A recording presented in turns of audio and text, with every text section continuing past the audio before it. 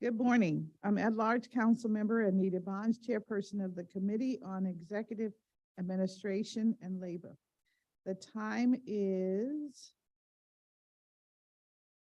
9:33 a.m. on Wednesday, March 1, 2023, and we are meeting virtually via Zoom to convene the committee's second public oversight hearing of 2023, which is also streamed and recorded on the committee's YouTube channel named EAL Committee.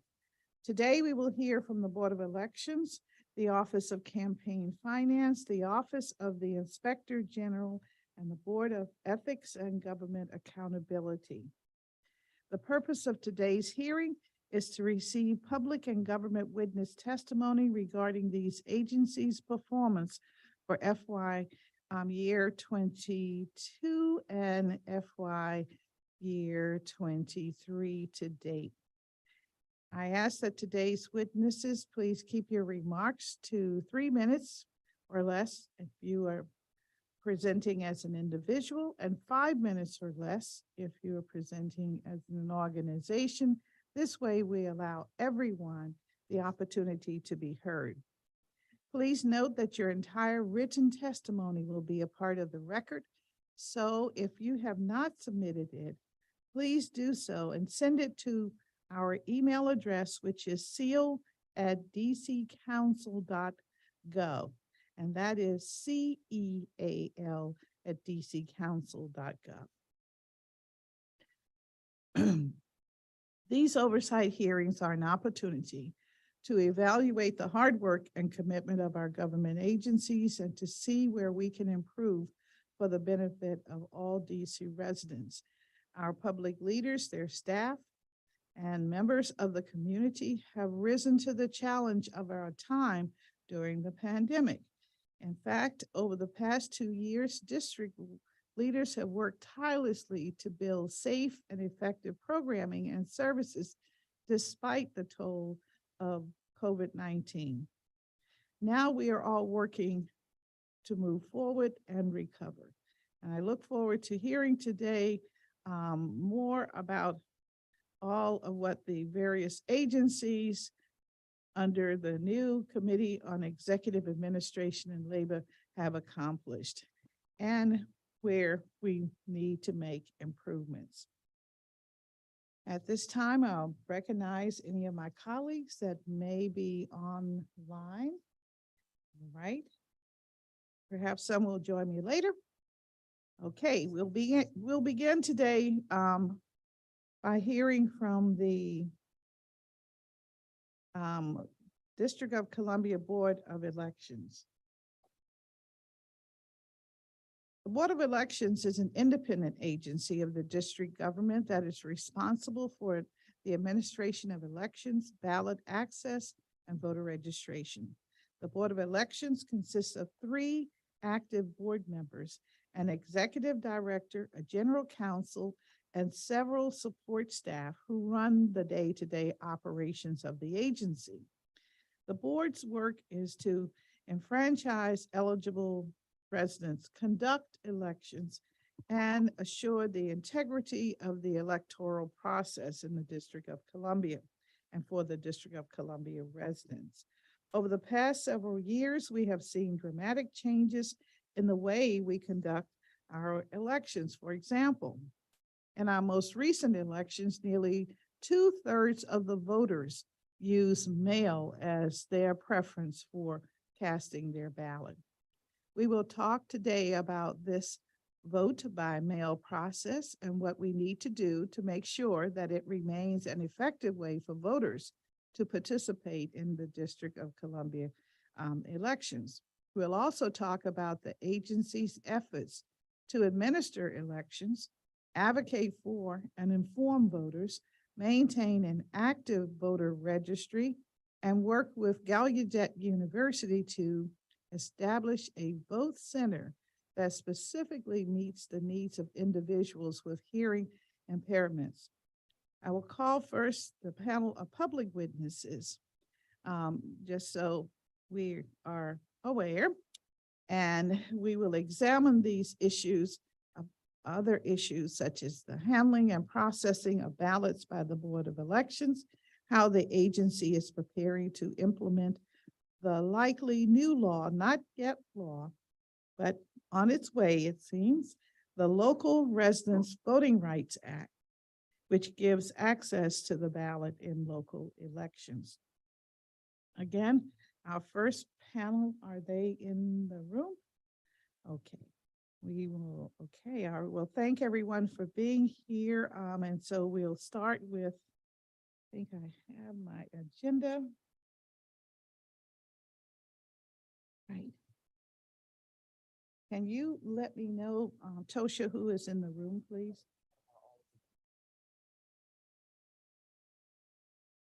All right. So we have Peter Stephen, Ronald Kane, Dorothy Brazil, Nicholas Schiller, Sandra Seegers, and Abel Amin. And we'll start with Mr. Amin. Thank you, Councilmember Chairperson Anita Bonds. I want to begin by acknowledging what you just said. This past year, the council passed the Local Resident Voting Rights Amendment Act. I myself, I'm a non-citizen. This bill would mean that I get to vote, and I want to acknowledge the crucial role that you personally played in advancing this bill out of committee for the first time and passage for the first time. This bill would give limited voting rights to the estimated 50,000 residents of the district who are not citizens of the United States, allowing them to vote in local elections. Despite congressional interference, the bill will become law any day now. And I'm here to emphatically ask for funding for this bill to ensure its implementation before 2024. To that effect, I've had some talks with your council staff, and I'm very thankful that they included certain questions in the questionnaire submitted to the Board of Elections, and I just want to go over some of the things that I noticed, and hopefully we can ask some more questions of the board.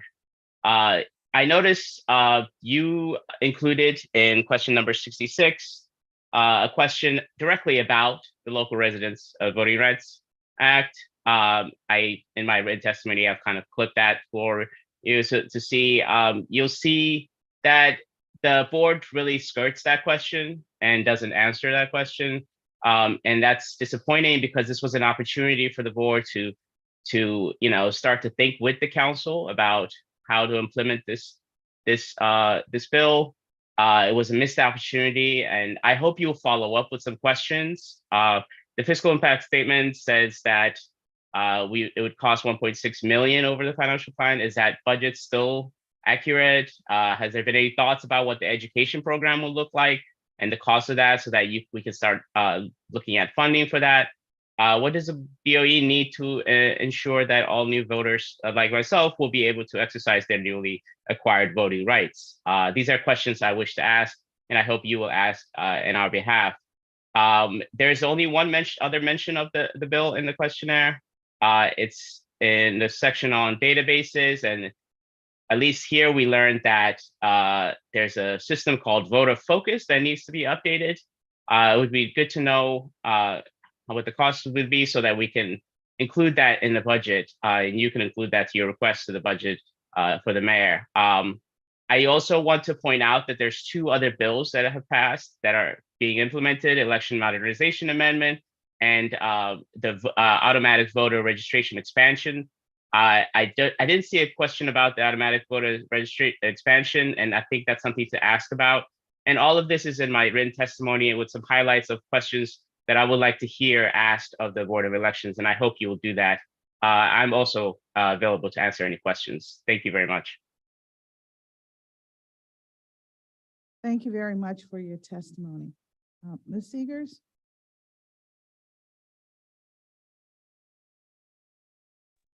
Okay, there I am. How are you? Good morning. That's to you. good. Okay, I'm Sandra Seegers, a Ward 8 resident and a member of the CRAVE, which is Concerned Residents Against Violence. My first concern is the Board of Elections Code 702.2. A board may permit a candidate to specify a modified form of his or her given name or names on the ballot of the board if the board finds that the change shall not confuse or mislead the voters and is legally acceptable.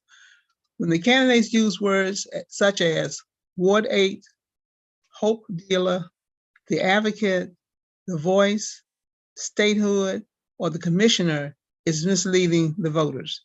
This is a form of advertising that has nothing to do with the person's name, nor does anyone call them by that name or that word. My other concern is the time frame of the election. The 144 days from the first day the person can declare their candidacy to election day may not be ample time, since the Board of Election has to mail ballots to all voters, finalize petition challenges, and the early voting. A few of the staff at Board of Election also said it was not adequate time. I am thinking an additional 5 days between the first day of mailing the ballot to the actual election day would help. I have the dates outlined, but I will not read them here, but I did submit them for your review. And I hope you consider these issues. And that ends my testimony. Thank you very much. Thank you very much for your testimony. All right, you're welcome. Mr. Schiller? Good morning, Councilmember Bonds. Thank you for giving me the opportunity to testify today. My name is Nicholas Schiller. I serve the Vice President of Midwood Strategies. We're a small PR firm based at 2448 Massachusetts Avenue. Over the last decade, I have worked on ballot initiative 71, 76, 77, 81, and most recently successful initiative 82. I've also worked on the referendum number 8, and I worked on the committee to hold Jack Evans accountable, which was a recall campaign. These are the 3 different types of ballot access campaigns that voters in the District of Columbia are allowed to create. Less than half the states allow citizens to create their own laws. And it's really important that citizens in the United States and citizens in DC are able to do this. Direct democracy is a hallmark of good governance. I'm testifying today mostly about the performance of the Board of Elections voter roll. In both fiscal year 2021 and 2022, I had significant issues throughout the year receiving timely and up-to-date data. Specifically, I wrote my testimony without reading the responses to the questions, but on question number 50 in the response on page 108, it says that the integrity voting system was operational in September of 2021. The data that I was receiving from the Board of Elections was incomplete at that time. The voter roll that I received in November and December and January of 2021 and 2022 was incomplete. I had a voter roll of 420,000 voters, missing 100,000 different voters that just didn't show up. And as a ballot access committee, we have to receive 5% of the signatures of voters in 5 of the 8 wards, plus 5% of the signatures district-wide. And if we're missing 100,000 voters, there's a problem. And we never really got to the bottom of it. And on the responses, question number 38, Department of DC Board of Elections says that an up-to-date voter registration system and the voter roll integrity is important, and they're going to work with outside organizations to make sure that the voter roll is robust. My suggestion is really to look internally. There is so much corruption and bad data within the voter rolls that Eric and some of the other voting systems aren't going to actually fix that. It needs to be looked internally. What was discussed was that, or at least last year, you had 80,000 ballots that were mailed out that were returned as undeliverable in the general election. In the primary election, which 80,000 voters were not even allowed to vote because DC has closed primaries, 40,000 of those ballots were mailed back as undeliverable. That's 120,000 ballots that were mailed out that never reached the voter. And that's a large cost to the Board of Elections and to taxpayers as a whole. That's almost 16% of all the registered voters never received the ballot in the mail. Most states that have mail-in voting, it's about 3% maximum. So we're looking at 16%, and that is extremely high. The Board of Elections needs to make sure that the voter roll is as up to date as possible. In the response on question number 50 on page 108, they say that they're going to start their biennial mail canvass this month on March. In March. Well, the regulations stipulate that the biennial mail canvass is supposed to start in January. We found that last year during the Initiative 82 campaign that there were 40,000 voters that were moved in an even number year when that list maintenance should have happened in an odd number year. That ended up costing us close to $20,000. And plus all the campaigns that sent out mail, direct mail to all the voters in District of Columbia all wasted a lot of money because of an incomplete voter database. So my suggestion mainly is to flag those voters who show up to vote that had undeliverable mail. Because right now, your voting is not tied to your precinct. It used to be I had to go to precinct 137 to be able to cast a ballot. Now I can go anywhere in the District of Columbia. So if my ballot went to my old Ward 1 address, now and I show up to vote and I've moved to Ward 2, I can still vote at a vote center. But the Board of Elections is not able to actually reach me. Campaigns aren't allowed to reach me. There's a lot more in my written testimony that I urge you to look over. It's a lot there. But it's really important that the Board of Elections also does in-person investigations to call up voters or even to send notices to voters' houses, check home sale data, which Eric is not going to actually have, but you could show that, hey, this house was sold recently and there's new voters in there. And you can see on the voter roll that there's a new family that's registered to vote at that same address. And also to look at like people that haven't voted in multiple election cycles. I appreciate your time, and I hope the Board of Elections can reduce the voter bloat that the voter roll has without having to disenfranchise any voters that don't live in the District of Columbia. Thank you so much for your time, and I welcome any questions. Thank you very much for your comments. Thank you. Next, we'll hear from Ms. Brazil, Executive Director of the DC Watch. Ms. Brazil. Good morning. Good morning. My name is Dorothy Brazil, and for more than 20 years, I have consistently tried to monitor and, where need be, investigate issues regarding elections and campaign finance.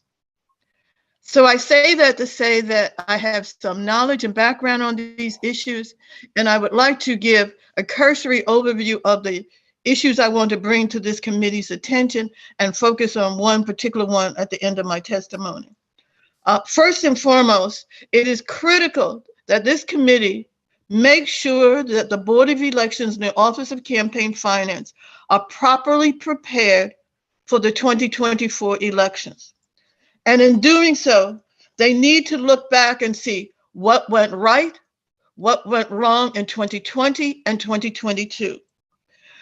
To the committee, I want to let you know that in 2022, I know of at least one instance where a ballot box on the street was locked.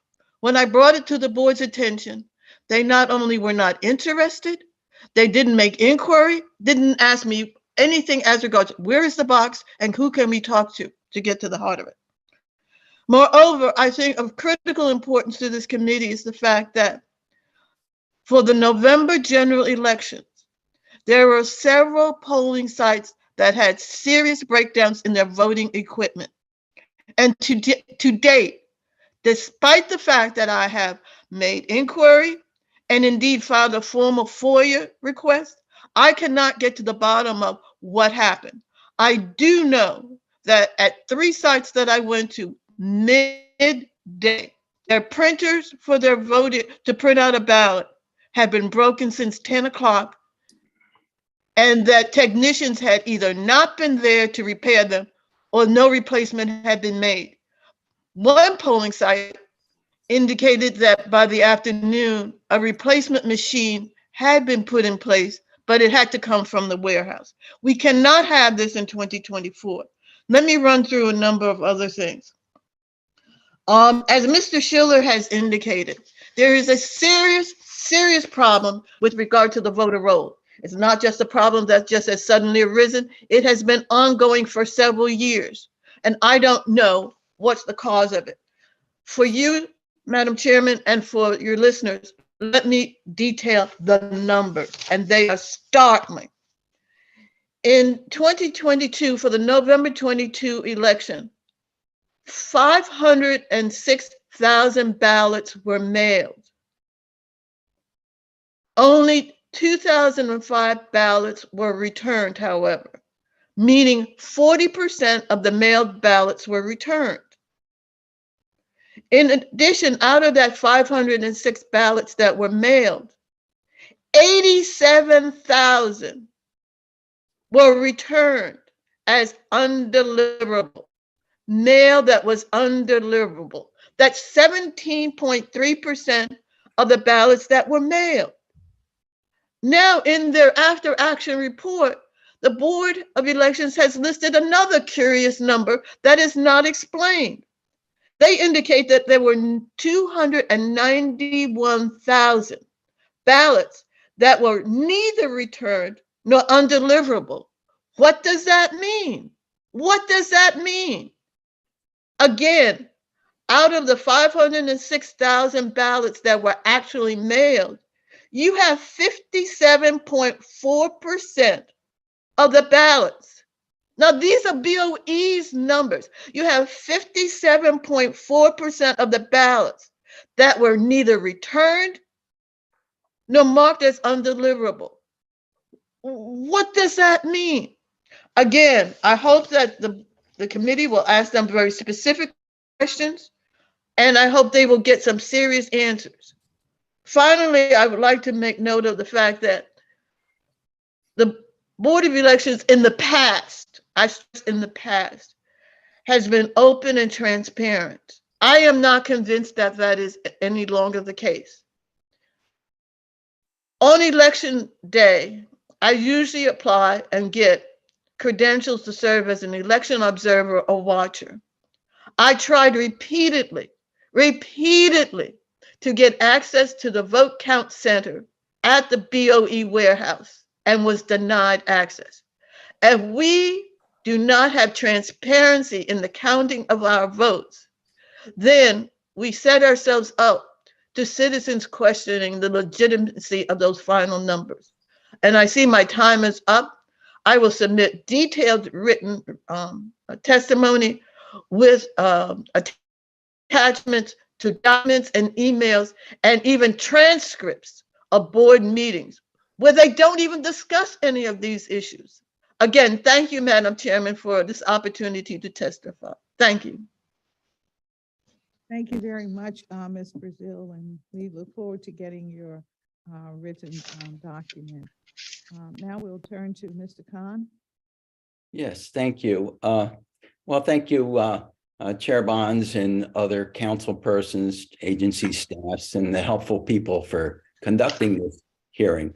My name is Ronald Khan. I live in Ward 3, and so you know I've been a poll worker. It's a tough job.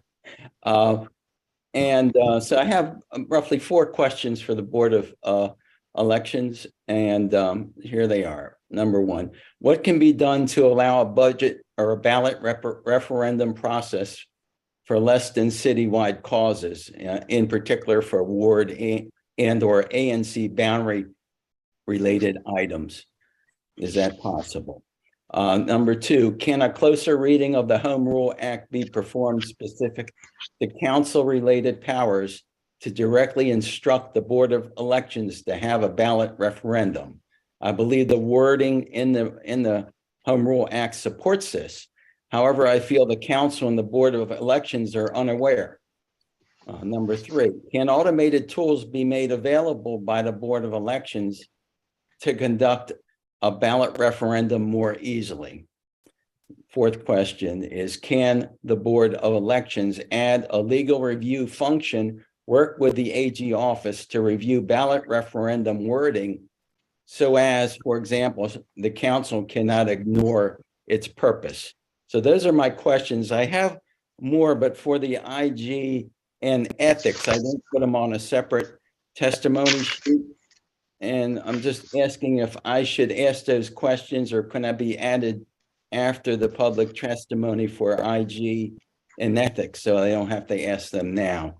That was kind of a thing I did out of order. I apologize, but I'd like to know if I can. I do have questions also in my testimony about those. that's the end of my testimony. Thank you very much. Mr. Khan, thank you very much. Can you just go over your second and your addendum piece to the, again, please? Okay, number 2 is the Home Rule Act has some wording specifically about how to hold a referendum. And I'm quite, I've read that over and over again. And I had discussions with the election board about that. I think there is wording to support the ability of the council to direct the board. This is independent of the 5% needed to do a referendum. They can directly instruct the Board of Elections to have a referendum issue on the ballot. And I want the clarification of that to see if in fact the wording does support that. And I want, somebody to look at that more closely to verify that, that in fact is possible. I believe it is. And I don't think anybody's totally aware of it. There are things to read in the Home Rule Act, such as it's not Mr. Mayor, for example. There are things in there that need to be read more closely. And that was one of the things. So hoping your second point had to do with, I'm not sure if there were a particular question. Yeah, you were beginning to say you were hoping you would not have to come back and ask, I believe, the IG an additional. Yeah, I have other questions in my testimony. I just didn't know if they were to be asked. It's better to ask them during the IG testimony or the ethics testimony because they're specific to that. So I'm asking if I can delay those questions and maybe you can add me at the end of the public testimony so I can ask those specific questions. I think with the people there, it would be more appropriate than trying to force it up front in this section, which is really Board of Elections. All right, we will call upon you again, okay? Okay, thank you very much. I appreciate that. Thank you. Mhm.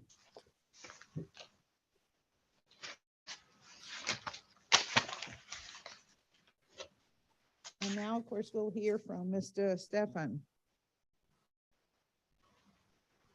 Thank you, Chairwoman Bonds, for the opportunity to testify about the DC Board of Elections, our board's obligation to ensure that all district residents with disabilities have a full and equal opportunity to vote.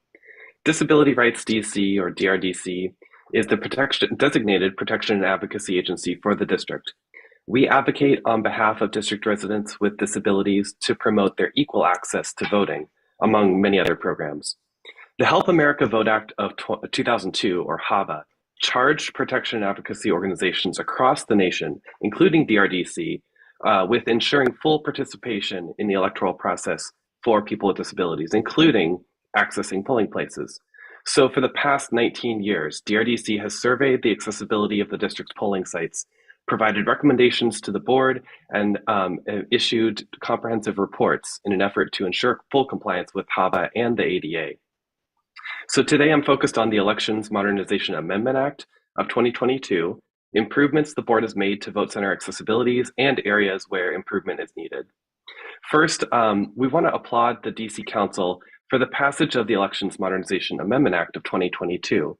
The law not only cements many of the COVID-19 improvements to voting access, like universal vote by mail and voting at any polling place, it also increases accessibility for district voters with disabilities by 1, requiring DC public schools to be closed on all election days, which allows schools to prop open doors for voters in wheelchairs.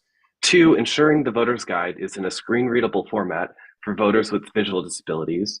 3, requiring accessible remote ballots to be fully accessible to allow district voters with disabilities to vote privately and independently wherever they want. And 4, requiring ballot drop boxes that are accessible to voters in wheelchairs. DRDC looks forward to working with the board on implementing this law. Using an accessibility checklist developed by DRDC and adopted as a national model, DRDC surveyed 97% of the vote centers during the 2022 general election. We provided our checklist to the board to allow poll workers to take the necessary steps to ensure polling place accessibility. We also work with the board to address barriers during early voting and on election day.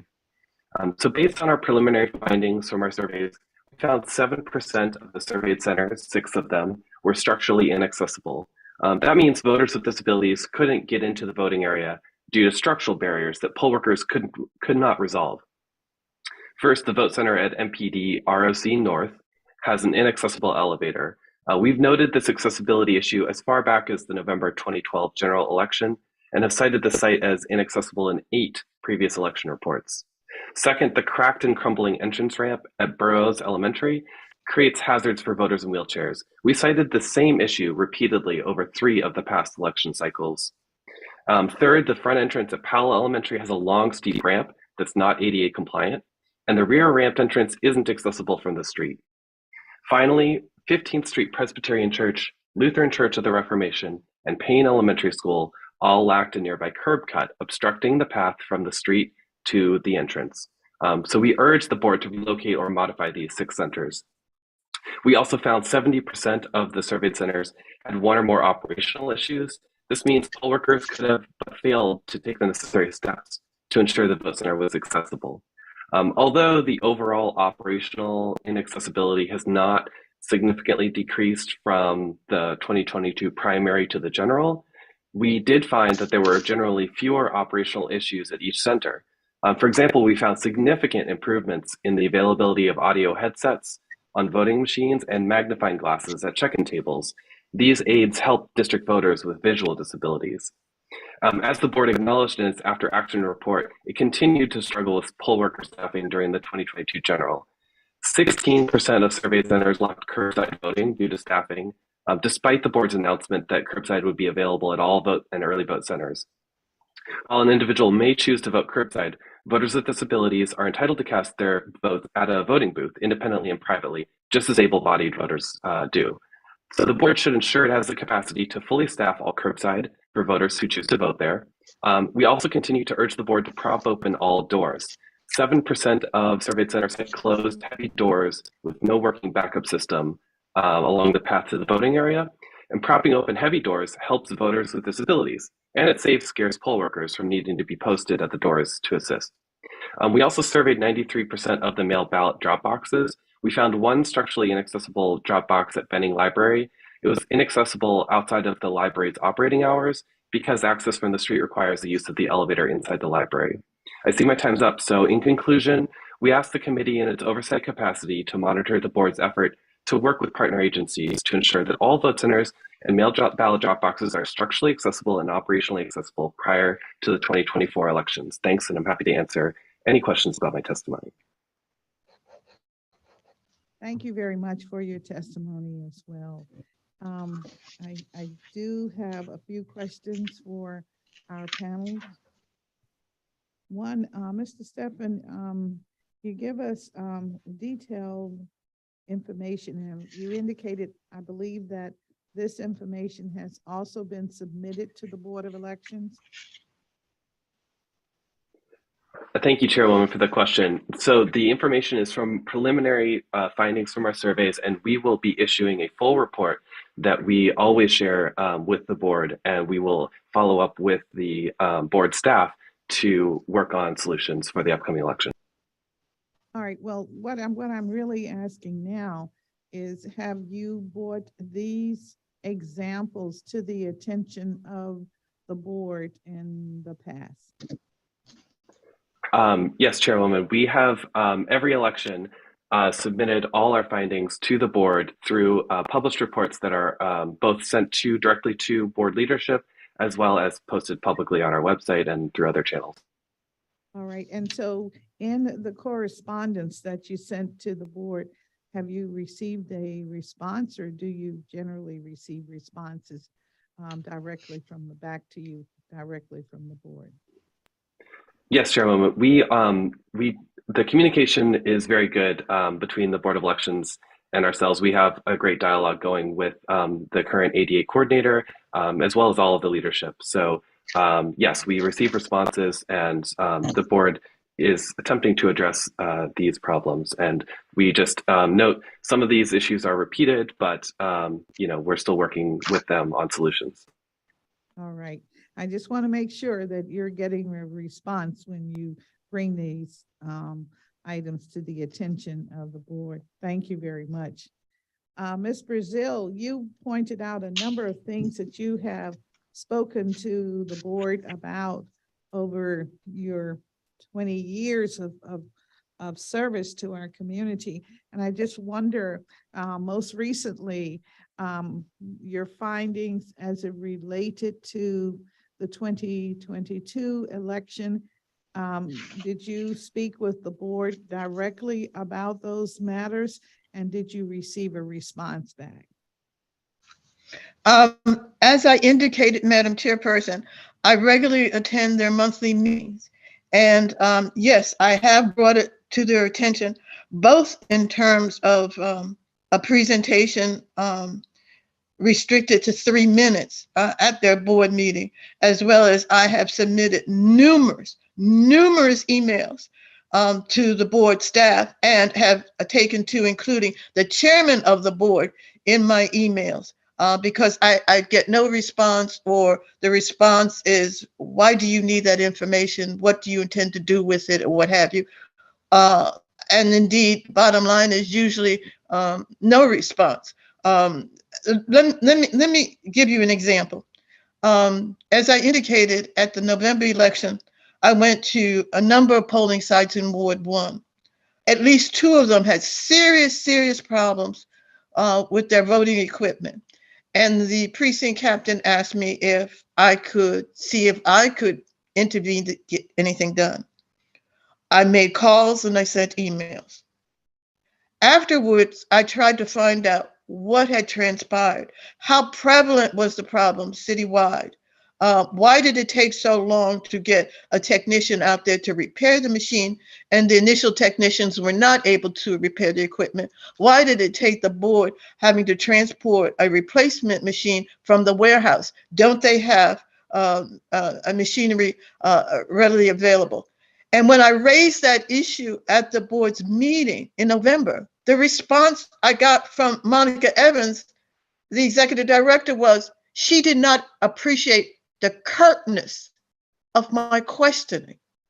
Now, I know Ms. Monica Evans is relatively new to the district government, but she used to work in the federal government. Asking a question that goes to the heart of people's ability to vote, and she thinks that is being curt. She does not understand her role and mission, and maybe she needs to move on. Well, thank you, Ms. Brazil. I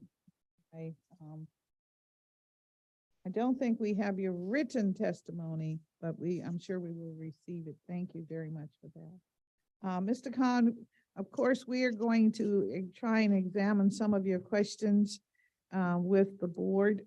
We may have to go a little further as suggested, since some of this is, as we talk about referendum and how they're handled, it is a home rule issue. So we may have to go a little further to get you an appropriate response, but we will endeavor to do that for sure. Mr. Schiller, thank you very much for being very pointed in where you recognize that the committee did ask a few questions. We have more that we hope we've saved for today and for the future. So we do plan on following up on that. Thank you very, very much. And Ms. Seegers, you're concerned about the time frame and whether or not the Board of Elections will have ample time to prepare for this important election in 2024. And so we will endeavor to examine that with the board representatives today, our government witnesses.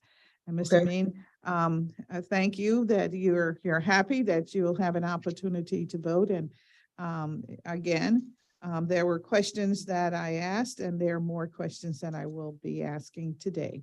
So thank you very much for just reminding the public that the committee has asked questions of the board and will continue until we get the answers that we feel will help move the residents forward in their participation in the upcoming election season. So I thank you all very, very much for your testimony, and Now. we're Madam going- Chairperson, could I ask one question, one question to you? Put one question Sure. to you? Indeed. In preparing for today's round of hearings on the different agencies, I thought about what was the most important point that I could make. What was the most important issue I could try to get over to you, especially since you and your staff are new to oversight, having responsibility for oversight of the Board of Elections and the Office of Campaign Finance. And that one issue that I think is paramount of importance to voters and to the district's reputation is the voter roll. There is something seriously wrong with the voter roll. To have a situation where you have 17% of the mailed ballots been returned, and that's up from November 2020, when that number was 11%.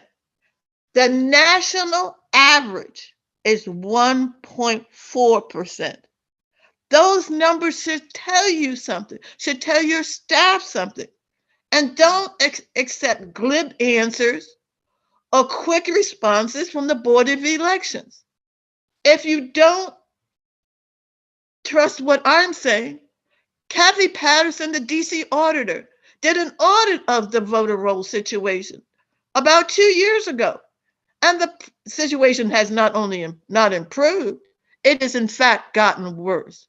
So, as your project for this year, in terms of preparing for the 2024 election, you would go a long way if you would listen to what Mr. Schiller, who has firsthand knowledge of the practical use and implications of a corrupt voter roll, and talk to other people who are experts in the field. There is no reason why the national average of returned ballots should be 1.4, and we have 17.3%. Thank you. Thank you very much, Ms. Brazil, and I think your point is amplified. As you know, over the years, when we have spoken, I have pointed out that it seems a little odd to me that we have a population now of about 700,000, of which includes babies and young people who are not yet eligible to register to vote, and that we would have 500,000 registrations, leaving only about a little less than 200,000 that would fall into those that are not eligible to vote. I have questioned that. We know that there was a national process once where we were not purging our registration rolls, but we will talk about that today, I promise you. So thank you. Thank you. Very much. And so now we are prepared to turn to the Executive Director of the DC Board of Elections, Monica Evans. And Ms. Evans, you're in the room? All righty. Thank you. And we'll swear you in. If you raise your right hand. Do you swear and affirm that your testimony and any statements that you make before us today to be truthful and complete? I do. Thank you. And I think I see Ms. Straught with you, your general counsel. Thank you for being, we have sworn you in as well. All right. And you can begin, Ms. Evans, when you're ready.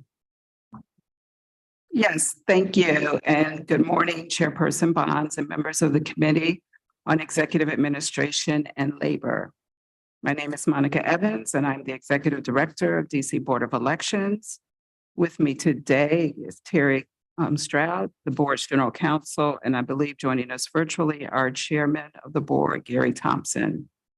On behalf of the BOE, thank you for the opportunity to appear before the Oversight Committee to discuss our agency's performance in fiscal years 2022 and 2023 to date. As you know, the Board of Elections is a chartered independent agency comprised of a 3-member board with a small staff that carries out the agency's mission. The mission of the board is to enfranchise eligible residents, conduct elections, and ensure the integrity of the electoral process. The fundamental criteria governing the board's program operations are that election programs are legally mandated, and these programs are all subject to fixed statutory deadlines. Thus, these programs must be sufficiently financed to meet time constraints imposed by the electoral process. The inability to fund any of the board's programs has the potential to undermine the integrity and efficiency of the overall electoral process. The operating budget for BOE for FY 2022 was approximately $11.6 million, supporting a staff of 60 full-time employees through local funding, and the FY 2023 approved budget is $12.1 million. As far as 2022-2023 elections and year in summary, during 2022 and 2023 to date, BOE conducted a total of 3 elections. The June 21st, 2022 primary election, the October 23rd, 2022 special recall election for single member district or SMD 6A04, and the November 8th, 2022 general election. The planning associated with the regularly scheduled elections conducted during 2022 began in FY 2021. We were not initially budgeted to mail a ballot to all registered voters for the 2022 primary election. Due to the popularity of mail ballots in 2020, we wanted to provide this option to DC voters. We requested $1 million from the Mayor's Contingency Fund to mail a ballot to voters for the June primary. Our request was granted, and K&H Mailhouse was awarded the contract to send ballots to all registered voters. Voting by mail was the most used method of voting in the primary. And we did receive funding in our FY 2023 budget to mail ballots for the November 2022 general election. The primary election, we had 409,677 registered voters. We utilized 39 early vote centers and 90 election day vote centers. 43,987 individuals voted in person, which was 33.28%, and 88,195 voters used the mail-in ballot, or 66.72%. We had 32.26% voter turnout. All contest results and the complete breakdown of party are listed on the DC BOE website. Of the 409,677 ballots mailed, approximately 40,000 mail ballots were returned as undelivered. As far as communications for the primary election, we mailed a voter guide and 3 informational postcards to every household and utilized television, radio, and print advertising. We had 2,841 30-second television ads and 919 30-second streaming and video ads. Advertisements appeared on 27 different television stations and 969 radio ads played on 5 stations. We were able to place 13 print ads in 5 different publications. We advertised on bus tails and distributed 1,500 yard signs and 25,000 door hangers. The 6A04 special recall election on August 31st, BOE accepted the petition in support of the recall of the ANC commissioner for SMD 6A04. We conducted a special recall election for 6A04 voters on Sunday, October 23rd at 2 locations. We did not mail ballots. A total of 467 votes were cast, and the effort to recall the 6A04 commissioner was not successful. The November 8th, 2022 general election, and for that election, we had 504,815 registered voters. We opened 25 early vote centers and 90 election day vote centers. 74,976 individuals voted in person, 36.4%, and 130,761 voters used the mail-in ballot, or 63.5%. Of the 504,815 ballots mailed, approximately 80,000 mail ballots were returned as undeliverable. Communications for the general election.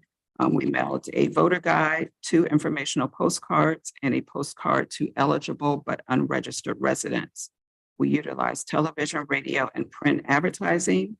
Between October 4 and November 8, we ran 1,265 television ads and 402 streaming TV and video ads. We utilized 25 Metro Live boards and advertised in 19 bus shelters. Additionally, 833 radio spots aired across 5 different radio stations. We had advertisements in multiple newspapers and distributed 1,500 yard signs and 5,000 door hangers. As far as partnership and support, we of course rely on our partners for success. As has historically been the case, BOE received support from Department of General Services, the Office of Disability Rights, the Department of Public Works, the local and federal departments of Homeland Security, the Department of Transportation, Office of Contracting and Procurement, Office of the Chief Technology Officer, Metropolitan Police Department, DC Parks and Recreation, DC Public Schools, the Department of Motor Vehicles, and other government agencies. We continue to remain grateful to these agencies for their years of ongoing support of elections operations. With election workers, of course, recruitment of quality election workers is important, and their presence in vote centers requires attention to detail.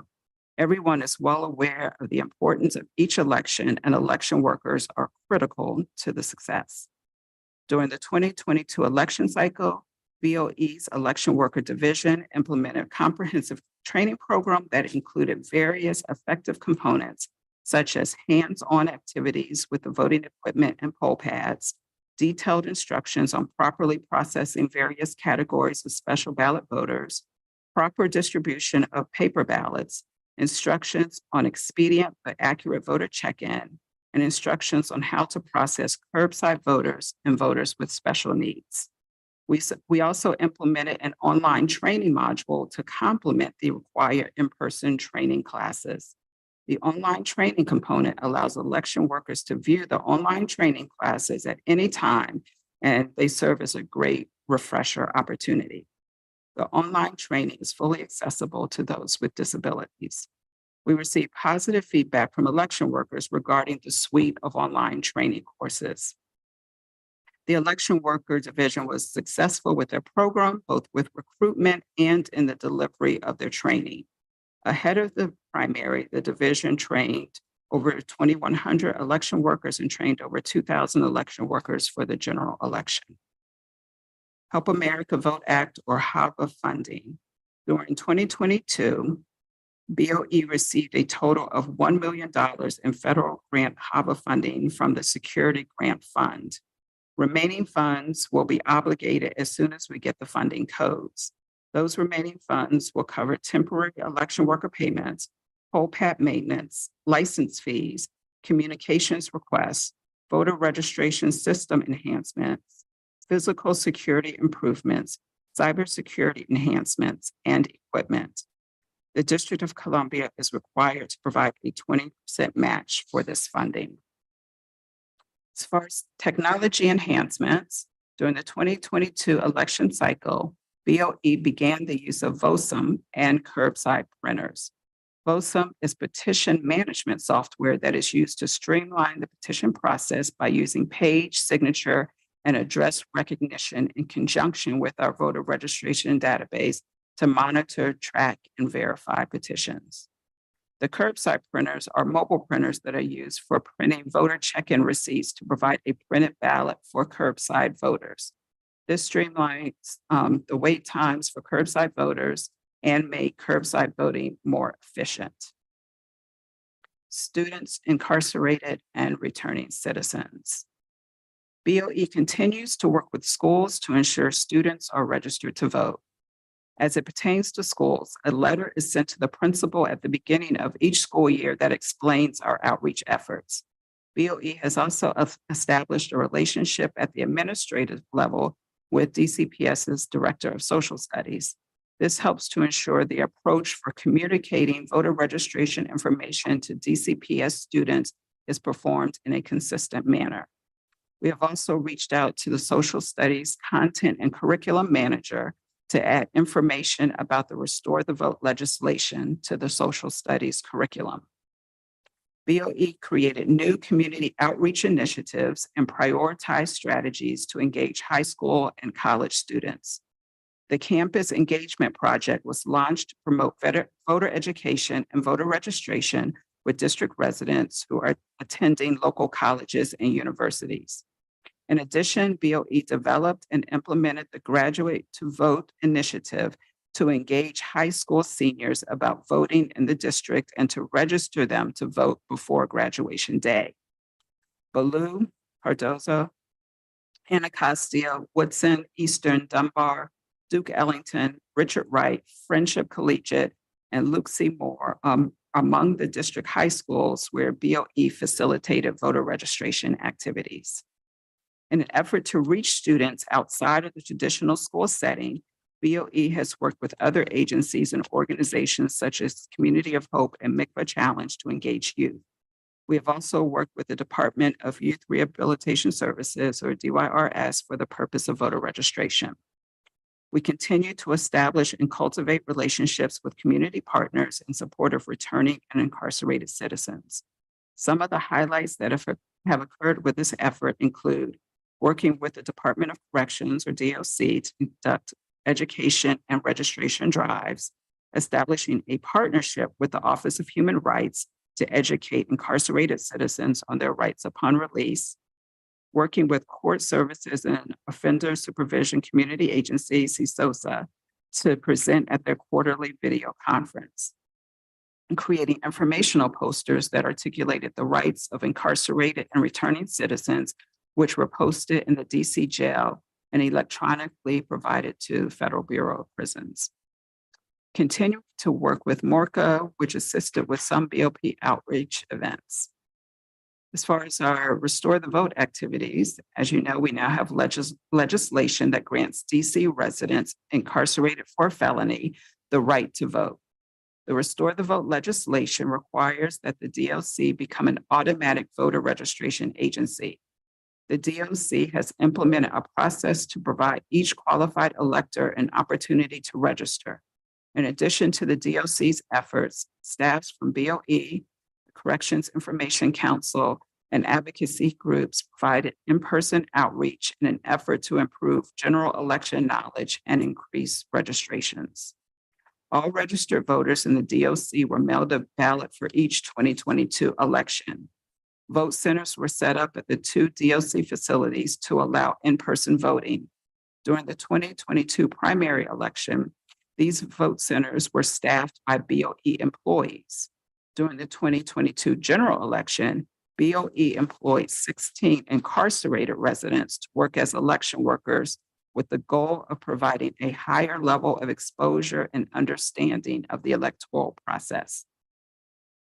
Registration and outreach efforts in the Federal Bureau of Prisons occurred entirely via mail and email. The BOP is unable to provide lists of DC resident names and locations due to privacy regulations. As a remedy, the BOP provides BOE a list with the number of DC residents in each facility. Subsequently, BOE mailed packets of educational and voter registration materials to each facility for distribution by staff to the impacted residents. BOE also assisted the BOP with the development of voter rights lesson plans for its admissions and release orientation programs. Each facility maintains its own admissions handbook, although not all handbooks contain the necessary information as of this writing. Also, the BOP is still in the process of implementing a standardized release program, so the lesson plans are not yet available in all of the locations. The BOP is currently working on both of those issues. Ultimately, our results our efforts resulted in the following. For the 2022 primary election, as far as registrations, 405 were registered to vote in DOC, 824 were registered to vote in the BOP. Of those registered in the 2022 primary election, 208 voted in the DOC, 257 voted in BOP. For the 2022 general election, we registered 767 residents in DOC, 920 residents in the Bureau of Prisons. Of those registered in DOC, 241 cast ballots and 403 voted in Bureau of Prisons. Of the 218 persons who voted in the 2022 primary election in the DOC, 132 votes were cast in person, 86 were handed in at the polling place or received via mail.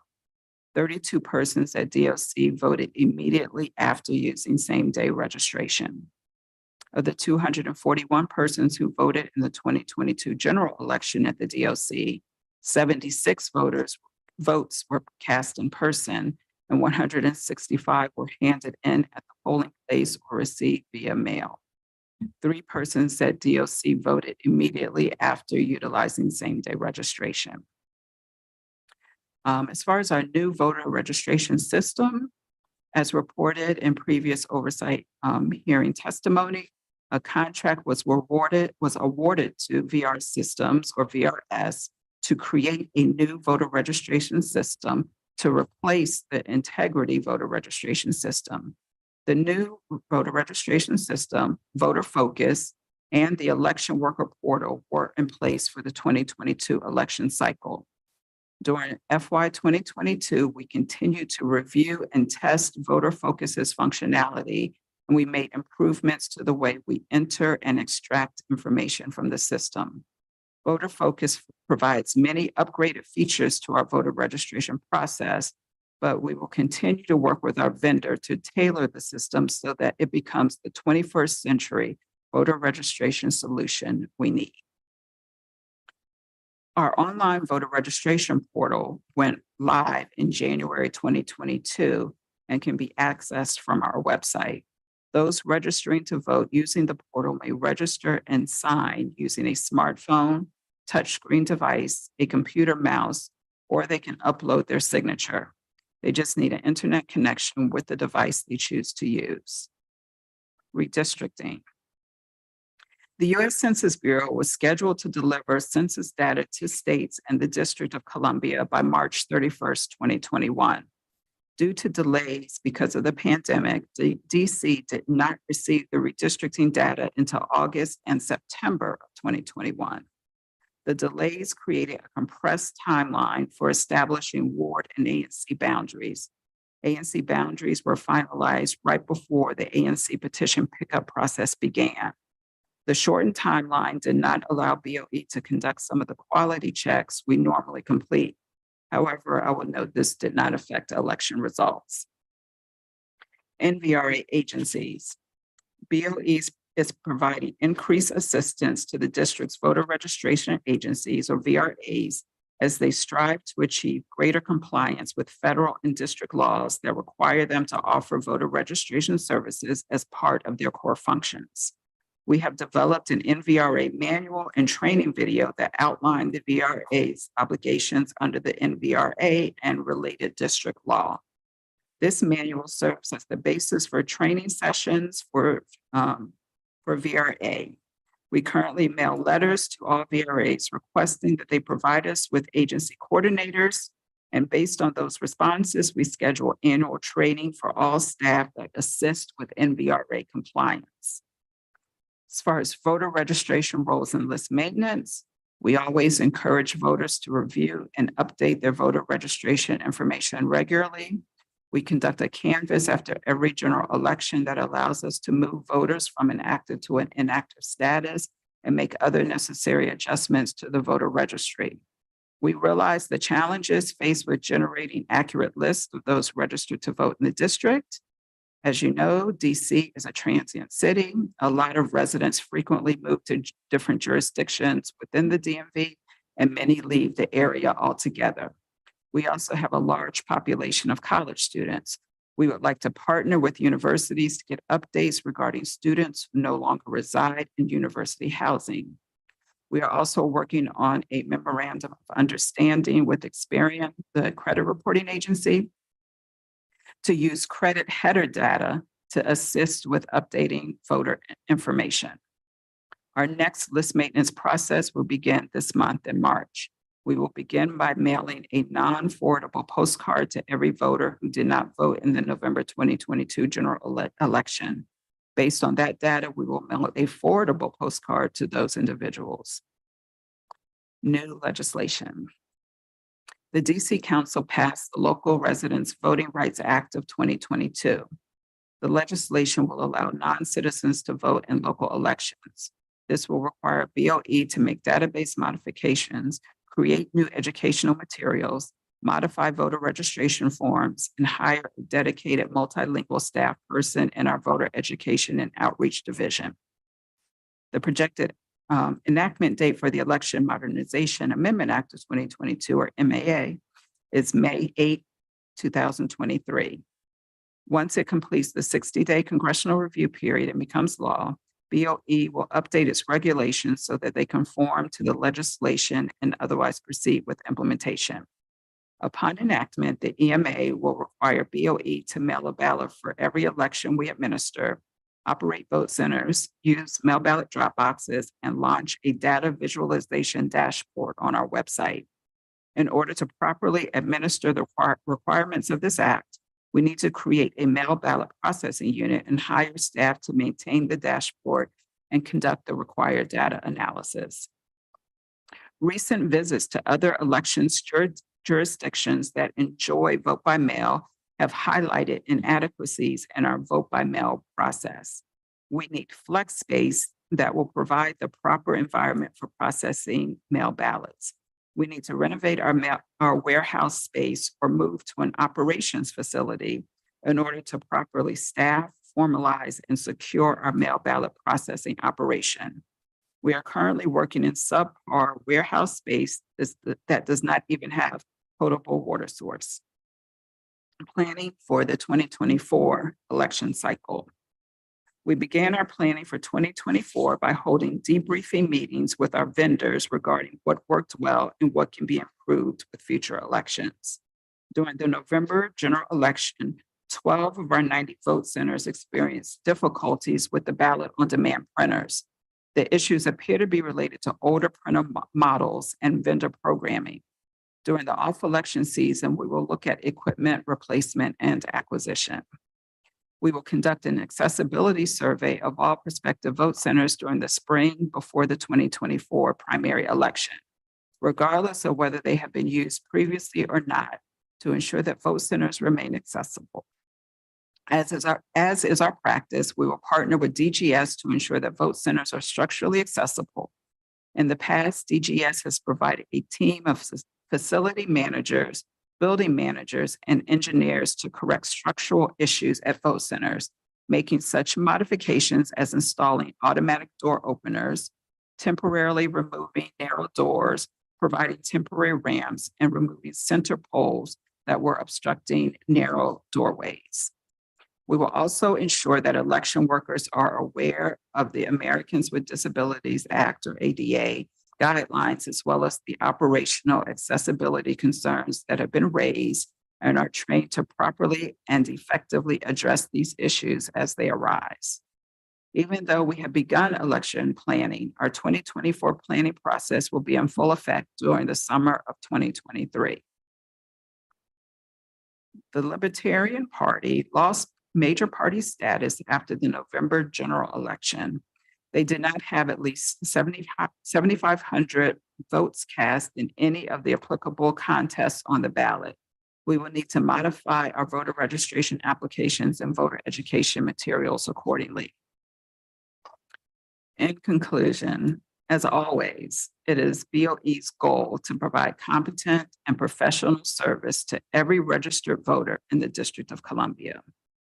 While there is no such thing as perfect, BOE will continue to seize every opportunity to review, modify, and adjust processes and procedures wherever possible so that techniques can be improved with each election.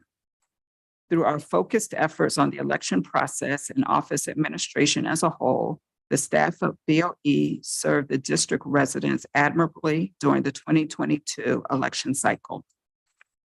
The Board of Elections consists of a small but dedicated staff, all of whom work extremely hard to meet the challenges that each election cycle brings. They are all immensely proud of the work they perform and take seriously their responsibility of delivering elections with integrity. There are many lessons learned on a national level from the 2022 election cycle.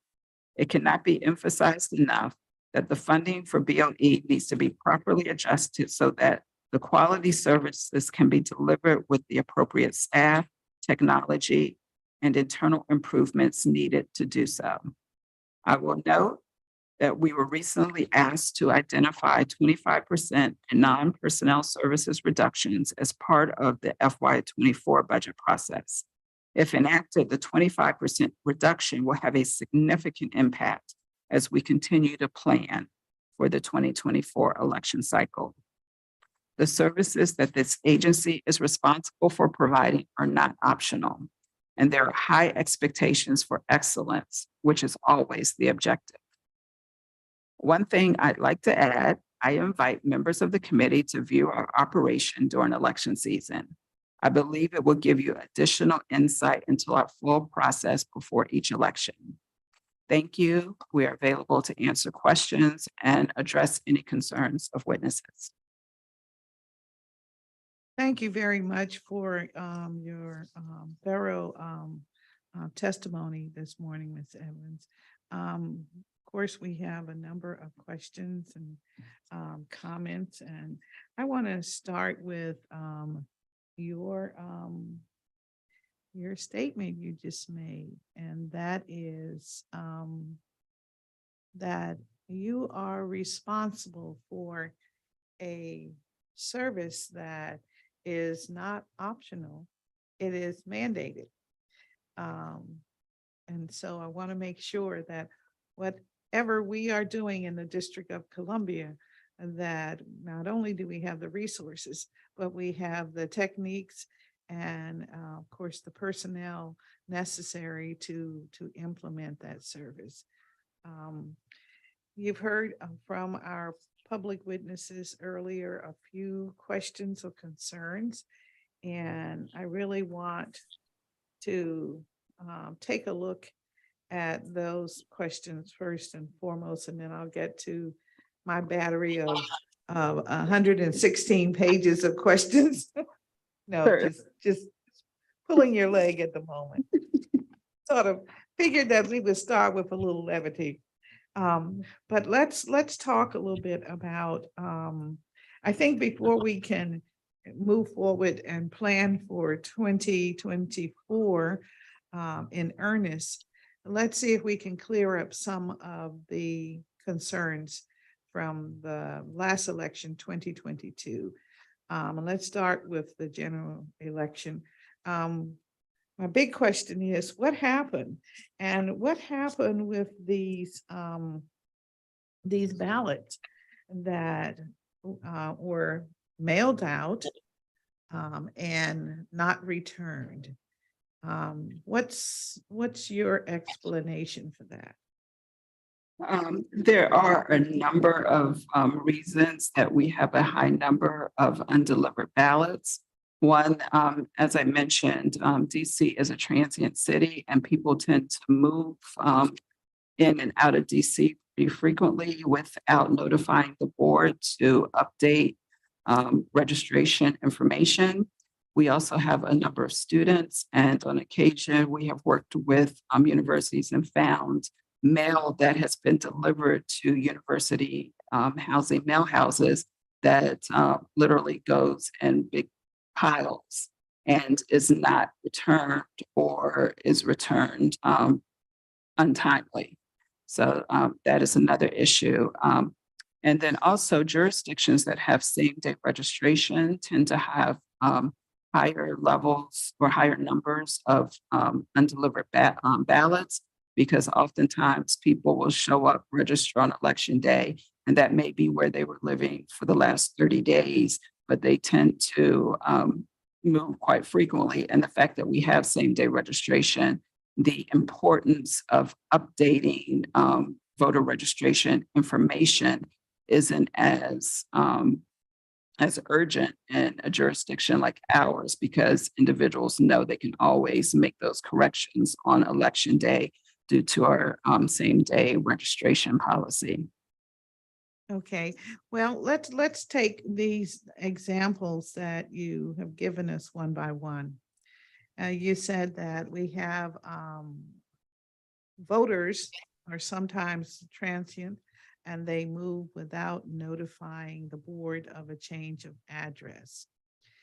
Do you have a number within those ballots that, let's say the ballots that you mailed out, the 506,000 ballots you mailed out for the November 2022 election?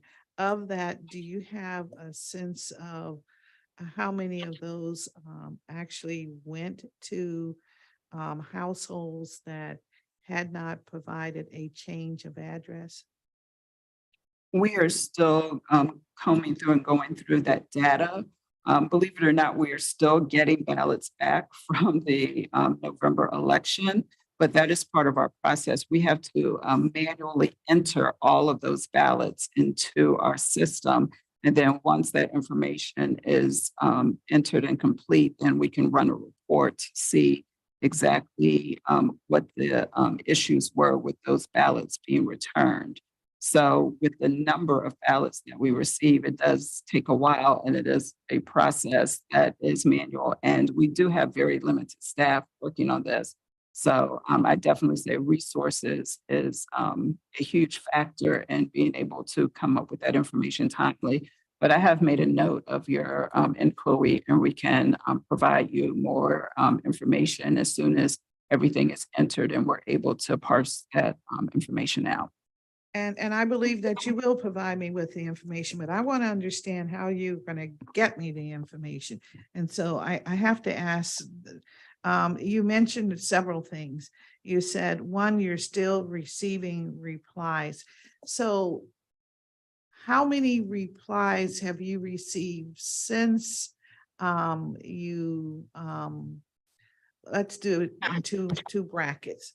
The number of replies you received and were able to count as a part of those who voted in the November 2022 election. Now I'm talking about that universe of 506,000 ballots. I'm trying to understand how many of those were actually voted. How many of those ballots were actually cast in the November?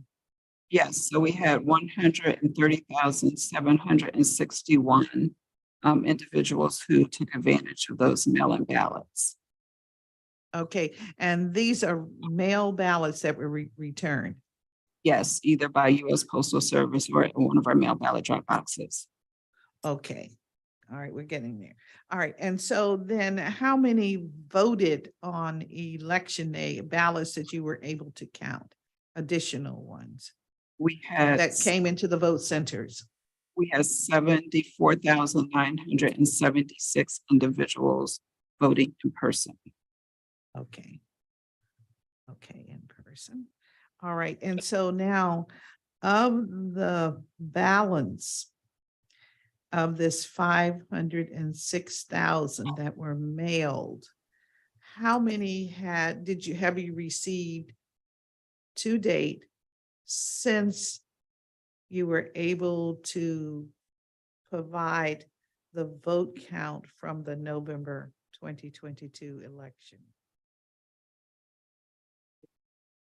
Just doing the quick math.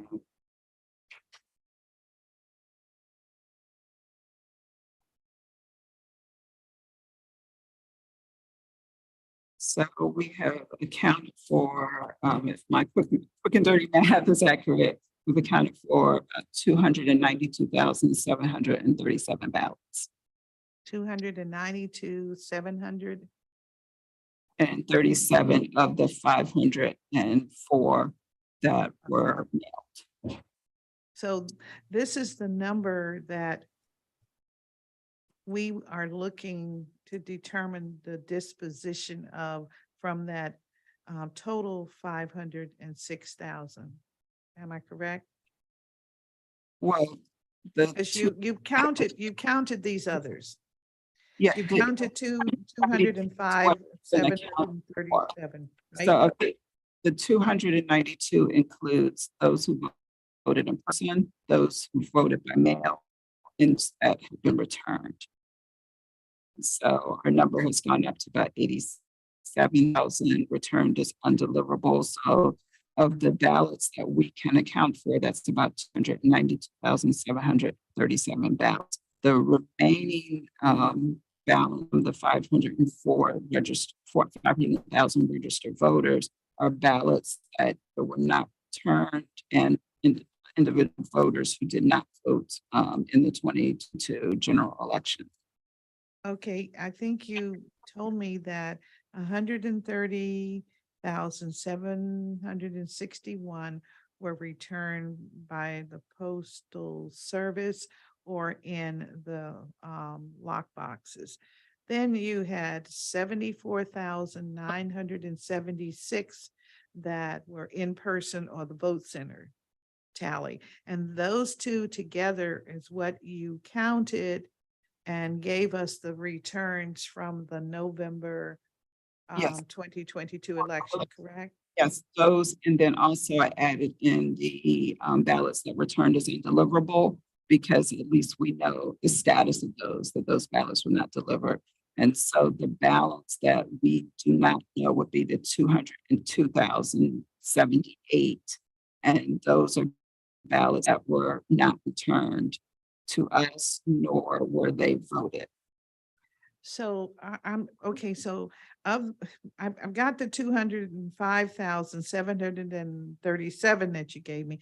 What I'm trying to do now, you said there are some other ballots that were returned to you that you have already, you're able to count since you gave us the results of the November 2022 election. And what is that subset? These are ballots that came back, undeliverable, what, et cetera. Those that came back undeliverable, approximately 87,000. 87,000. Okay.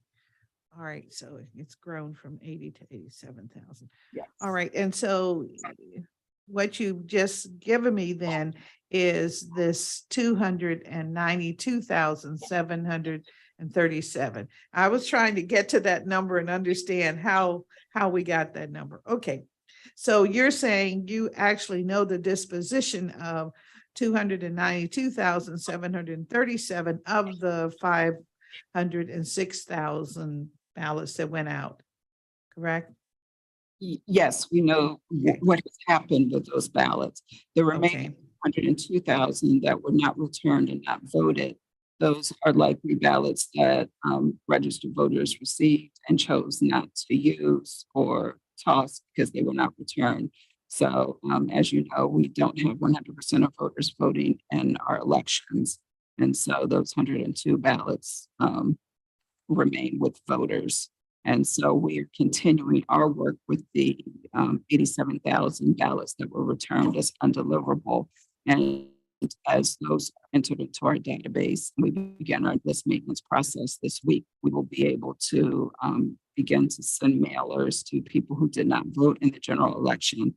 And then as the first mailer we send out is not forwardable, so it comes back to us. And because these 87,000 mail ballots are returned to us and are not forwardable, they can count as a first mailer in that list maintenance process. Okay, the quality of your speech is a little garbled. I don't know what happened.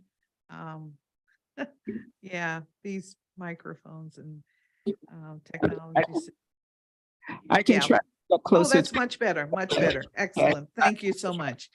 Thank you. Okay, so of the 87,000, what's the breakdown for that? And what I'm asking, how many have been identified as university students that did not return to the District of Columbia during the pandemic and et cetera? How many do you attribute to university registrations? And Councilperson, I will have to get that breakdown to you. We are still entering envelopes into our voter registration system, and we'll begin list maintenance. As we begin those process, we will have a breakdown of those numbers as soon as that Okay, is so available. how many, I would like for you, please, to provide the committee with actual number of returns that you have processed of this 87,000 that let's do it on a month by month basis. So how many did you receive in January, February? And let's just keep that count going. It should be dwindling numbers as the time passes, but let's keep this going for at least, through this FY year of 2023, please. And Absolutely. if we could get that on a monthly basis, and maybe by the let's say the 10 days into each month, it would be very helpful. Absolutely. That will help us to understand just how this is a moving target, so to speak, as you're It is. trying to get it done. It is, and happy to provide that information. And then as we begin our list maintenance process, we can also provide you updates with that as well. All right. The other thing that, as it relates to the voter registration system, tell us a little more about how a registration that has been on, or do you have registrations that have been on the books for 5 or more election cycles, but you do not have a any indication that that individual actually cast a ballot? How do you handle that?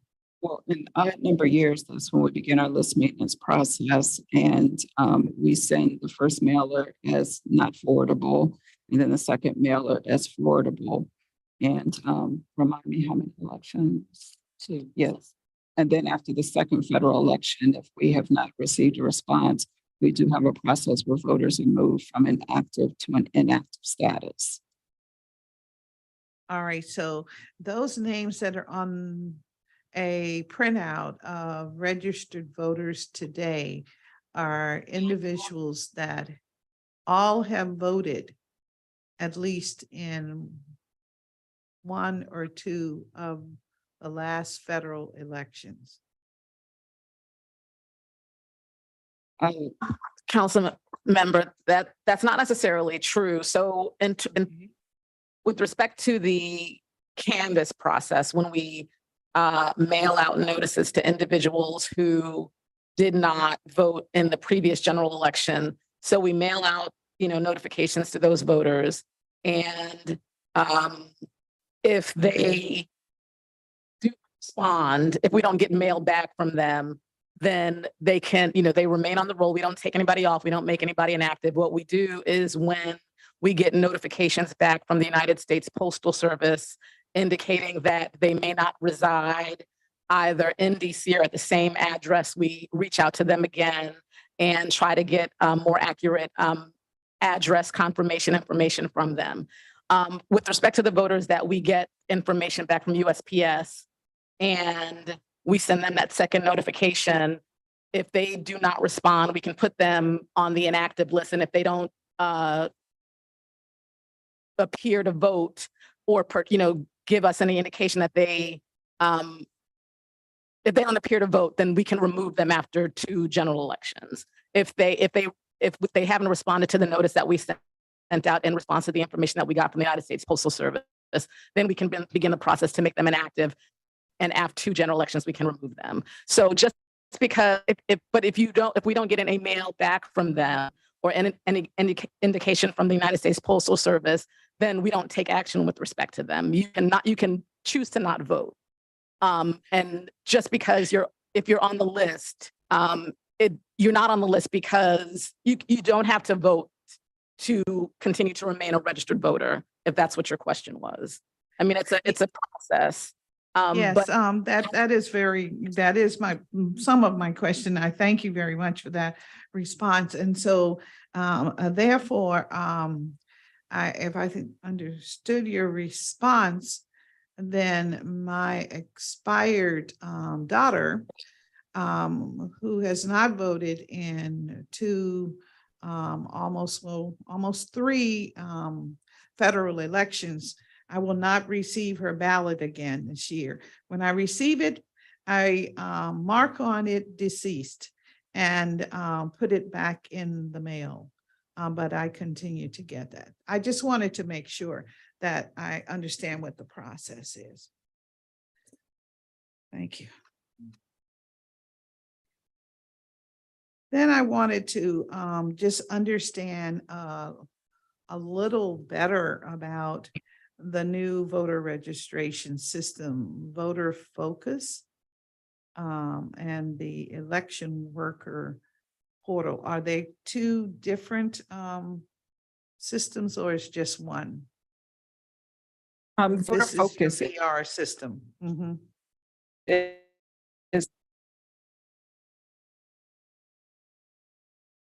Your testimony says the new voter registration system, Voter Focus, and the election worker portal were put in place in the 2022 election cycle. So tell us what were the benefits from the 2022 cycle of using this new process? and that was running off of legacy software. And so we were not able to make updates and modifications to that center, nor were we able to readily access technicians that could provide us with support when we encounter problems with that system.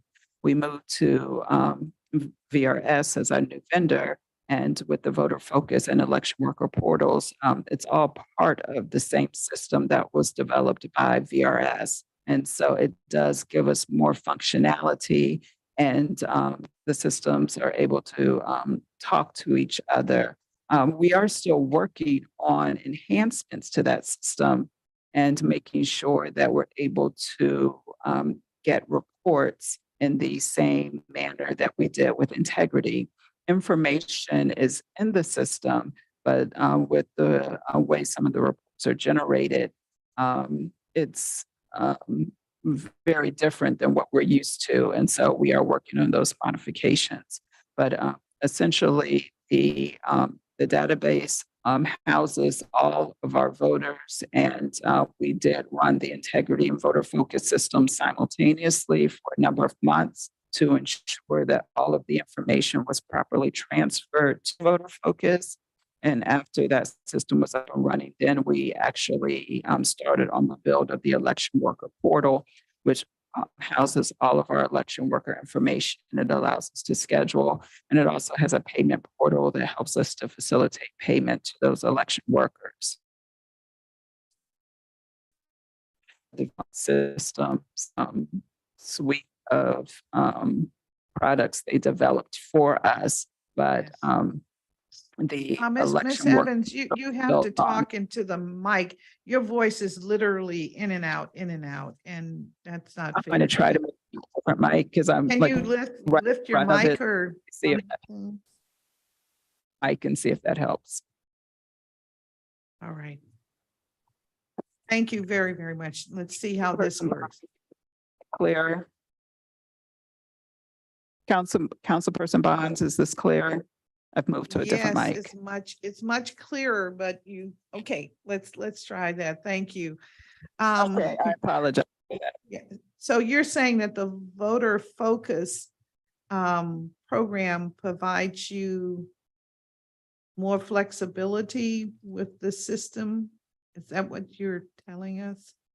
Yes, more functionality, more flexibility. It's not legacy software, so we're able to get technical support. We have a very close working relationship with VRS, our vendor, and we're able to immediately address any concerns that we have. In addition, we're able to address any enhancements we need, able to any modifications with the integrity system because of the age of the system and the lack of technical support available to assist with issues that they arose, giving us the exact product we need through enhancements. And I'll say we're not quite there. We're still working with them. We're still identifying things that will make the system better, for which we receive some of the reports so that they are more user-friendly. And I think a lot of the residents in the District of Columbia have been used to getting our reports in a certain format. Voter Focus provides those in a different format. And so we are working to ensure that they are provided in a similar format just to provide ease to residents requesting that information. Okay, so you're saying that this new voter focus system is designed, the design of the printout of information that is available to residents is a little different, and you're working to try to make it more traditional to what we have grown familiar with. I mean, I'm trying to understand this system. I apologize, Councilperson Bonds. Your video was going in and out, and I Oh my goodness. did not hear the question. I just heard every other word. Okay, Ms. Evans, this is such an important hearing. I was just wondering, I'm live, and I wondered if you, live being that I am in place in a hearing room, I wonder if we could just pause and would it be too much trouble for you to appear in person? Is that possible? Is that a strong inconvenience for you? Because we are missing your some of your comments. And you're telling me you're missing some of what I'm saying too. I am, and I will be happy to accommodate you. Thank so you that we so can make very sure. much. So what we will do is try and move to our next subject matter, which is the Office of Campaign Finance, and then come back to talk with you. And I apologize to the public. Ms. Evans has agreed that she will come down to the Wilson Building and be here. She and Ms. Stroud will be here with us. And can we say in the next hour? Is that possible? Absolutely. All right, I don't know what, let's see, current time is 11:15. So maybe by 12:15. That shouldn't be a problem. All right, and we'll get you some sandwiches so you'll have lunch with us too. How about that? No worries. Thank you so much. All right. We're in room 120 at the Wilson Building. Thank you so much.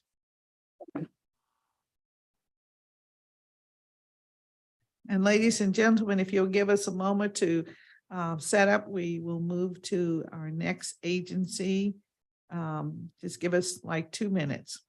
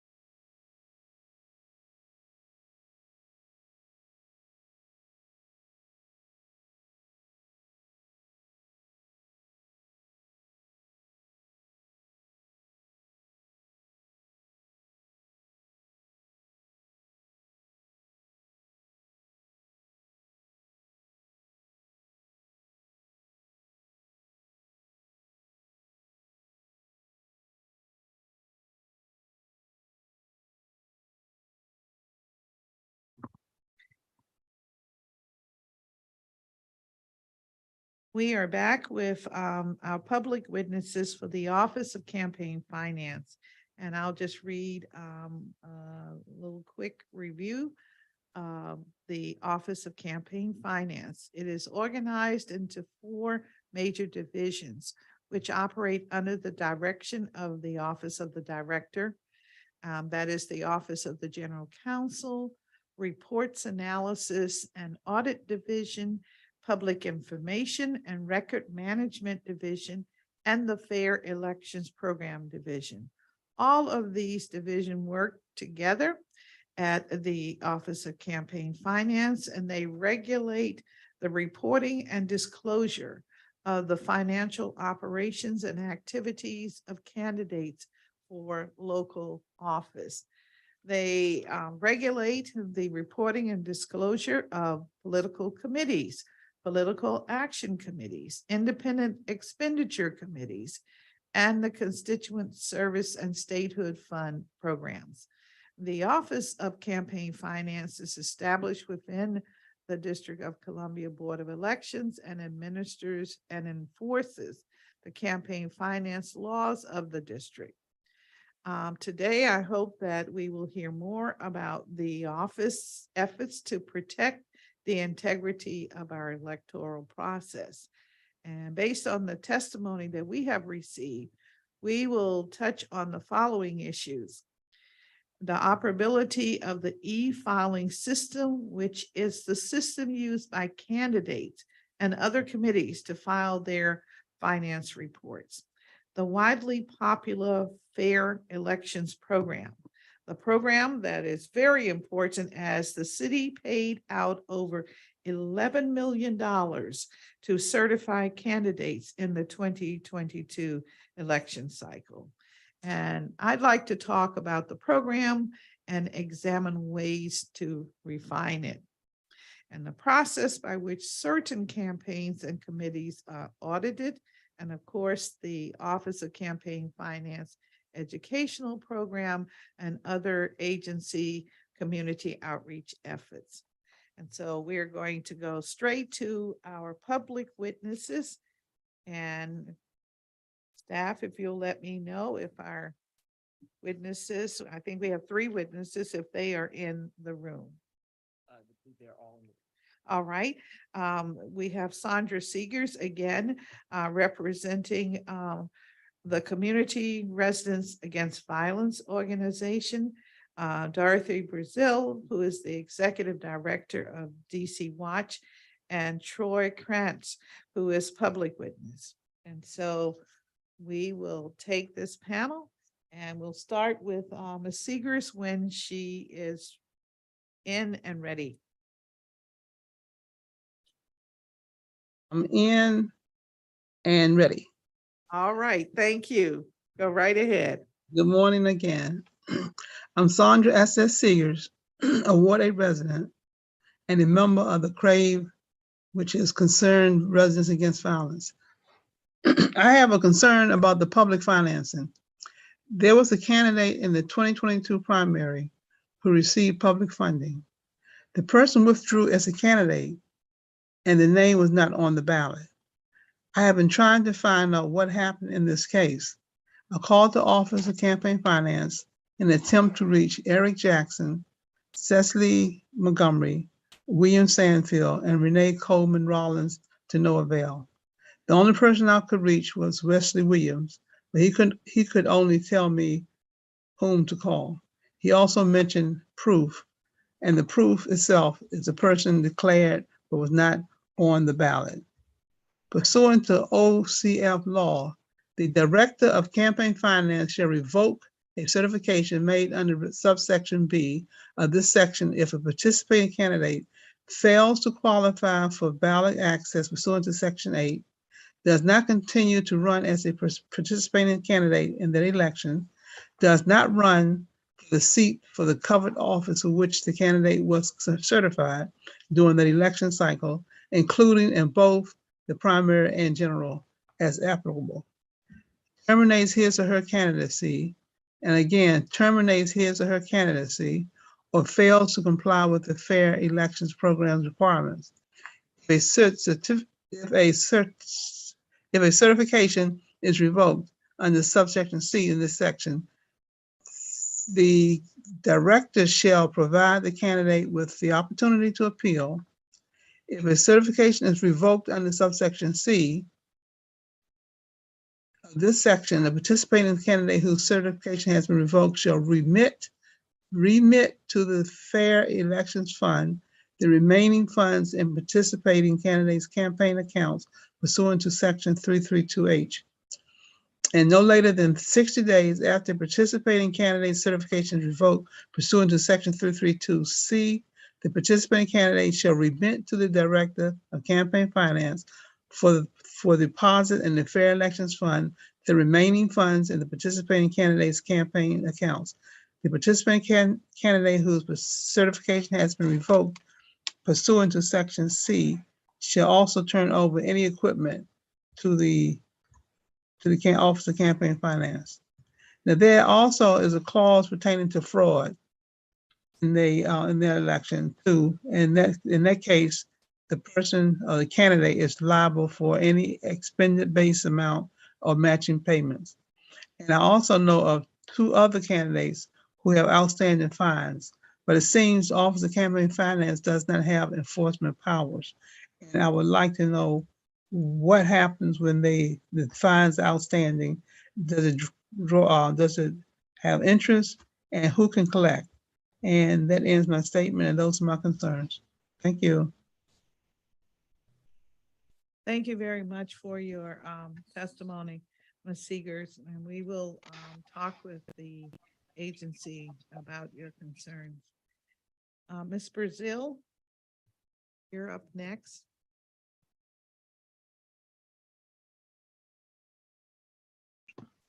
Okay, am I unmuted now? Yes, you're fine. Okay, thank you. Okay. Because of a very strange week, I was not able to prepare the review of OCF that I had wanted to, but I do plan to submit written testimony. I do want to take this opportunity, however, to touch briefly on a couple of things that are of importance, and I wanted to bring it to your attention, Ms. Bonds. As we know, all the district government and indeed the federal government has been in the throes of the pandemic. Offices have been closed or only partially opened. What concerns me, both with regard to the Board of Elections and the Office of Campaign Finance, is something that Ms. Seegers just alluded to. The fact that the offices are closed and indeed the front doors are locked, and they don't even have a telephone number on the front door, or at least for most of the election cycle, they don't have a phone number on the door of OCF, so that if they arrived at their offices and could not gain access, had a number to call. This is still ongoing. As of a few weeks ago, this has to be corrected, especially since they have a separate reception area in front where someone could simply sit and respond to individuals who came. But moreover, it needs to be posted on their website as well as on their front door if they are not available for any particular reason, how to get in touch with them. My other issues are very specific, but also require more research and study on my part. I have become aware of a situation wherein it has been left to the individual agencies, just like individual council members' offices, to determine the work schedule of individuals during the pandemic. It has been brought to my attention that at least 2 individuals who hold senior positions at the Office of Campaign Finance not only were not at work at any period of time, but also were out of the country for over a year in Africa. This is not acceptable. This is not acceptable, moreover, because they were not available and refused to respond to multiple telephone calls from their immediate supervisor, Renee Coleman.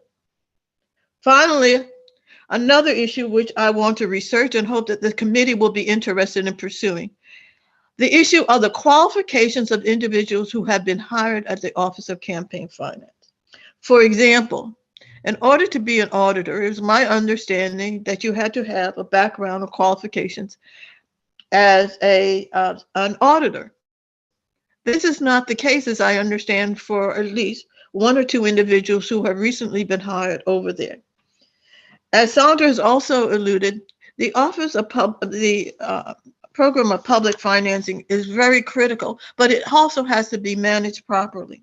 We also need to know that people are spending the money properly.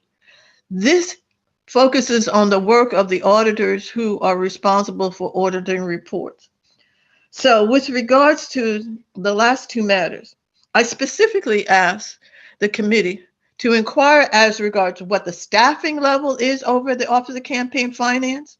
What is the work schedule for people at the Office of Campaign Finance? Have people been allowed to spend extended periods of time out of the country and out of the District of Columbia? Have individual employees been allowed not to respond even to their immediate supervisors or to inquiries from the public on matters, either in email or on the telephone? And I would hope that the committee, the council committee, could also make inquiry as regards what are the qualifications of people who have recently been hired as auditors? Do they have a background as, in fact, auditors in the private sector or the public sector before they came to the position at OCF? Thank you very much for this opportunity. And again, I will be submitting written testimony. Thank you very much for your comments, and we look forward to getting your written testimony, Ms. Brazil.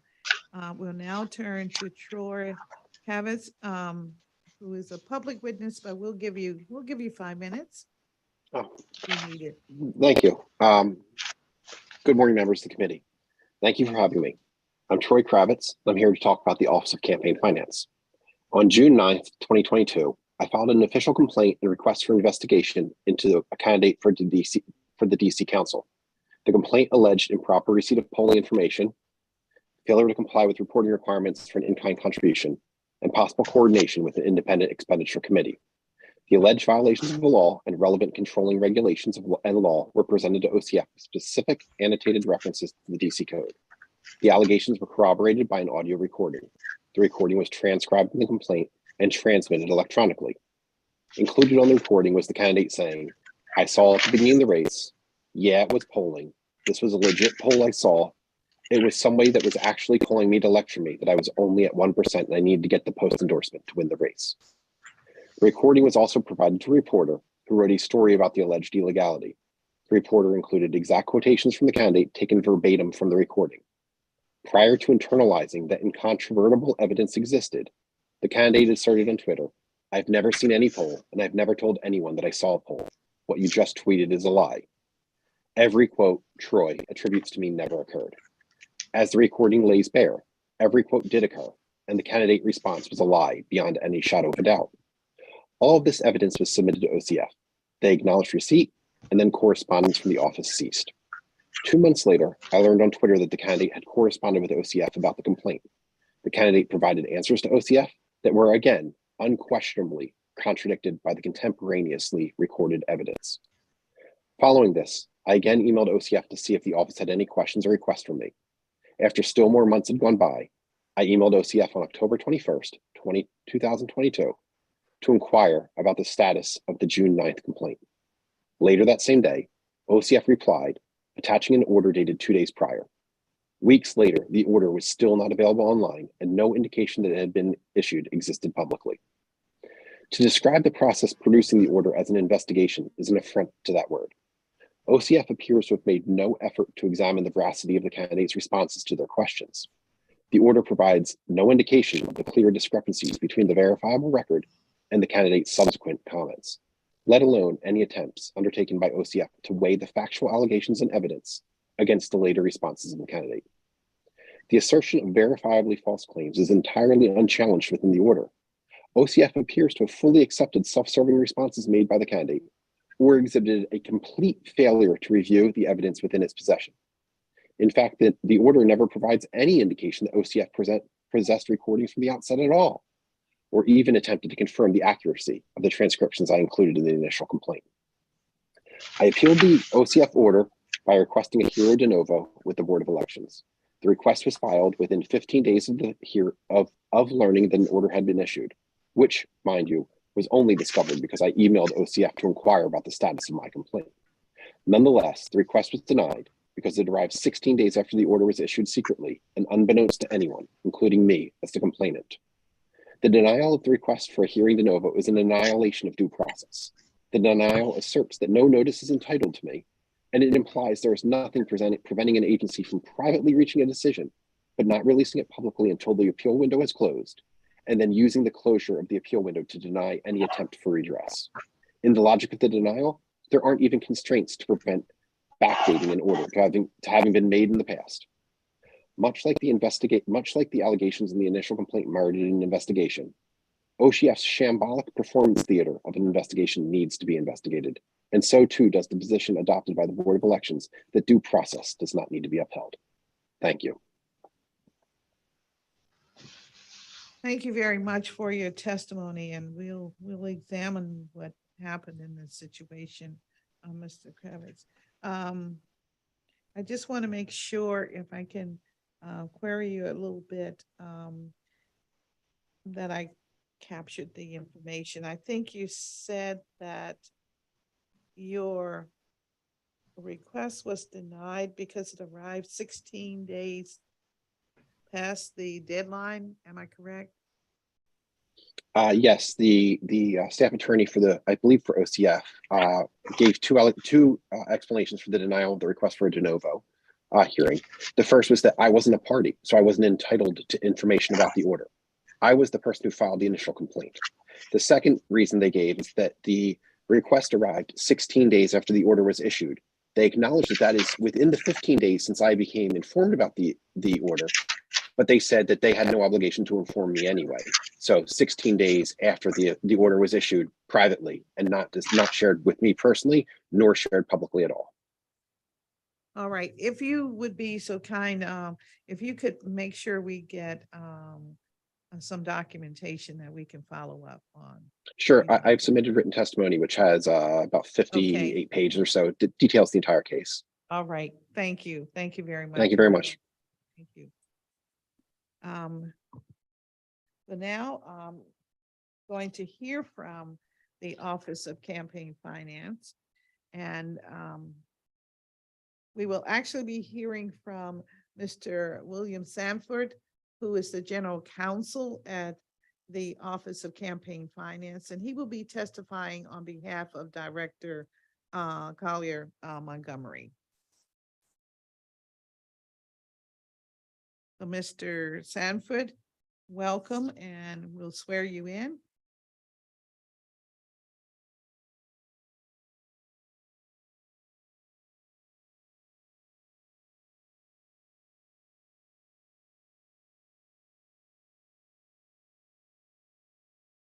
Is Mr. Sanford in the room?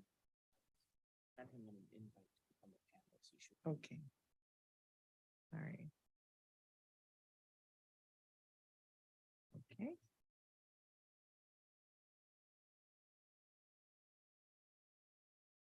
Mr. Sanford, we're happy to have you this morning for our hearing. Welcome. Good morning. And if you'll raise your right hand, we'd like to swear you If in. you can see me, All trying right. to get the cap. There you are. All righty. Yes. Do you swear and affirm that your testimony and any statements that you make before us today to be truthful and complete? I do. All righty. Thank you. Nice to see you. My Many pleasure. moons. All righty. Good morning. My name is Chairperson. My name is William Sanford, General Counsel for the Office of Campaign Finance. Today, I'm appearing on behalf of Cicely Collier Montgomery, Director of the Office of Campaign Finance. Appearing with me today are, and virtually, Renee Coleman Rollins, Audit Manager, Eric Jackson, Fair Elections Program Manager, Wesley Williams, Operations and Policy Officer, and Agency Budget Officer, Than Hewen. Thank you for the opportunity to testify today on the fiscal year 2022 performance report and fiscal year 2023 performance plan of the Office of Campaign Finance. The Office of Campaign Finance is organized into 4 major divisions, which operate under the direction of the Office of the Director. They are the Public Information and Records Management Division, the Reports Analysis and Audit Division, the Office of the General Counsel, and the Fair Elections Program Division. The fiscal year 2022 approved budget for the agency totaled $23,439,115.01 and 38 continuing full-time employees. The Fair Elections Program fiscal year 2022 highlights. The Fair Elections Program provides the financial impetus for candidates to compete in electoral process for the first time who may not have otherwise considered elective office, while also amplifying the voice of the small dollar individual district resident contributor whose contributions qualify for match. The 2022 election cycle was a second election cycle during which the Office of Campaign Finance administered the Fair Elections Program. The November 8, 2022 general election was the last major event of the 2022 election cycle. Overall, 52 candidates registered to participate in the Fair Elections Program during the 2022 election cycle. 42 candidates met the threshold requirements for the covered offices sought and were certified as participating candidates in the program in the November 8, 2022 general election and the June 21st, 2022 primary election. Ultimately, 37 of the Fair Election Program certified candidates qualified for ballot access through nominating petitions in the primary and the general election. By comparison, 20 candidates registered in the traditional campaign finance program and qualified for ballot access in the primary and the general election. Of significance, during the second cycle of the program's implementation, the FEP candidates were elected and certified by the Board of Elections on November 30th, 2022 as winners in 10 of 13 seats for public office elected in November 2022 in the November 2022 general election. The agency authorized the disbursement of the total sum of $12,356,756.95 from the elections fund in base amount and matching payments to 42 certified candidates. To date, the total sum of $667,679.43 has been remitted for deposit in the Fair Election Fund from campaign operations of candidates certified to participate in the Fair Elections Program during the 2022 election cycle. The Office of Campaign Finance successfully advertised and scheduled and hosted the 2022 debates for the 2022 primary and general election and provided district residents with the opportunity to hear directly from the candidates. The agency hosted 2022 DC debates for the June 21st, 2022 primary election on May 16th, 17th, and 19th in 2022 in the contested citywide races for offices of the Mayor, Attorney General, at-large member of the Council. The debates for the office of Chairman of the Council was waived because only one certified FEP candidate for the office. There was only one certified FEP candidate for the office, and the registered candidate in the traditional program was unavailable to participate due to scheduling conflicts. The agency conducted the debates on September 19th, 2022 and September 21st, 2022 in the contested city-wide races for the office of Mayor and at-large Council.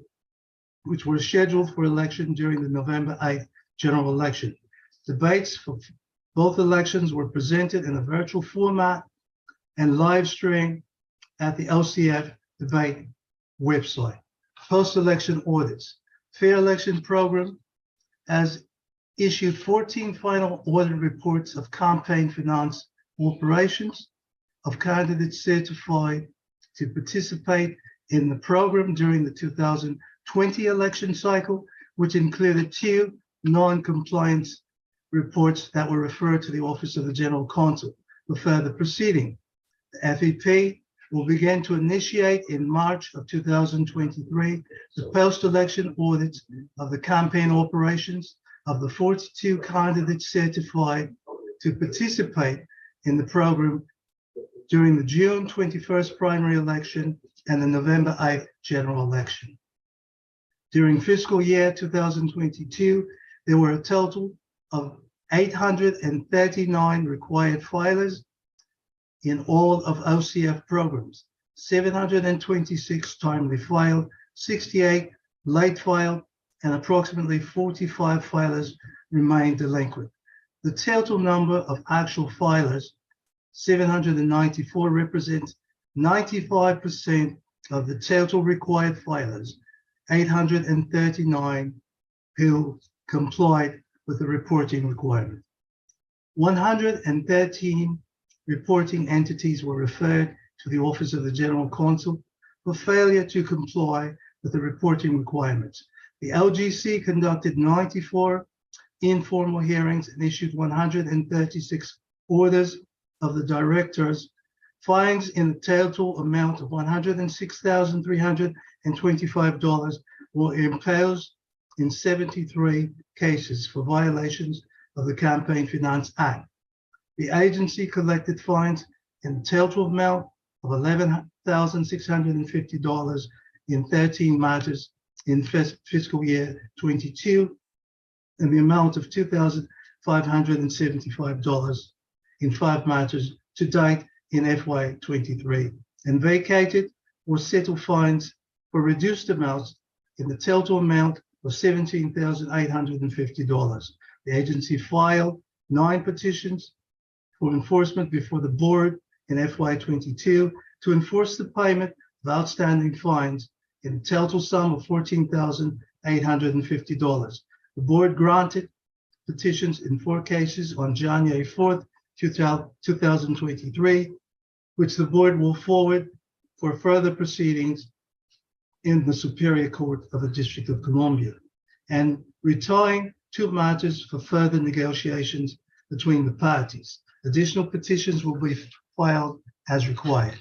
Last, the Office of the General Counsel recommended the issuance of 1 interpretive opinion and issued expedited resolutions in at least 30 requests for advice on issues associated with the 2022 election cycle.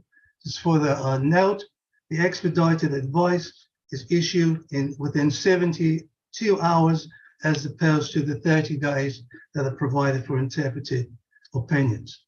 The reports and analysis at Audit Division conducted 584 desk reviews of all financial reports filed in the traditional campaign finance program and issued 111 requests for additional information.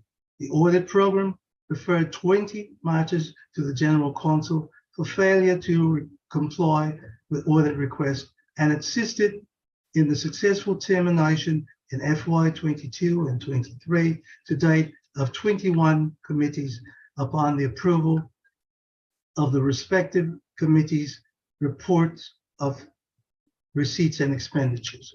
During FY 22 and FY 23, to date, the agency has issued a total of 20 periodic audit reports, all of which were compliance audits. The Audit Division also completed 2 full field audits in the campaign finance operations of candidates who were newly elected to public office, one of which was a non-compliance audit and referred to the Office of the General Counsel for further proceedings. During FY 22, the agency initiated and continued several projects and programs which were designed to increase the public's understanding and compliance with campaign finance laws. First, the agency achieved 100% compliance, a 100% compliance rate with the legislative mandate for registrants to file all financial reports online. 794 of 794 total reports received during FY22 were filed electronically at the OCF website. Upon submission, e-filing and disclosure system generates images of the reports in real time for view by the public at the website. Second, the agency during FY22 and 23 to date participated in 30 on-site and virtual community events and advisory neighborhood commission meetings throughout the city. Third, the agency achieved a 100% compliance rate by the newly registered committee treasurers and the candidates during FY22 and FY23 to date. The office introduced 3 new initiatives which expanded the outreach of the OCF educational programs to reserve the community meeting rooms at DC public libraries located within the 8 wards to offer monthly seminars commencing March 2022 to fully introduce the residents in each ward to the fair elections and traditional campaign finance programs. Last, the Office of Campaign Finance published December 31st, 2021 biannual report of contributions and expenditures at the OCF website. The report covers contributions and expenditures for the prior 2-year period from January 2019 through December 2021 of candidates and political committees who registered in the traditional campaign finance program to participate in the 2020 election cycle. During FY23, the Office of Campaign Finance will seek the upgrade of the OCF e-filing and disclosure system to assist with full implementation of covered contractor provisions of the Campaign Finance Reform Amendment Act of 2018, effective March 3rd, 2018, and recently amended. Fiscal year 2022 Budget Support Act of 2021 funded the covered contractor provisions and delayed the applicability of the provisions to any contracts entered into on or executed before November 2022 to allow the Office of Campaign Finance and the Office of Contracting and Procurement to operationalize the covered contractor provisions before applicable. Briefly, the covered contractor provisions will prohibit government contracting authorities from entering or approving contracts of an estimated value of $250,000 or more with covered contractors who have made contributions to prohibited recipients as defined by the Act within the prescribed time frame, and will prohibit covered contractors from making contributions during the prohibited period. The Office of Campaign Finance will be required to work with the district's contracting authorities to ensure compliance with the covered contractor provisions through the inclusion of training which will address covered contractor provisions. The office is engaged in ongoing discussions and bi-weekly meetings with the Office of Contracting and Procurement and the Office of the Chief Technology Officer concerning the development of the system to implement the Campaign Reform Amendment Act, specifically the covered contractor provisions. The OCF is confident that the OCF approved fiscal year 2023 budget will sufficiently support the funding of necessary upgrades to the OCF e-filing and disclosure applications to ensure the interactions of the OCF, of the Office of Contracting and Procurement doing business database with the OCF system. The agency will also produce and publish at the OCF website the post-election cycle reports due 9 months after the November 8th, 2022 general election. The report will list the names of all candidates certified to participate in the fair elections program in these election cycles and describe for each the qualified small dollar contributions received, personal funds contributed, and remitted funds and public funds received, and include an overview of national trends for public financing programs and a legislative recommendation for amendments to the Fair Elections Act where appropriate, based on the experience of the agency following the administration of the Fair Elections program during 2 election cycles. Last, the agency has commenced the development of fact sheets and brochures and other training materials for the 2024 election cycle. The covered offices scheduled for election during the 2024 election cycle are the offices of at-large consul, 2 seats, and Ward 2, 4, 7, and 8 members of the consul, at-large 1 seat, and Wards 2, 4, 7, and 8 members of the State Board of Education. The total estimate of funds required for the election fund to fully support the election cycle 2024 is $9,808,869, which includes $1,230,000 for base amount payments and $8,578,869 for matching payments. The 2024 election cycle will cross fiscal years 2023, 2024, and 2025.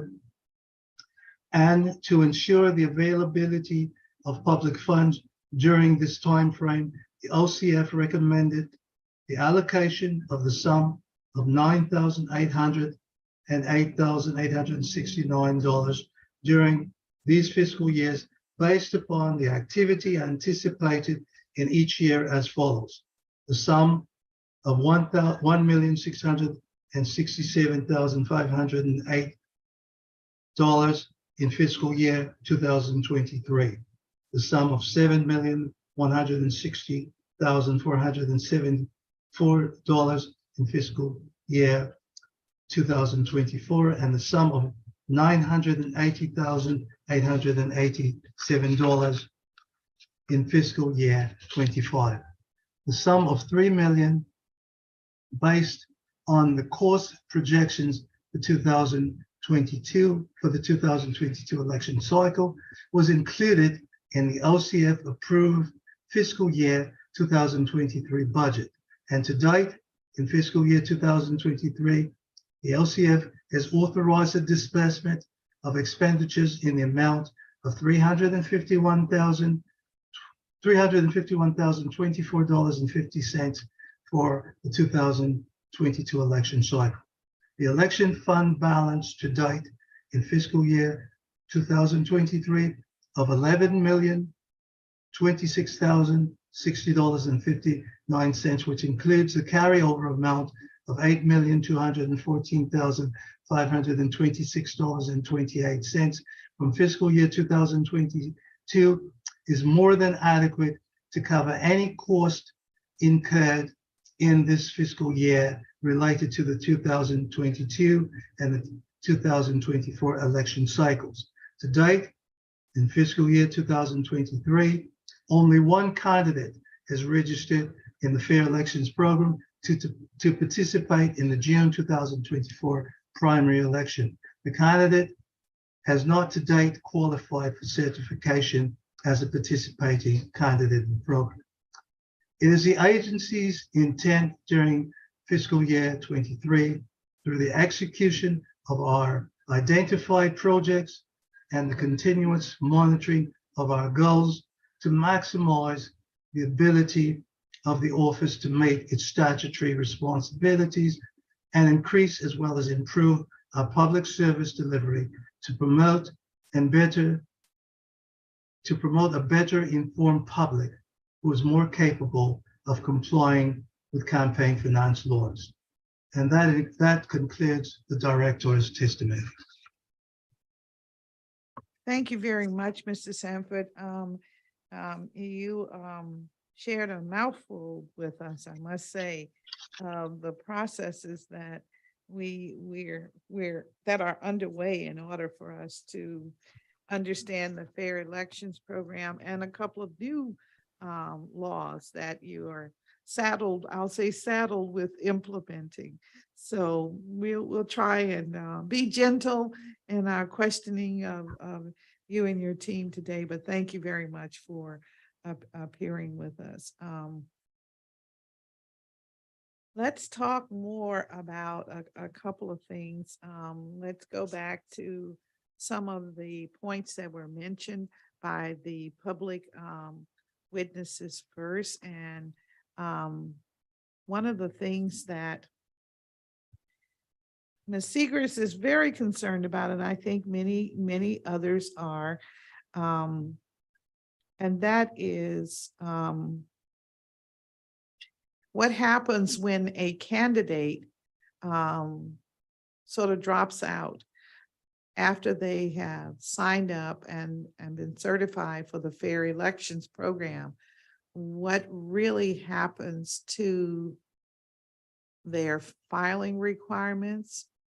What are the expectations of the funding that they have received to date? If you could sort of elaborate a little bit so that the public will understand that if you sign up for the Fair Elections Program and something happens, you've decided not to complete it, what is expected of you to do in order to remove yourself officially from that program?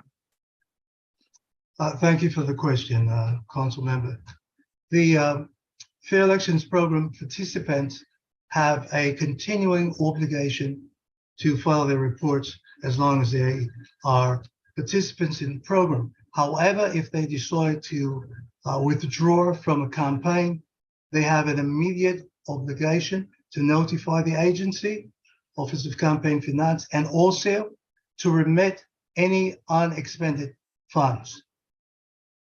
And the agency will immediately revoke the certification. That is a measure that the agency takes to assure that that candidate and that committee can no longer remain eligible to receive fair elections funds. They are not allowed to disperse the funds to any other agency or to use the funds for any purposes. As you're aware, the Fair Elections Act does not have constituent services. That is not permitted. And so they are required to immediately remit the funds, so the funds will be returned to the Fair Elections Fund. And in this requirement, you mentioned that the agency is to be notified immediately and that the agency, your agency, Office of Campaign Finance, will immediately revoke the certification as a fair elections candidate. I'd like to know if there's a time frame in which, let's say today, I decide that I'm not going to be a candidate and I call the office. Am I required to put my withdrawal in writing, or can I just have a conversation? Tell us what are the real requirements, and are there timelines associated with the requirements? Yes, thank you. The withdrawal must be in writing for the record. Everything, every exchange between Fair Elections candidates and the Office of Campaign Finance is in writing. So the candidate is aware of their purposes, their reasons for deciding not to continue in the program. And those reasons should be expressed in written correspondence to the agency. And also the candidate will be immediately informed upon receipt of that notice that they have an immediate obligation to remit any unexpended funds. In addition, they have an immediate obligation to file a termination report. We do understand that at the time the candidate may decide to withdraw, they could have some expenditures that they've not been served with. The billing cycle could take a bit of time, but we will emphasize that they are required to resolve all outstanding financial obligations as expeditiously as possible. And hopefully they can do that within 30 days. Now, the Fair Elections Act does provide that all unsuccessful candidates must terminate and remit their funds within 60 days after the election. But this is a different situation because this is something that's occurring prior to the election or the voting, and therefore they should not, they will not be accorded a 60-day period unless they could show good cause for additional time. All right, and for the remittance of any leftover or remaining funding, how is that done? Is it submitted in a check payable to DC Treasurer, or is it sort of give us an understanding of that, please? They remit the funds in check or money order payable to DC Treasurer. I identified the committee that is remitting it, and also identify that this is remission of fair elections funds to the fair election fund. All right, and following we just completed the election cycle, well, almost completed, because you're saying there may be circumstances where you still have not gotten all of the final reports. How much has been received back into government? I think We've received $667,000 in remissions following the last election. All right.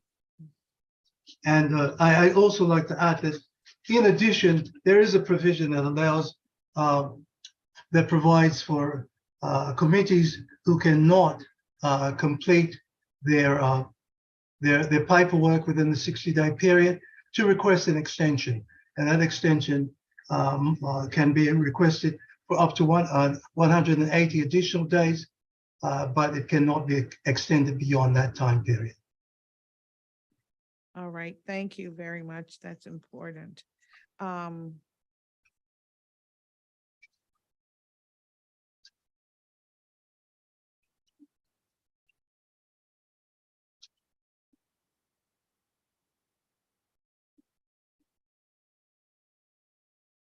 just want to make sure that I understand the testimony.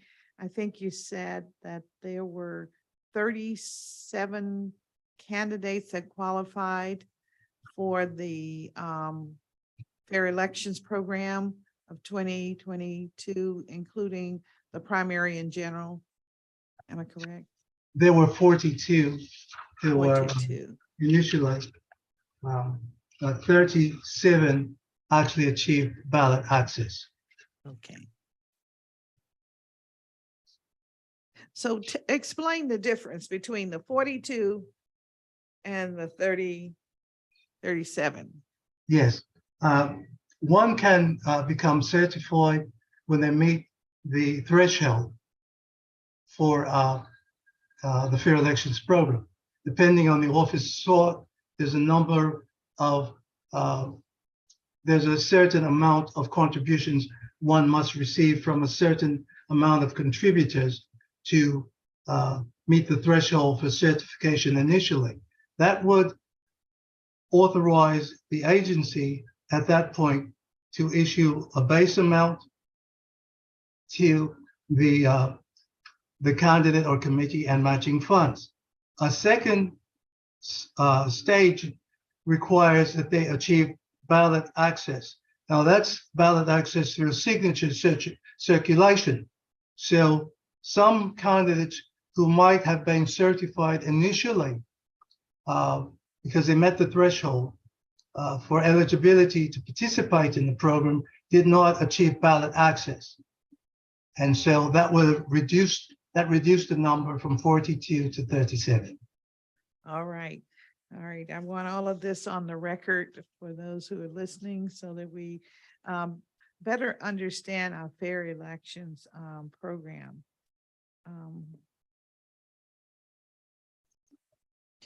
And the testimony that you've submitted indicates that it's your thinking that you have enough funding to continue to conduct the fair elections program through 2025. Am I correct?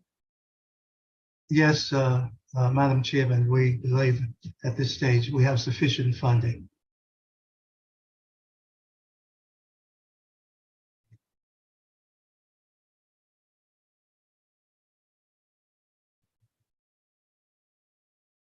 Where is your organization on planning to complete the audits of each of the candidates' files?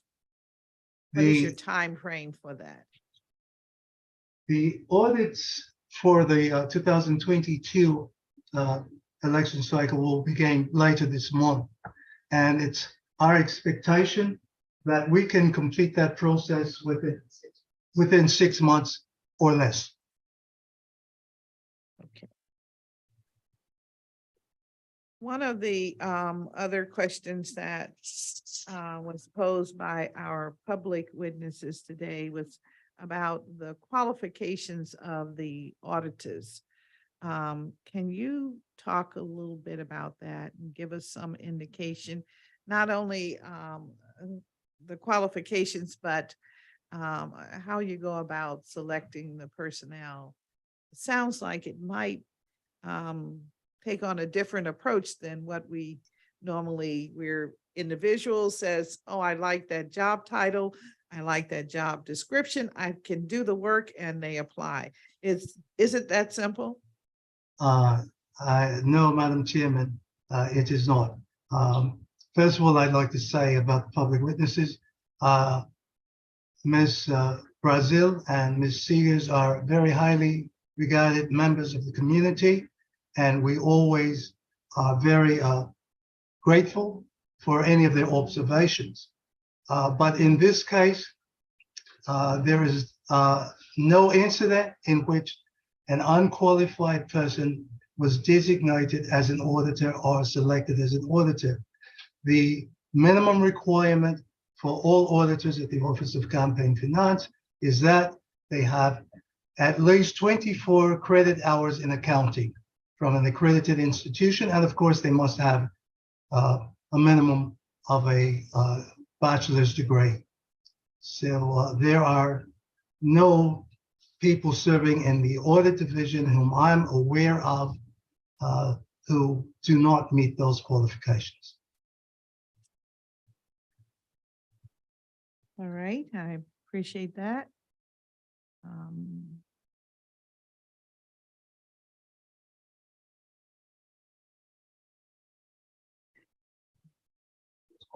Mr. Sanford, are you in your office now, and is your office open to the public?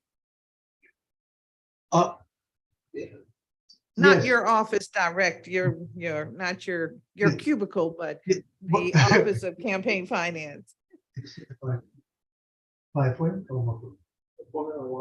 Yeah, we're available to the public. We're open 5 days a week. we're working on a telework schedule, but there's always someone here the entire week. Some staff are working telework on Monday and Tuesdays, others telework on Thursday and Friday, but there's always someone available in the office. So the office is available to members of the public by appointment or walk-in. So it is available. So if we were to come by and attempt to open the door, it might open a little bit today. The outside reception area for both the Office of Campaign Finance and the Board of Elections, that door is open, but someone must open the door to get into either agency. All right. Yeah. And if one calls in, it goes directly to Wesley Williams, and he could make arrangements for someone to meet the guest at the front door. And the number is also on the front door as well. All right. So the office has personnel in 5 days a week, your regular office hours. Yes, actually the reception employees are in 5 days a week. They do not telework. And so there's always, but the entire staff, there's someone here 5 days a week. Okay. So how long do you see teleworking continuing for your agency? Well, I'm sure it's under consideration to bring the staff back on a full-time basis, but that's not a decision that I would be making.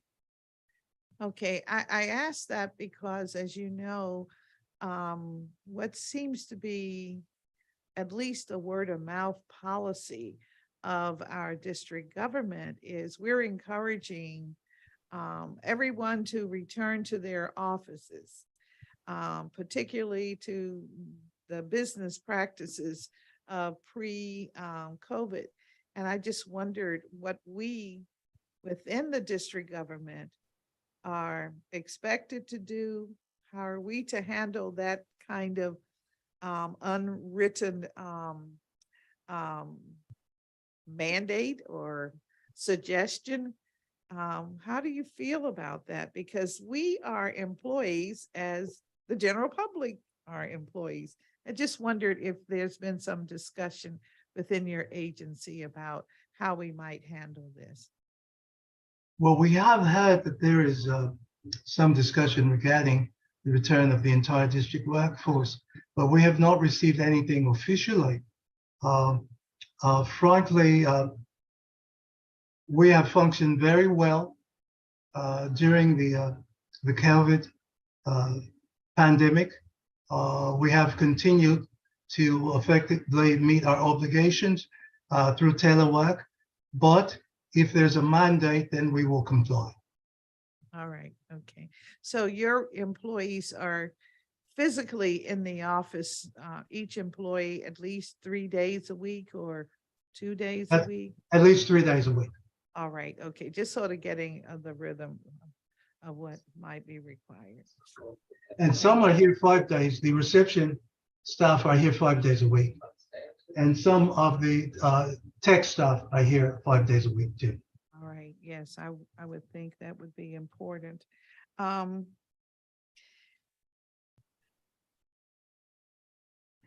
You have some new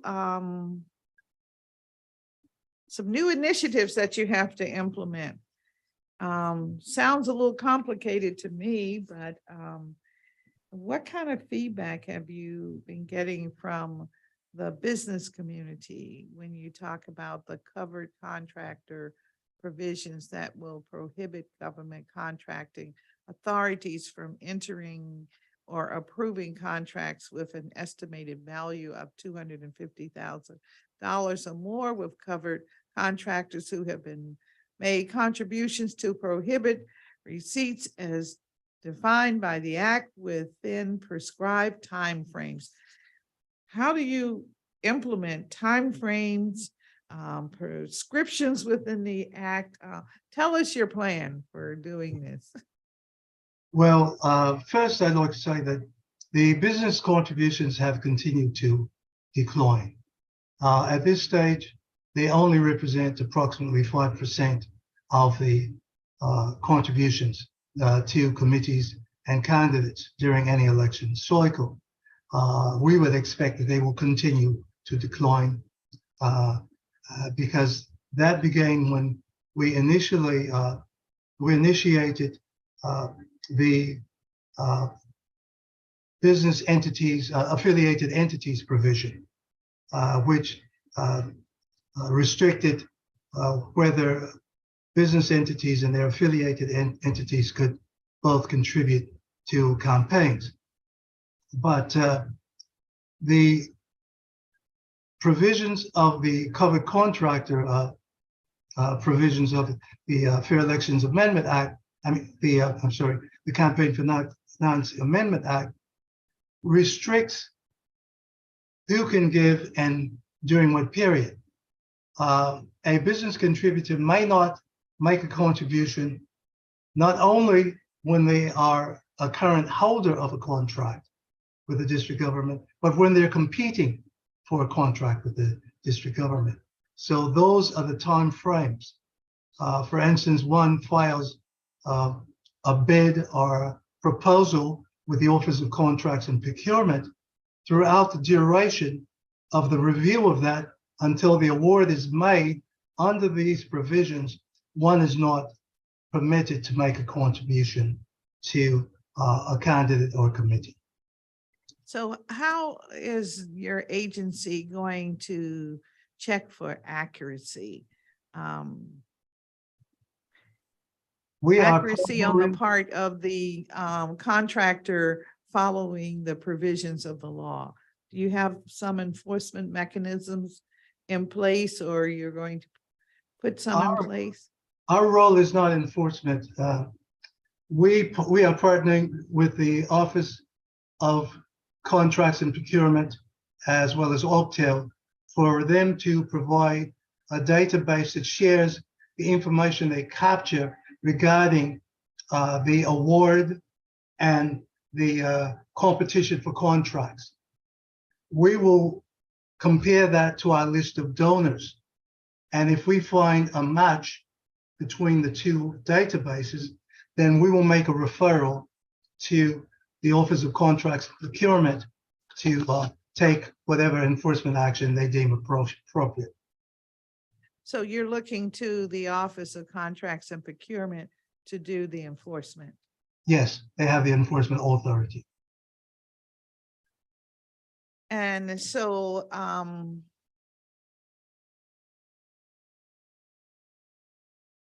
when your office looks at the list of contributors, you'll be looking at a specific time frame, I presume, or will you just look at all businesses that contract with the district government usually, or will you be looking at, as I said, all businesses? What are you looking for when you look at the campaign finance reports? Sure. Yeah, we're looking through the election cycle, and the committees are required to file reports of receipts and expenditures. They file them in the Fair Elections Division as well as in the traditional campaign finance filing process. And so we will look at the contributors during the election cycle or any contribution that relates to a candidate or committee, and we will compare that, we'll provide that information to OCP, and if there's a match, then we will highlight it and recommend that they take their enforcement action. All right, so then some of this work that you'll be doing will probably take place as of course, during the election cycle, but some may take place following the election cycle because Yes. of the requirement for the match, and agencies working together. Have you already prepared your MOU, or is that how you're going to have the working relationship with the Office of the Contracts and Procurement? Well, we've been coordinating our efforts with the Office of Contracts and Procurement, as I indicated in testimony. We're having bi-weekly meetings. They are giving us some information because that they will use to assure compliance. They have indicated they will provide us with, it will be an honor system, just as ours is, as currently exists, and it will require a certain amount of self-certification, subject to penalty if the information provided is inaccurate. All right. Well, thank you very much for that. Somewhere along discussions with your agency, it was mentioned that your agency actually has a designated board, separate and apart from the Board of Elections. Where is the agency on finally implementing that provision? Well, that was proposed. I think it was passed by the council, but it was never funded, and so we still remain associated with the Board of Elections. That remains our board, our governing board. All right.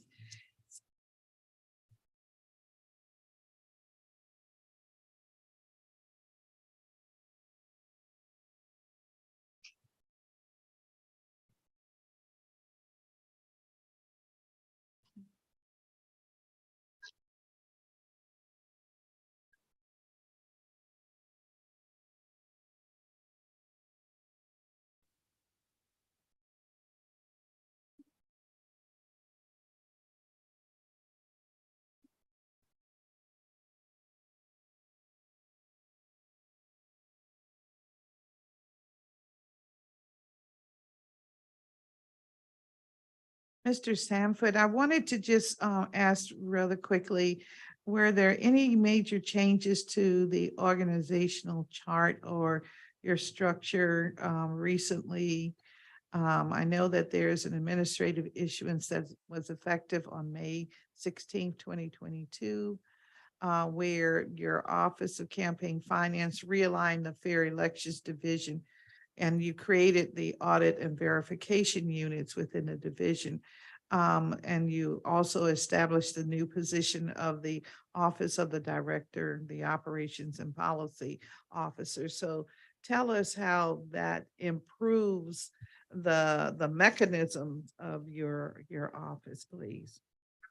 Yes, long-serving employee Wesley Williams was appointed to the new position, Policy and Operations, which is work that he had been doing for a number of years without the title. And so in the interest of having a proper structure for the office, the director decided to to create that position. And of course, the ideal candidate was a person who had performed those services for many years. It was Wesley Williams.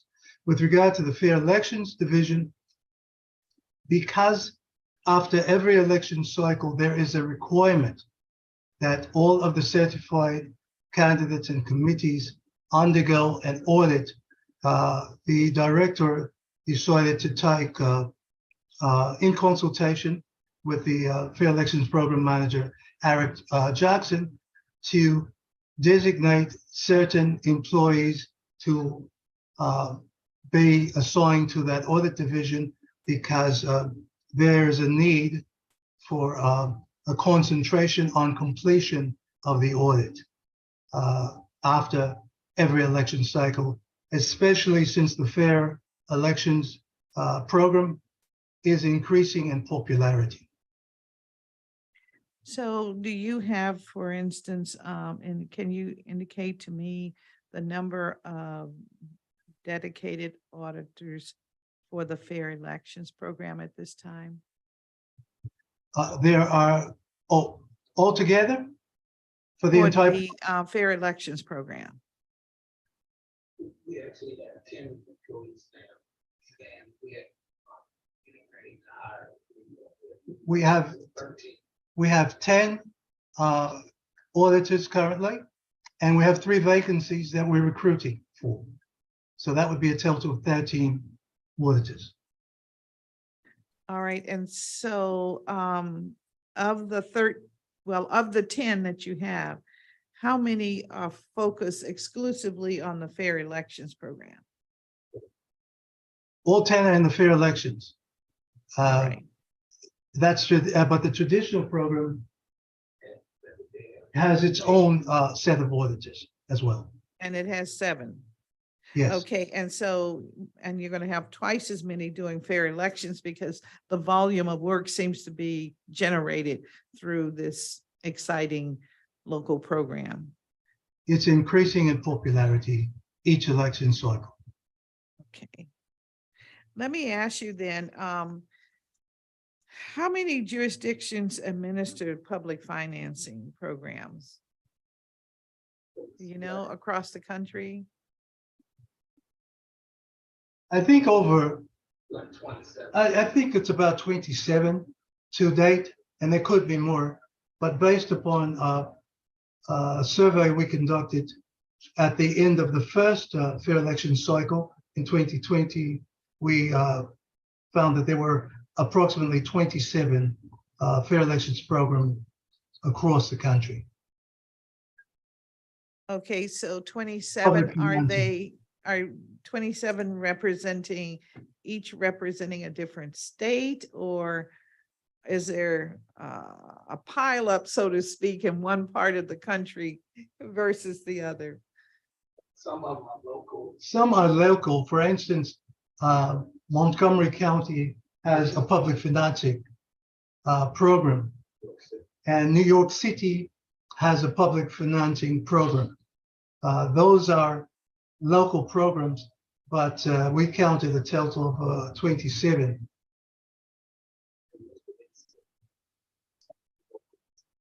And some are statewide, as we discovered. I think New York City has had it for over 20 years, but Connecticut as a state has a statewide public financing program. All right, that gives us some sense of, would you be doing an update prior to the 2024 election to discover if it's really an effort that has taken off across the country? Would you be checking to see if there are other programs? Of course, we intend to, and even we intend after the audit process and all that, and during the same period, we will also provide the national trends, as we indicated in the testimony, regarding public financing. All right. Could the committee get from you a list of those entities across the country that already do public financing? And if you have any background information as to how it is administered, that would be very helpful. And could we get this, let's say, by the the 15th, 16th of March of this year? Of course. All righty, thank you.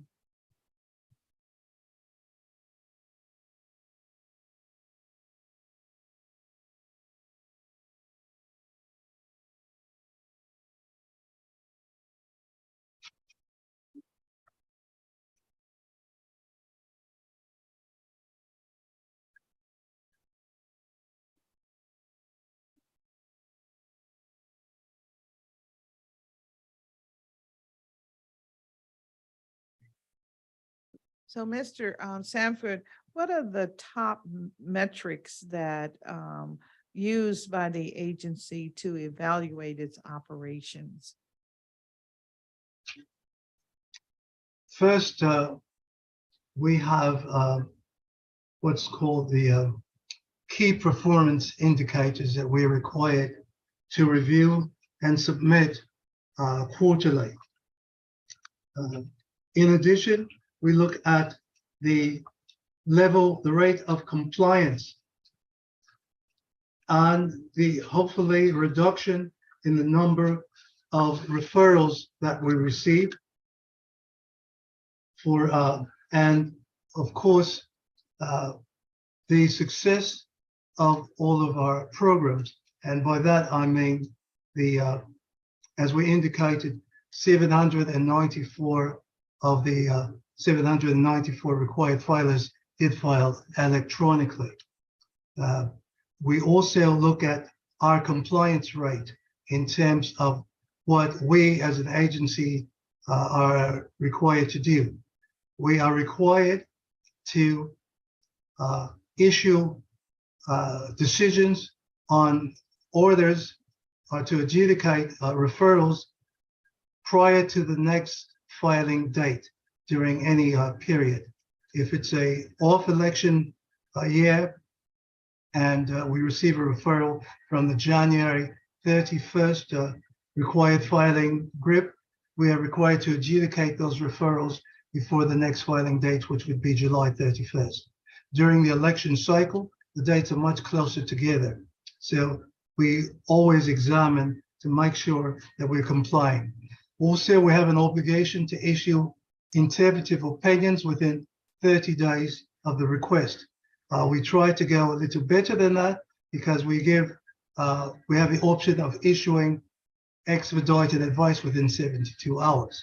Now, the interpretive opinions may be a little more complex, a little more complicated, and some might require the 30, but we hold that as a standard to comply with, as well as our community outreach. As I indicated in the testimony, in March of 2022, we began holding seminars at the public libraries in all 8 wards, and also we have increased our visibility at the Advisory Neighborhood Commission meetings. And so those are some of our priorities that we are measuring our performance as an agency by. Thank you.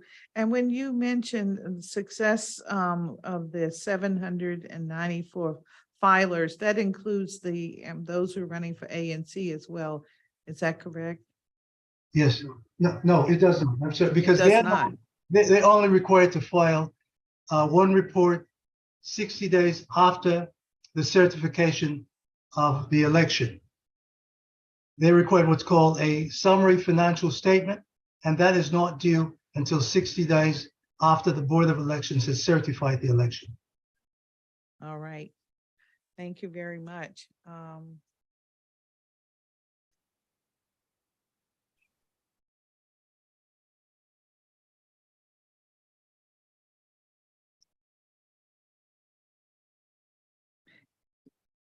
Final question.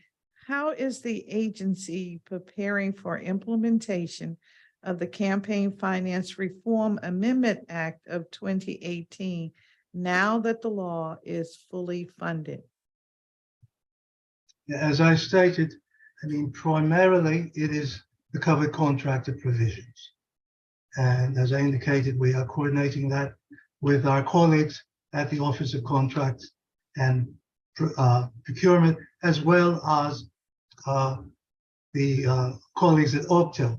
In addition, we have already issued emergency and proposed regulations, which the board approved, and they were published in the DC Register on January 15th.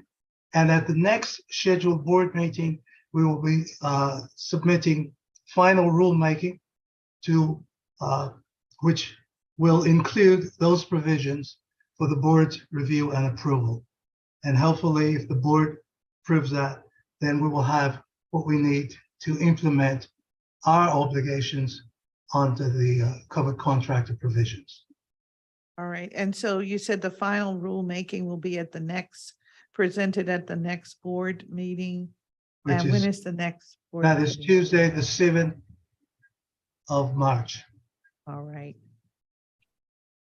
same day that we at the council will be meeting. All right, thank you. Thank you very much, Mr. Sanford. Thank you for your indulging us and for your testimony today. Thank you very much.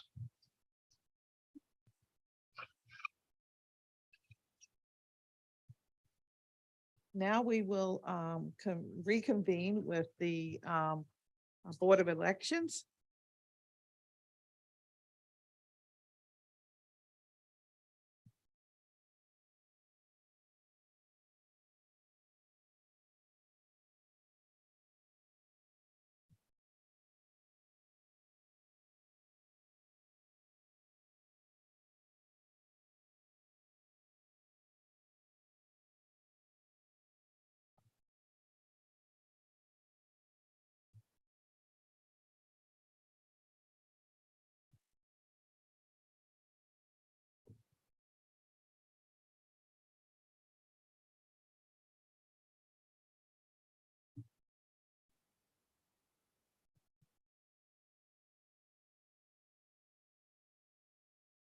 All right.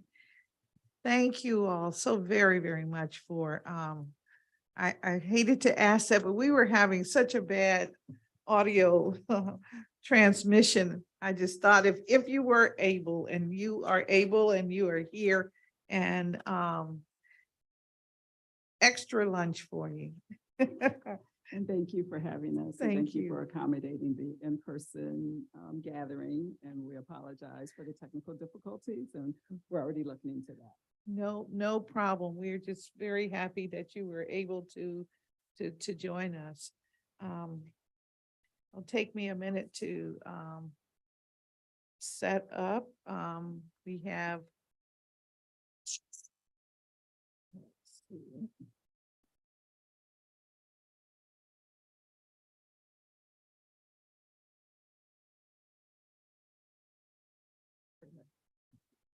Great. All right, we're going to move right through it then.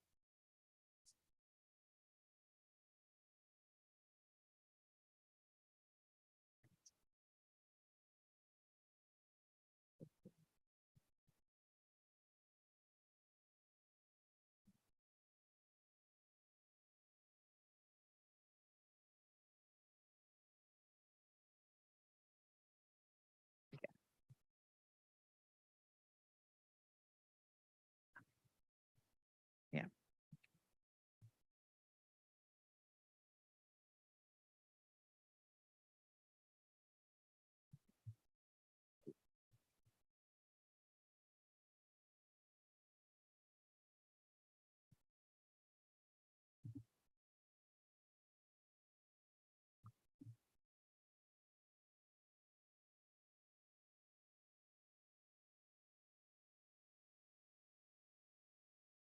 Okay, we're getting better set up now.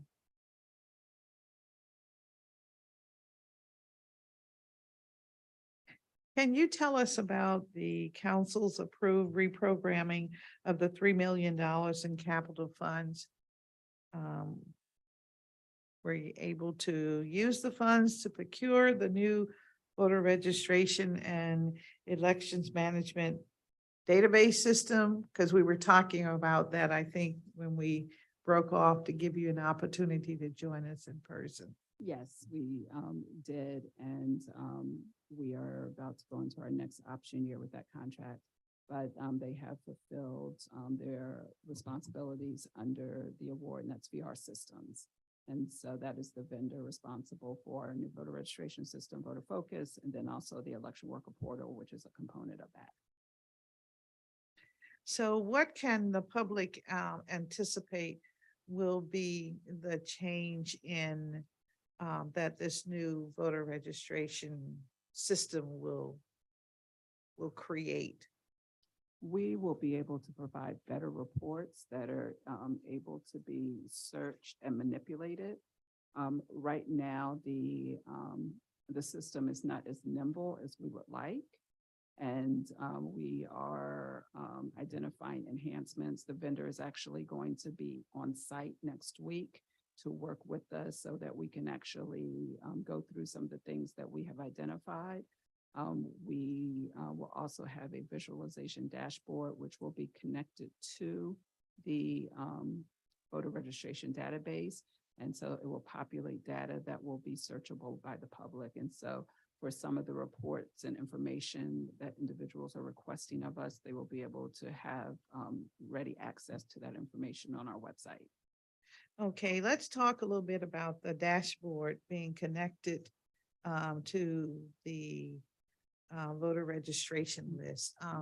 And, What are, and just for clarification, when I say connected, I'm not a techie, but it will feed information. So I'm not exactly sure. what Correct, it- So yes. just, yeah, that's what I thought you meant. Yeah. yes. And in that vein, what has been promised to be the benefits of this? I know you said there are enhancements that you're gonna that the system will come up with or create, and it'll create searchable reports. But how does that really, how does it change things from what citizens are able to do now with the system? Sure. Yeah, they will have ready access to a lot of information that they have to request of us. And so they can go to the website, they will be able to have reports, they will be able to conduct searches and queries on their own without coming to BOE to provide those reports. All right, so does that mean, for instance, that I would be able to go in and say, my query is all of the registered voters on my street or within a block area, and the list would pop up? I can't speak to how granular, like if it will be to your street, but you can search and I can get the exact specifications on what will be in place once that's available. So. Yes, I think it would be very helpful for the public to know what the new system can do. And then my question is there an issue with confidentiality as to how this new system might work or the data that it can provide? You know, that's always a question, a concern. And I mention it because in a neighborhood that I'm familiar with, some of the residents have complained because there's an individual has done research on their home and identified them as a voter or a non-voter, and even researched the individual and spoken of their income level, their finances, their jobs and what have you. And there's been a little friction. So I just want to understand, when we start talking about making data available, you know, just how deep can we go within the law? Yes, and I can assure you, no PII will be available on the dashboard, will not be available in any way to voters, residents, anyone accessing the dashboard.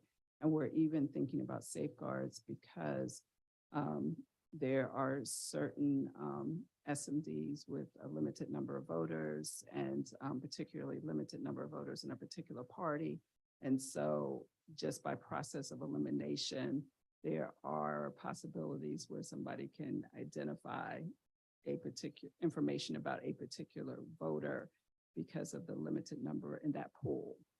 And so we're even looking at safeguards to ensure that voters cannot be individually identified in any way with the information that we're providing. All right, so then if I'm looking on my street, what I will find is maybe a total number that are registered, but I will not be able to put in Mary Smith's address and she pop up, you know, Mary Smith registered as an independent. And I believe, and the dashboard is not built yet, and so I can't speak Okay. definitively, but that is the goal, that you will not be able to get that level of information. However, you know, basic voter information is made public and available, and we post that in the local libraries. So anything that is already public information would be available. Okay, that's what I want to distinguish whether or not, okay. So I will be able to find Mary because Mary is already posted in the library. And if I have her address, I can put it in and she pops up. Yes, I see. but it is our goal that you will not be able to identify how she voted. And so Ah. that's what we are. Her voting determined record would to- not be accessible. to I see. protect, yes. So do we, through requests, does the public through requests have access to the voting record of an individual? That is whether or not they actually voted, not how they voted. We would never know that. Yes, All right. and so, So the voter history of so the dashboard could very well include that. yes, and that is actually one of the complaints we've heard and one of the problems, because some independent organizations and independent agencies get that information and reach out to individuals and say, hey, you didn't vote in the last election. We're trying to, reach out to you. And those are independent requests, independent mailings. They have nothing to do with us. We provide the information we're required to provide. And unfortunately, You're some- required to provide that. Yes, Yes. and some voters aren't happy with Yes. what individuals choose to do with that. Yes, I'm coming at it from the bottom up, but trying to get to where people are very concerned these days, just, identity theft, the whole work. So I wanted to, so that's something that you're still working on to determine how you will handle that. Absolutely. And the visualization dashboard is one of the features in the Elections Modernization Amendment Act. And so it is not actually in law currently, but we anticipate it will be in law in May. But we're already thinking about these things and just talking to our tech professionals to give us some of this information and background so that we're ready to move forward once we are required to actually get that developed and on our website. So, Ms. Evans, you're really telling me that although we have these wonderful laws that we may need to take a closer look at the law, even when it is becomes law, when the bill becomes law, and we may have to do some modification Absolutely. to And protect everyone. yes, and then laws are always great on paper, but sometimes in the application, you identify things that don't work quite as anticipated. And so I'd like to think that, this and other laws will be reviewed once they are effective so that we can make sure we're able to pivot to make sure we are performing in accordance with the spirit of the law without any challenges that were not anticipated. Yes, thank you very much for that. Wanted to explore that a little more with you. And particularly this online voter registration piece.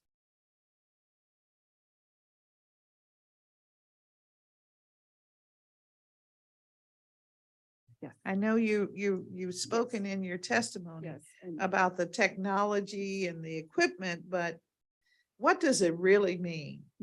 so it's a JOT form, and I cannot. I'm in Dubai and I want to register. Yes, so as long as you have internet access, you can pull up your computer, you can pull up your iPad, laptop, or cell phone, mobile device, and you're able to actually access the platform, place everything, all of your information, and able to sign. And that would be for any changes to your registration and new registrations.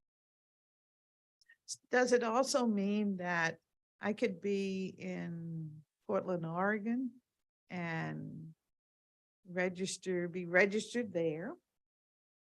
Because I live there. But if I wanted to register in DC, I could register online in DC. Does it mean that? Do you see it, that being a possibility? Well, technically someone can fill out a voter registration application in Oregon and fill out a voter registration application in DC. But we are an ERIC member state, and through that electronic registry, we do get reports and do cross checks about individuals who are potentially registered and potentially vote in multiple states.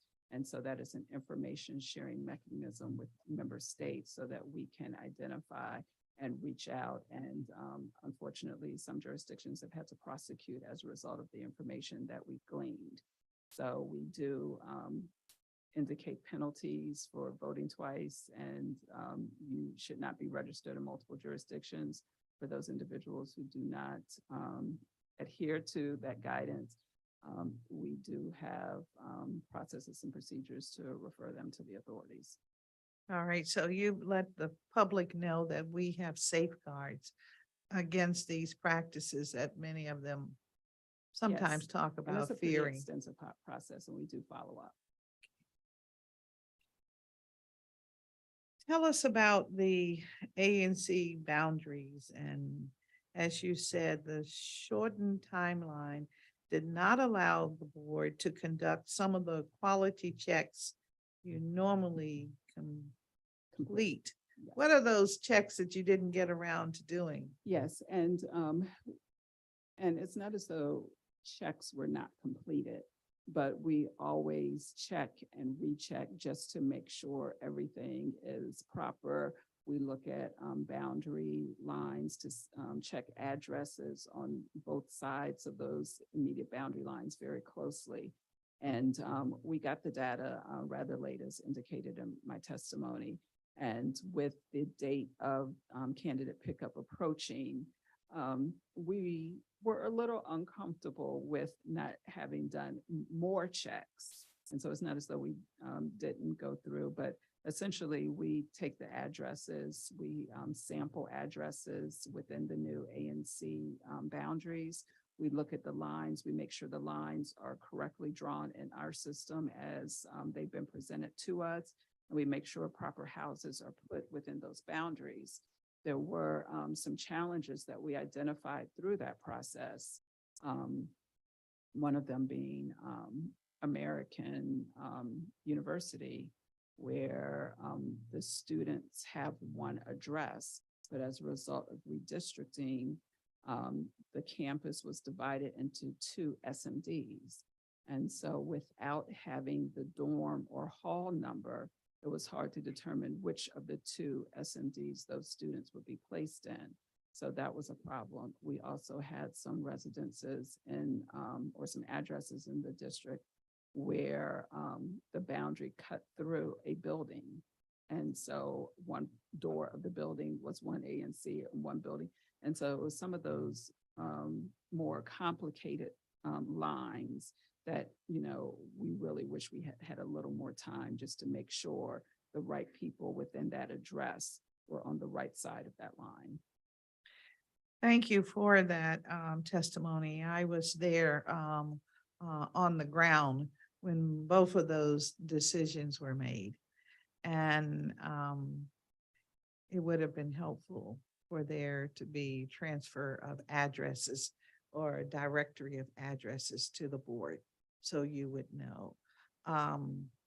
When this kind of situation occurs, when the ANC boundaries are changed, you say you do address sampling and line drawing. Do you immediately, once it's in law, the ANC boundaries are in law, do you dispatch personnel to go out and look at the terrain so you can see that the line is dividing a street, coming down the middle of a street, and north side is in one single member district, south side is in another? Do you do that, or do you depend on another agency? We don't routinely go and inspect all of the boundaries. We do some checks. Our office, as an example, one side of the street is one ward, the other side of the street is another ward. And so we are keenly aware of some of the challenges with that. I honestly, one of our challenges during the election season was resources, because of course we were getting this data late and we were well into our election planning cycle. And so we were trying to get everything ready for the primary as we were getting the ward information, and then we did not get all of the ANC and S&D information finalized until after the primary. So quite honestly, we were juggling quite a bit, and we are not staffed to deploy people just to check all of the boundary lines. But to the extent that we knew there were issues, we did do some physical checks.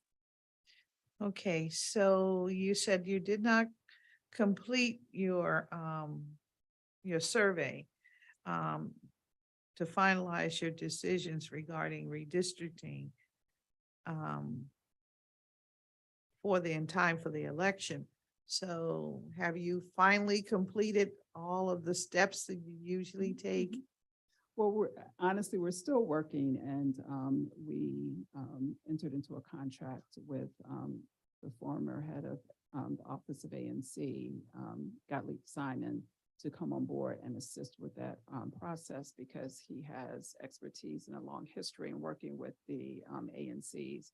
And so as we continue to just make sure everything is in alignment, and it appears that it is, but we just want to ensure that not just are our lines proper, but the way we're reporting is proper, and the information on our website, so that we are displaying consistent information.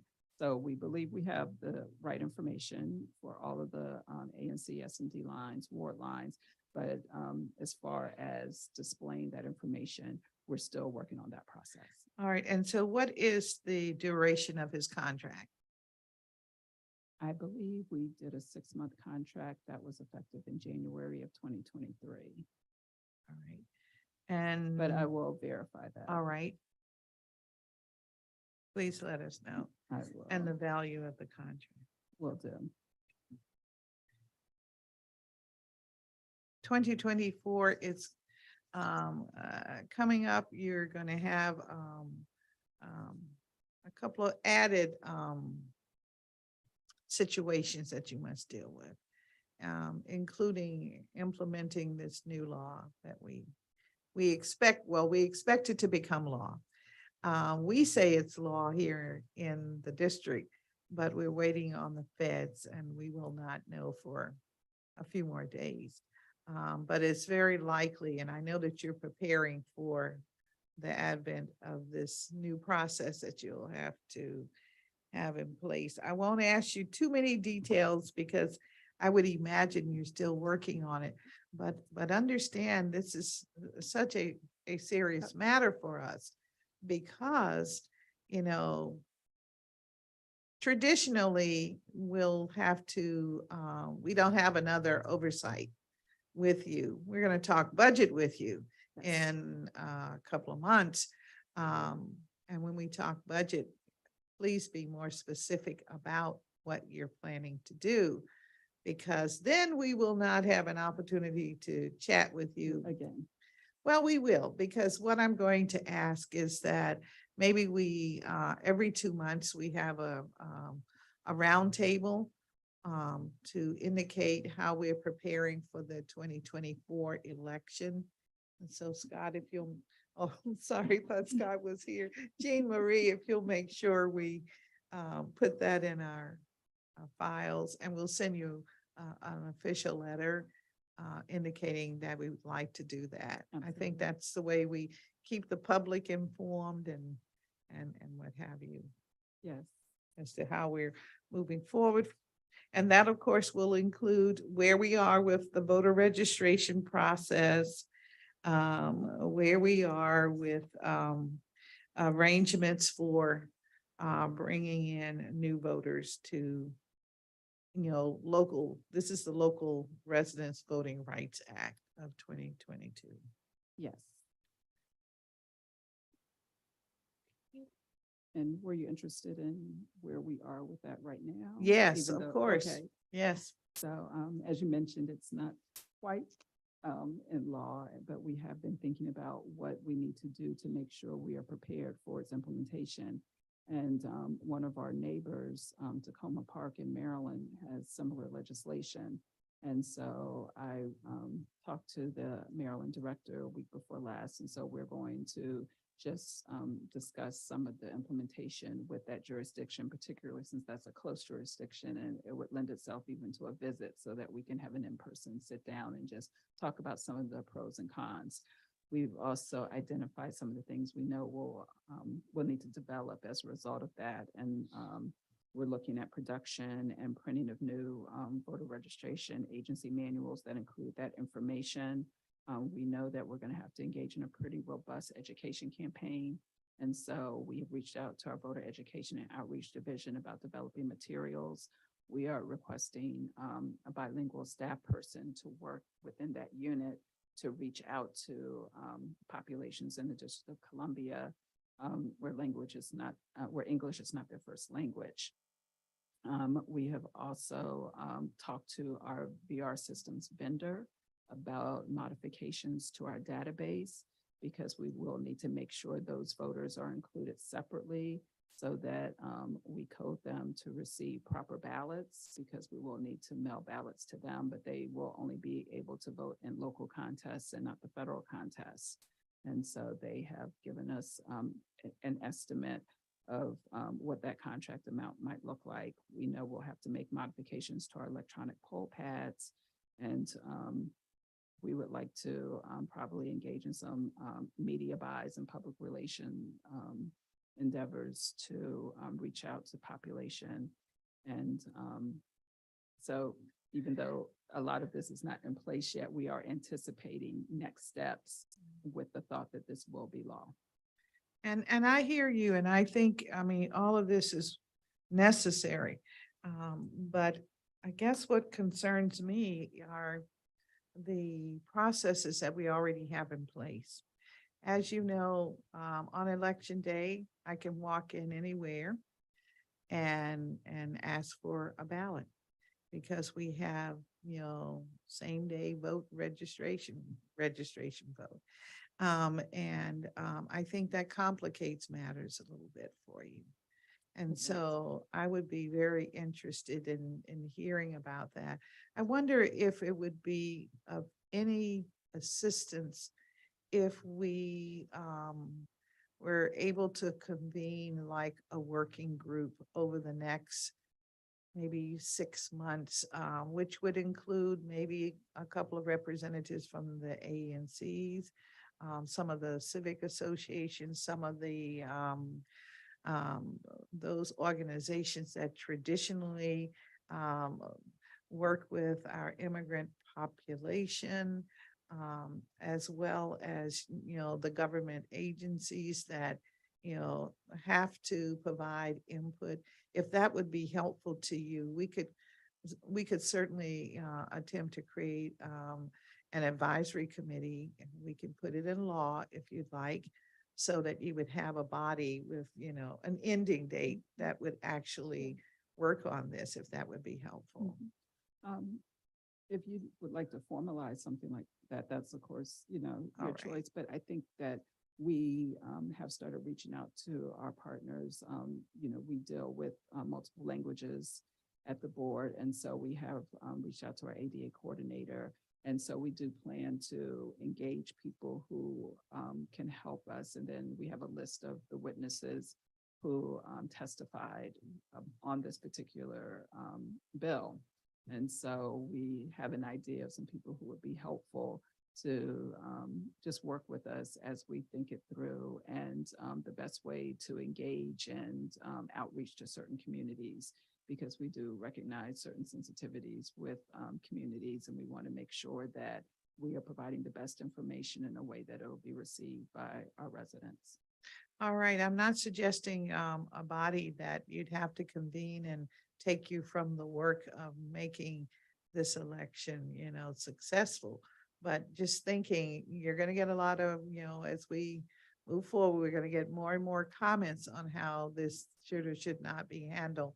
So I wanted to maybe think about how we, We always solidify it. Yes, and as I mentioned, resources are an issue. So if Yes, you have a way yeah, that yeah. we can tap into the knowledge of others and not Yeah. reinvent the wheel, we are happy to accept right. that assistance. So I therefore assume you're thinking about the need for additional FTEs. Okay, and so you'll talk with me about that Yes. at the appropriate time. You can also send me something or just chat with me as to what that looks like. As you know, we had the financial report yesterday that was released. Looks like we're okay for 2024, but you know, you never know because we don't know where, you know, what the real numbers will be ultimately. Absolutely. And now that you're serving as our oversight chairperson, I will forward the fiscal impact statements that we prepared for all of these pieces of legislation. So you have that. Thank you. Thank you very, very much.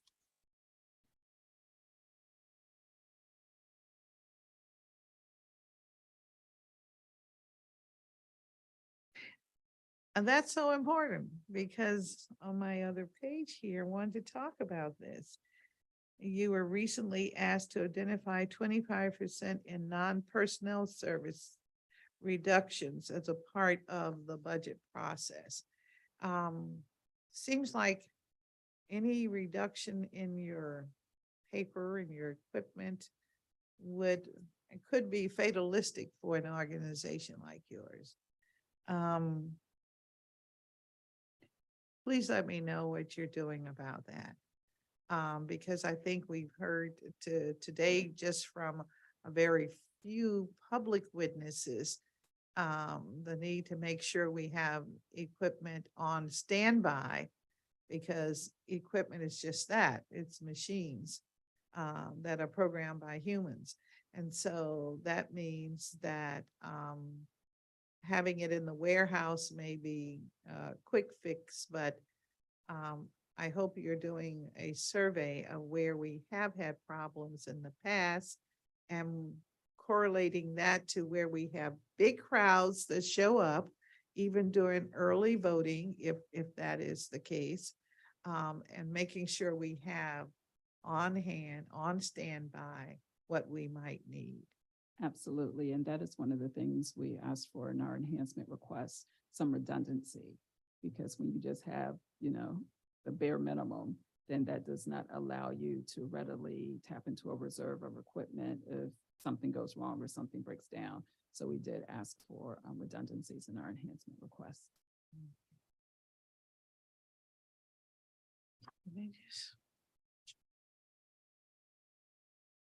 Just bear with me 1 minute. I want to make sure I get as much Oh, of please this take your in. time.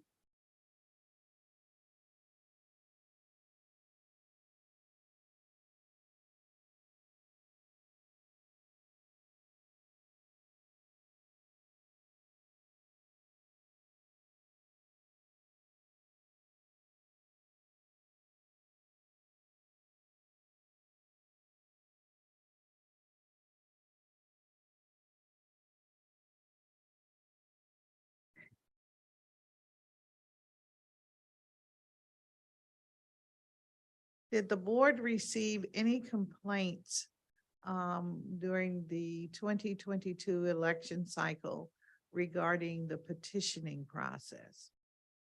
And if so, can you highlight what some of those might have been, most prevalent ones? We did, and I don't know if we want to. What in particular about the petitioning process? I don't know. You Just in general. tell me. Just some complaints I know we received about the process. Some new time or first time candidates said they did not appreciate the fact that it's to their benefit to get more signatures than needed because they said they didn't fully understand the challenge process. And so the fact that they got the, you know, just over the threshold, they thought that was the requirement, not fully appreciating and understanding that a challenge could actually cause some of the signatures to be invalid. So I guess that was one Okay. complaint we received about. Right, and I know, thought you were talking about formal complaints that were yeah, filed I was as opposed to- speaking of formal. Oh, I'm making my- the assumption you got some formal complaints about the process, or, and, you know, I was kicked off the ballot because, and I, like you said, and I didn't know, I mean, I'm assuming that there were some formal. Well, during the course of the ballot access process, when people file nominating petitions, and they don't necessarily adhere to all of the regulations and all of the guidance provided, we have, you know, ballot access training sessions. We have very clear instructions on the proper way to collect signatures and to file signatures, even instructing individuals to get way more than are needed because, you know, signatures can be found invalid for, and we also give everybody the regulations regarding the circulation process. And so, and, you know, people are upset when they don't achieve ballot access, but we're always able to point to instructions that were provided when they pick up petitions. They get the chapters pertaining to the number of signatures that are required, the format that the petition has to be in. And so they're aware of that information at the onset, but, you know. So And- when we provide them with the interpretation of the law as it relates to the number of petition signatures, are we very clear in the training materials that if you turn in 50 signatures, which is the requirement, and if any one of those is found invalid through the challenge period, then you will not be eligible. Your 50 goes down to whatever number. I mean, is that really, because I'm getting back to your point, Ms. Evans, because that seems to be what I'm hearing, you know, for the newbies, as I call it, the folk who are And the veterans perhaps as new. well. Yes. The it's not- veterans. Yes. And we do have informational sessions. We have brown bags that we, I think they're on Wednesdays. And we invite your newbies and your veteran candidates to come in, and we walk you through the process. You can ask as many questions, and we try to highlight some of the challenges that we have seen with submissions. And so that gives them an opportunity to ask questions. And we have a wonderful voter services staff, and they are very patient. And I always say they're our front line. They answer our phones. They deal with candidate filings, petitions. And we've heard time and time again, they will really work with candidates to ensure they understand what's required. And being asked to provide any additional information has never been a problem from any member of Okay. voter services. So you don't think we need to somehow indicate in law that when you submit the exact number, remember that, you know, that there's a challenge process. And so that exact number may be diminished, and therefore you will not be certified as a candidate. I would not say that's something that needs to be You're okay. fleshed out in law, but you know, I always believe in room for improvement. And so if we can do a better job of just making sure we are conveying that information and maybe doing an additional flyer, maybe just, you know, it's a lot of information. You, as an elected official, you know, the packet that, you know, candidates receive. And so there may be some things that we should highlight. Right.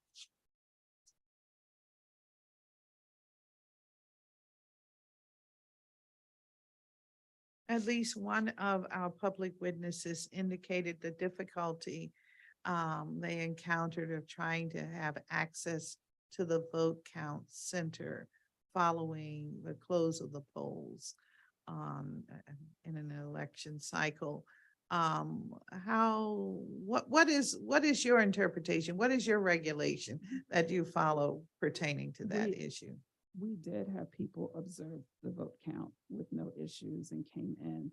The problem is after the election, we are counting mail ballots in our mail processing location. And so with the mail ballots, of course, the largest batch of mail ballots, if you will, is what we typically get from our ballot drop boxes on election day and in the mail on election day. And so once we have exhausted that huge amount, we're not processing around the clock. And so when individuals call and say, I'd like to observe your processing, there may not be processing at the time that they desire to come in.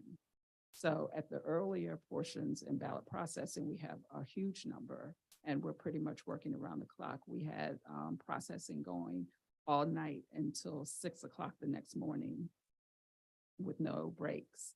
So, but once you get a little further along in that process, it's not as robust. And so we did have requests for people to come in and witness ballot processing when we weren't conducting any ballot processing, even though ballots were still coming in. It just wasn't a volume that we were paying temporary staff to come in. We, just to continue processing, we try to get batches of ballots. And we process each day, but not necessarily at all times each day. And that was one of the problems. So what are the regulations that you follow for once the polls close on election night and individuals want to witness the tabulation? I know tabulation starts earlier in the day, but just what are the regulations for a witness to the tabulation? Yes, we actually had observers, and we have a sign-in process, and people can come in and observe that process. We don't have restrictions as far as.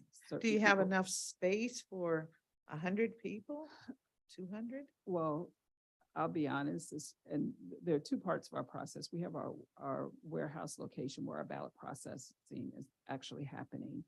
And it's not ideal space for anyone to work in. It is a traditional warehouse location. Do you have bathrooms there? We have 2 stalls for hundreds of temporary workers who may work during an election center. We have asked repeatedly for upgrades to that location or to be housed possibly in an operations center and not necessarily a warehouse.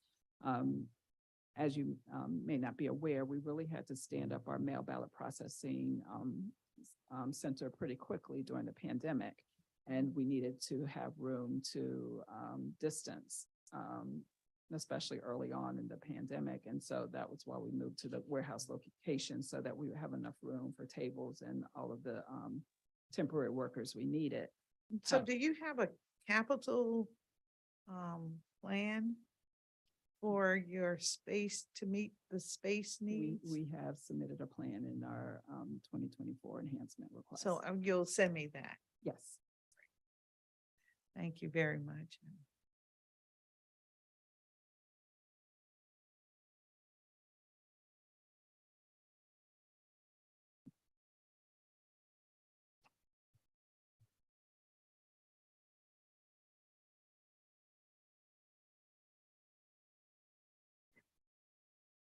The initiative process, the referendum process. Talk to us a little bit about that. So there was legislation that was passed a couple of years ago, which updated certain aspects of the initiative process. And we have most recently with Initiative 82 adhered to all of the requirements. We receive and publish a fiscal impact statement with respect to each initiative. We have a more formal partnership with the council and the office and Attorney General with respect to analyzing whether or not a proposed measure meets proper subject requirements. We adhere to all the publication requirements. Similar could you send me the basis for your analysis of whether or not a referendum meets a referendum? Well, so yes, a yeah. proper subject. Okay, yes. But basically it can't be a law appropriating funds. it can't negate a budgetary act of the council. It can't violate human rights laws. Yeah, so there's a set of criteria that an initiative, a proposed measure must adhere to in order to be deemed a proper subject. Can't violate the DC Home Rule Act or the Constitution. So there are several, criteria. And so we do an analysis.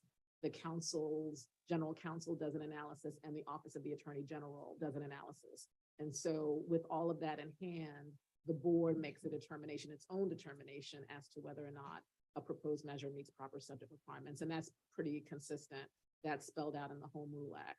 And so, we just make sure that it meets those requirements. And then there are publication requirements, but we have, been adhering to those updated requirements and had the opportunity to Use your mic, oh, please. I'm sorry. Yes, thank you. And now we're live and I'm messing up. Yes, yes, you are. So, so we, with respect to Initiative 82, didn't have any complaints about the processing of the measure out.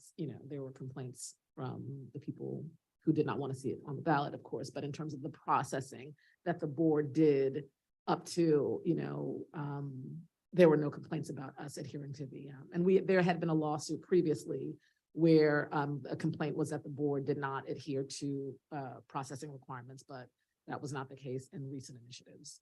And so it's been a really good process in terms of partnering with the council and the OIG and getting timely responses from those entities in terms of proper subject requirements and getting the fiscal impact statement that we are required to get and publish those and publish the text of the measure in newspapers. Some things changed, some things didn't, but the updated requirements we've adhered to and have processes to allow us to make sure that we're in compliance with that.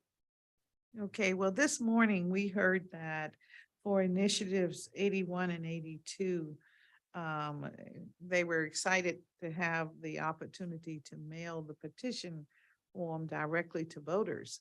And unfortunately, so many of these petitions went wherever because they were undeliverable. And just wondered, how do we help the public that wants to do initiatives, wants to do referendums, as an example, utilize the services of the board and the information that the board has, and know that there's going to be a number of records that will not be deliverable because of what we discussed earlier. The fact that transients, students, in other words, the registration rolls are not as accurate as we would like them to be. And it sounds like it might be almost impossible to have accurate rolls, given that, people move around.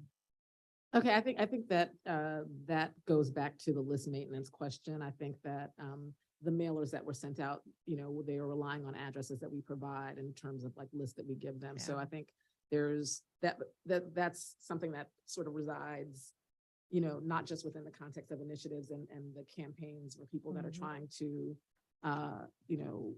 use this process where they can mail petition sheets to voters for their signatures. So that's, and we've been spending a great deal of time, not here today, but of course, like just talking about like list maintenance and how we can, ahead of the, next election cycle, not leave anything on the table in terms of like options that are available to us to improve the accuracy of the voter list. And, the director mentioned that we are in the process of solidifying a contract with Experian where we would be able to use their credit header data to help us refine our list. It's a process that has worked well out in at least, Orange County, California, where the director had the opportunity to visit last year. And we talked to their previous director of elections about just the success that that county has had. And it's a fairly large county, the success that they've had in terms of like using the credit header data to improve their list. So we're looking at federal law and our local law as sort of a floor to the resources that we can use and to create a situation where we're not having the issues that we are having with our list. And, you know, one of the things that has been mentioned is how the district is so much worse off than other people, but, you know, and one individual cited the office of the DC auditor, but that report talks about how list maintenance is a problem across the country. The district is not alone in its struggles with list maintenance, but we are, it's a priority for us, and we will, you know, be working really hard ahead of this next cycle to see what we're can do internally and with other partners that we're working with. And that includes other jurisdictions, that includes Eric, that includes Steve, to just ensure that we are doing everything that we can to enhance the quality of our voter rolls. And the one thing I just want to assure you, we take this matter very seriously. And it is a problem, and it's something that we are addressing. And part of that is an education campaign with the public, because when we send that first mailer and it's delivered and you don't return it, for instance, we have people who said, I got a ballot for someone who doesn't live here. But if that ballot isn't returned to us, then we're under the assumption the ballot was delivered to a proper voter. And so, and even with our postcard mailers that we send, and they get them and they toss them, or they, you know, throw them away and don't respond, if we're not getting the information back, then we can't make adjustments based on that. So that is something that we do want to do. You know, if you get a mailer that looks like this, please return it to the board. That would help significantly if the public understands what they can do with election mail they receive instead of just tossing it, which is often the case when we talk to individuals. So that is a huge component, just making sure we properly educate people. We're also looking at what we can do internally and look at where we have duplicates in our system. Speak a little louder. And where we have duplicates And in our system. So that's something else that we're looking at, the whole duplicate process as well. So there are a number of things we are looking at and will continue to look at, and always looking at other jurisdictions and best practices so that we can make sure we are doing the best we can. As you mentioned, we'll never have a 100% perfect voter roll, because as soon as one person moves, that voter information is no longer completely accurate. But we are looking at measures to make improvements. But because of the nature and the uniqueness of DC, we do realize that we have some challenges that other jurisdictions do not have.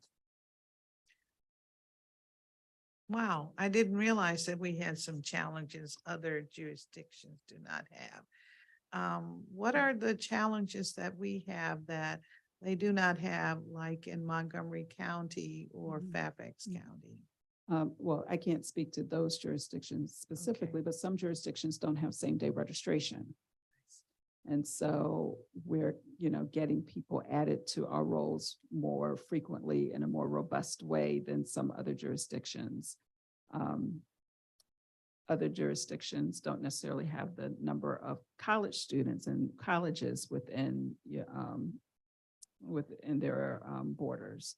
And so the fact that we have so many colleges and so many college students who just aren't living on campus, but are living throughout the District of Columbia, that tends to be a problem. And then with District of Columbia being the seat of federal government and federal workers, and changing administrations every 2 years, we have a lot of people in Congress and their staff members who are moving, and people are constantly moving throughout the DMV, Maryland, Virginia, DC.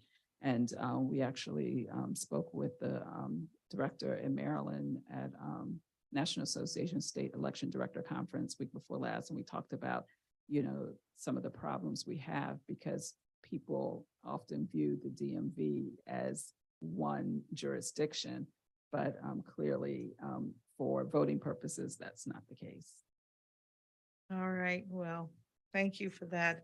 I guess I should speak with COG and have COG to convene a interjurisdictional session to talk about voter registration, because I can see how individuals would see it from that perspective, you know. And we're very much open to continuing dialogue and conversation. You know, we don't by any means say that we have all of the answers. That's why we're, you know, reaching out to other jurisdictions and visiting other offices and seeing what they do so that we can identify additional best practices that we can implement. And Councilmember Bonds, we are technically scheduled to present before MCOG a week from today. Myself, Ricky Keach from Loudoun County, and Allie Sue McLaughlin, who formed the Election Officials Technical Committee for MCOG. I'm not sure if that's still going to go down or happen, but we are tentatively scheduled to present before MCOG on a week from today. Okay. Sounds like, About the 2022 election cycle. So right. So we I can could focus prepare for the on- 2024. Yes. Exactly. That's always on our minds. Well, much of the information that we received as it relates to your agency from the public has to do with the voter rolls, and you're very much aware. I'm pretty sure heard some of the testimony. Just wanted to make sure that we are on top of that as much as we can be as we move into this new election.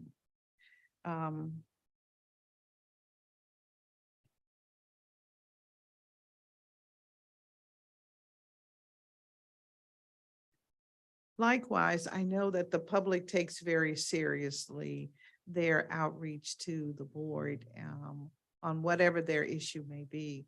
And the expectation is that they will get a response in a timely fashion.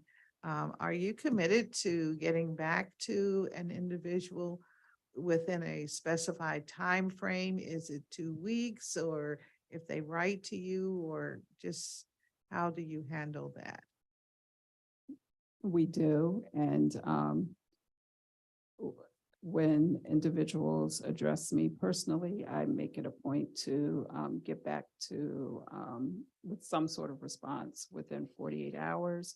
However, that does not necessarily mean all of the information is available, because some of the requests we get are not just a simple answer, but they want details.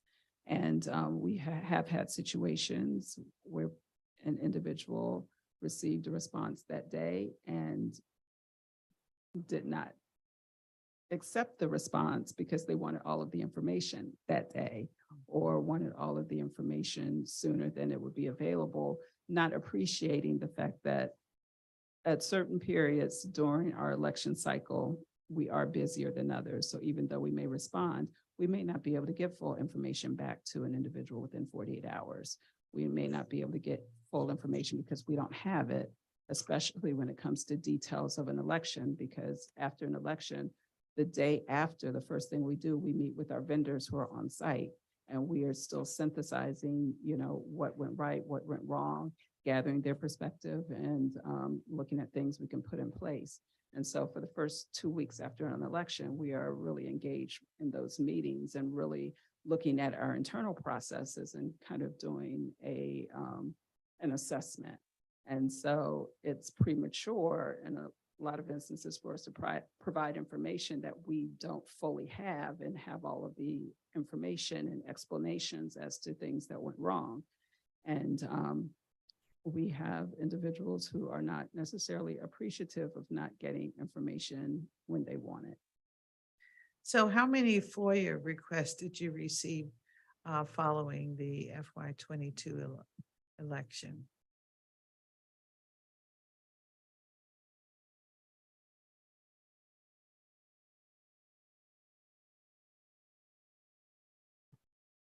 And I think it's probably broken down in terms of fiscal years and fiscal year dates. I'm not Yes. sure that we necessarily have it, but we can determine whether or not we can break that out information.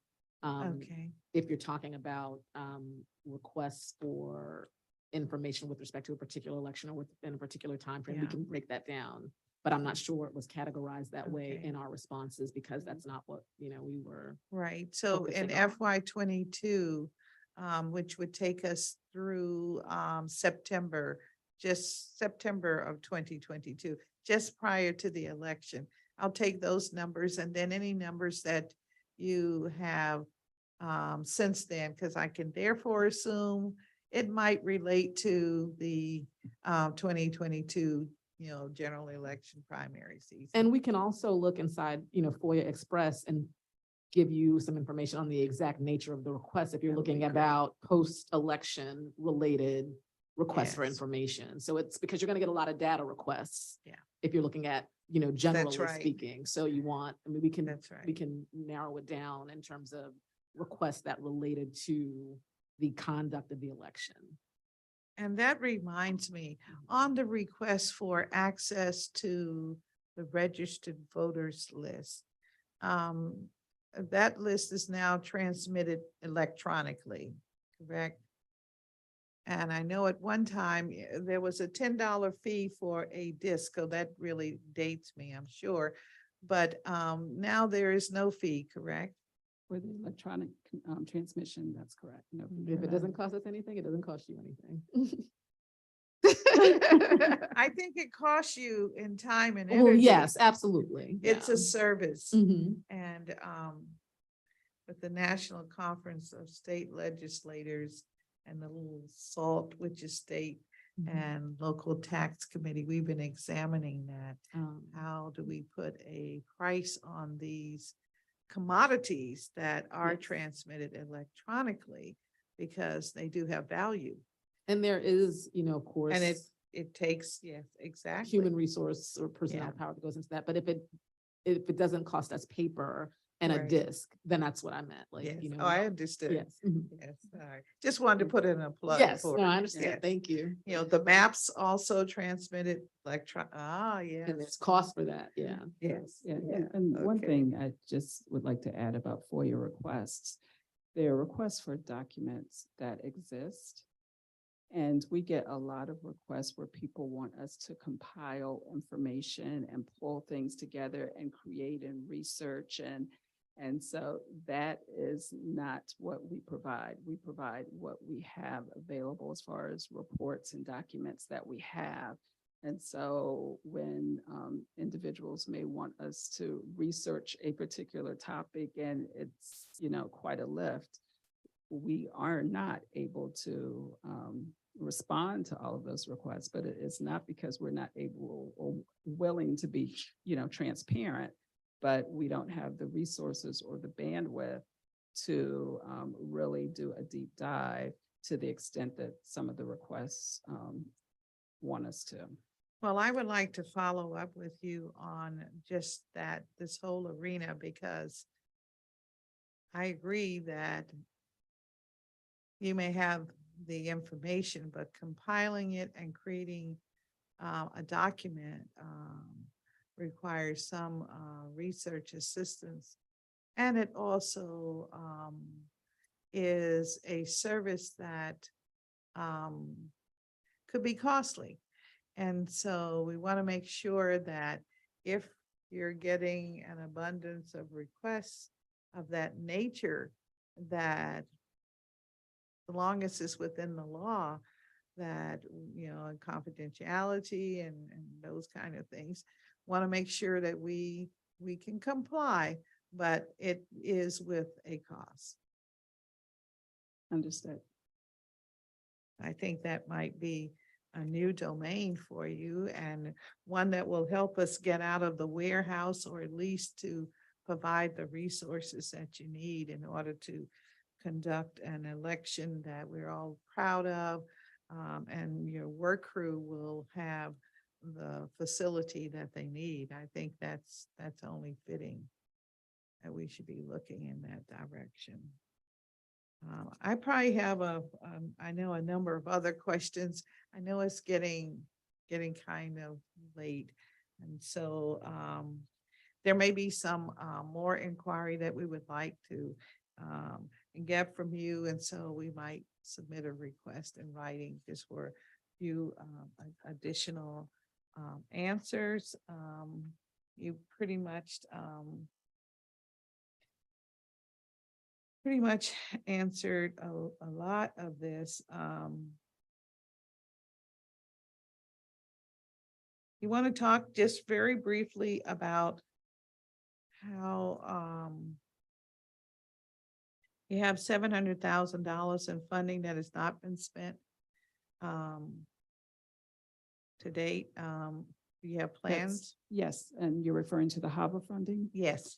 Yes, and we actually have plans. We don't have the funding codes. And so that's the reason that money is sitting This is there. your reference. You mentioned Yes, funding so as soon codes. as we get the funding codes, we plan to obligate. We've already identified where that money will be spent. So we're not sitting on it. We're just waiting to get those codes so that we can. And the codes come from the CFO's office or some other? Yes, I believe it's OFRM, if I'm Okay, not mistaken. yeah. But very busy office, so we're patient. Okay. We'll do an inquiry as to the delay so that you can get busy. So this 700,000 would be spent in what kind of services? We have some temporary payments, temporary worker payments. Gotcha. Some Okay. equipment, some communications expenses. Okay. So a number of categories and payments from the 2022 general election that happened in FY23. And so we would like to cover those costs with that $700,000. Okay. Can you talk a little bit about your key performance indicators and how you're doing with meeting those demands? So we mainly look at our voter services division as they are the hub of the agency. And we look at a lot of our KPIs have to do with like list maintenance and the extent to which we are removing voters from the rolls that should be removed. So they involve, they involve how many individuals we register online through our platform, which has been substituted for a mobile app and is working, I think, better than the mobile app. But we look at we previously looked at the number of incarcerated voters that we were removing, but we don't do that anymore because of Restore the Vote. So that's been removed as a KPI. We look at deceased voters who have moved out of the state. So just tracking list maintenance elements to make sure that, how many individuals that are not supposed to be on our rolls are being removed from the rolls. We look at poll worker performance because we have an election every fiscal year. So we look at the performance of our poll workers, whether they open on time, whether they are able to transmit, since we modem our results back to our facility for tabulation. The extent to which we are able to do that, how many polling places or vote centers don't do that. And we use those to sort of like do analysis on how our poll workers, because it's voter registration, it's election administration, how effective are we in both of those areas? And so that's what we base our KPIs on.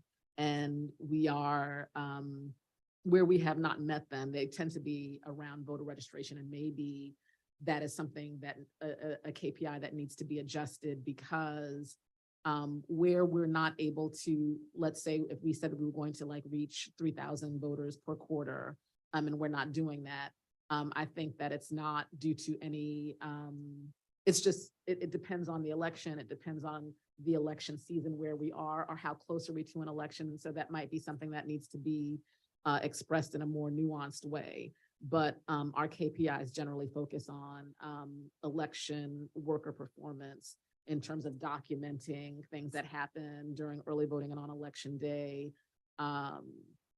poll worker training, and then, like I said, the voter services component and the extent to which we're hitting our list maintenance marks. Okay, you mentioned registration, and I thought I heard you say that your goal is 3,000 new residents per quarter. Is I that, think that's. is that what you're? We've said, but Okay.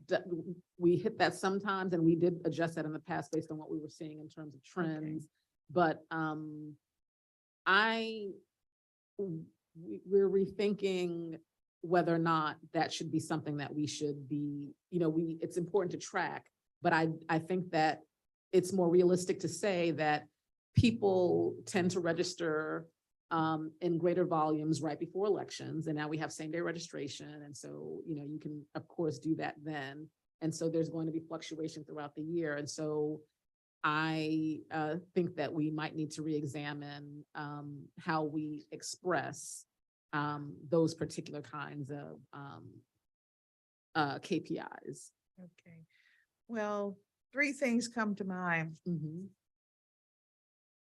One, you have a registration of 506,000. And there are, we'll say 700,000 of us. Again, at least 200,000 are young people, not eligible, babies and, 12-year-olds and what have you. So where are you going to get these 3,000? Are we growing each month population? If so, the Census Bureau isn't capturing it. I'm just trying to understand, this goal and how it relates to what we're really seeing. Or are we 600,000 adults and only 100,000 kids, young people? And now I'm really confused because the data that census data doesn't show that. It doesn't show that we. Well, I mean, when we're not hitting it, we're not missing it by much. So there's something there in terms of the numbers that we're saying, we're seeing in terms of like registration. And it's been adjusted because we said, okay, well, we were hitting like 4,000, but now, so, I mean, but again, for the reasons that you've mentioned, it might be worth considering or reconsidering how we determine how effective we are in terms of what our mission is. Because that's the whole point of, these KPIs. And so, like I said, we probably should reconsider at least that particular one, but it's helpful to track because we find out how voters, and I think the more helpful one is like, how do people choose to register? Like we know a lot of people, most people register through the DMV, and then probably next,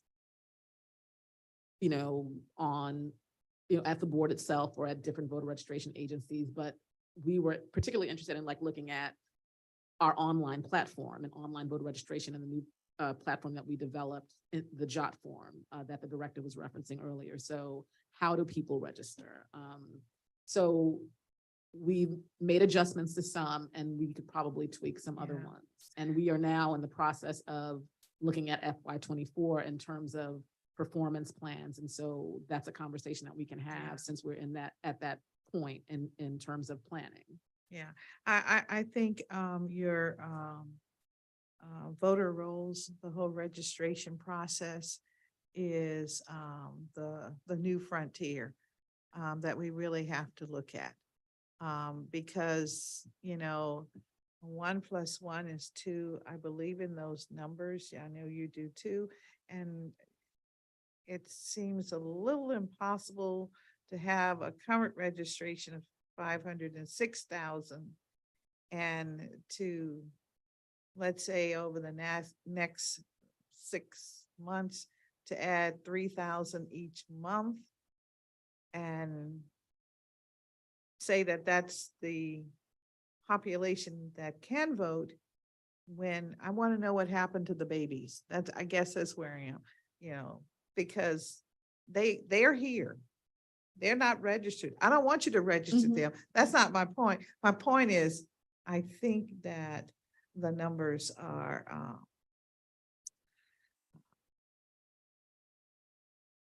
how do I put it? Enlarged. I'll just call it enlarged as far as what we have as a universe. And that might be an answer to why we have 200,000 that are participants as opposed to 500,000, which would be 100%. So that's where I'm coming from, trying to understand those numbers. So I appreciate your indulgence. I just thought I would ask about that. All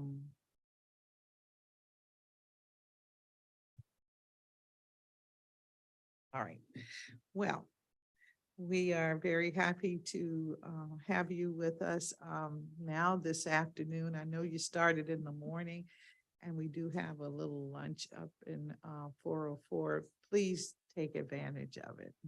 And thank you very, very much for your testimony. Thank you for your time. And you will see that we do a lot more than just work on election day. So you can very acutely see all of the things we're engaged in during an off-election cycle and leading up to an election. So we're pretty busy, as you can see, just from the list we've discussed today. Yes, definitely, definitely. Thank you very much for your time today. Thank you. We will pause now for about 15 minutes and take a break, and we'll be back at it at about 15 after 2. Thank you.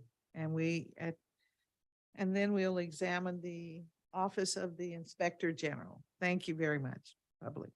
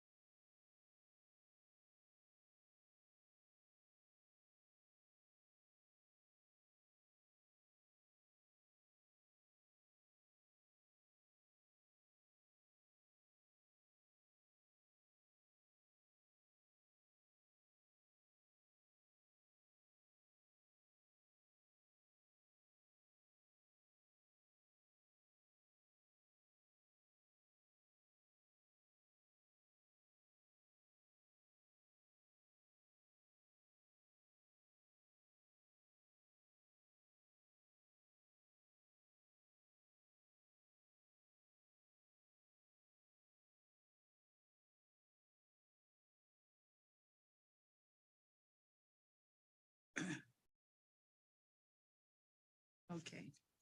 All right. Thank you very much. Well, now we will turn to the Office of the Inspector General.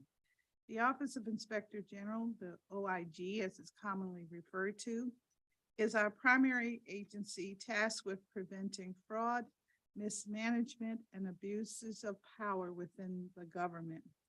The OIG is the only local agency that can investigate all aspects of our government. The OIG independently audits, inspects, and investigates matters pertaining to the District of Columbia government in order to do 5 different things. 1, prevent and detect corruption, mismanagement, waste, fraud, and abuse. 2, promote economy, efficiency, effectiveness, and accountability. 3, inform stakeholders about issues related to the district and programs and operations.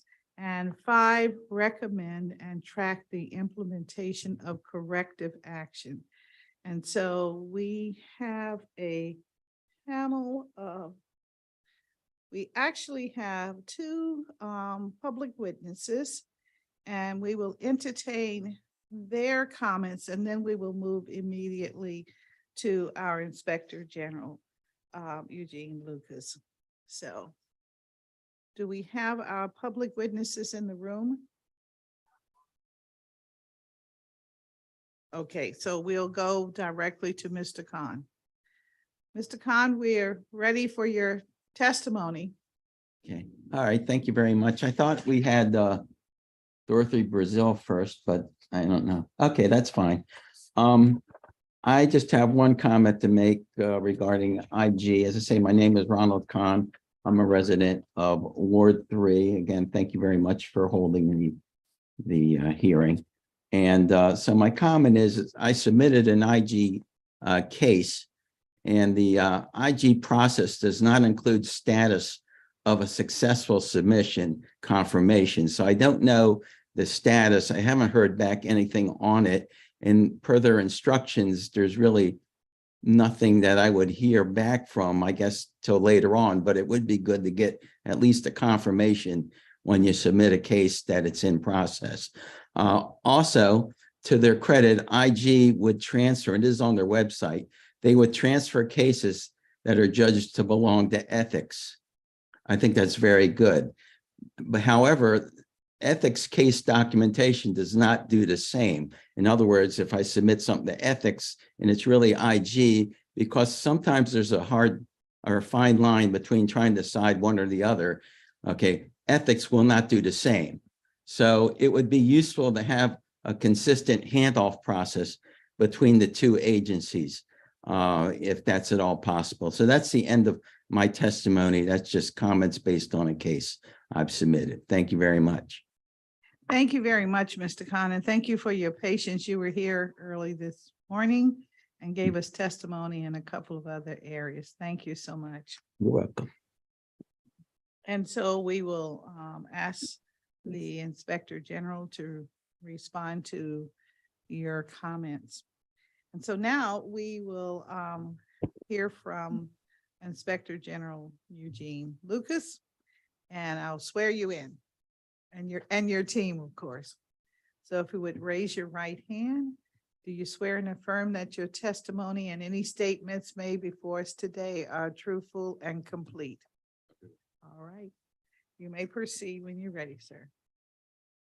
Good afternoon, Chairperson Bonds and members of the committee. I'm Daniel W. Lucas, Inspector General for the District of Columbia.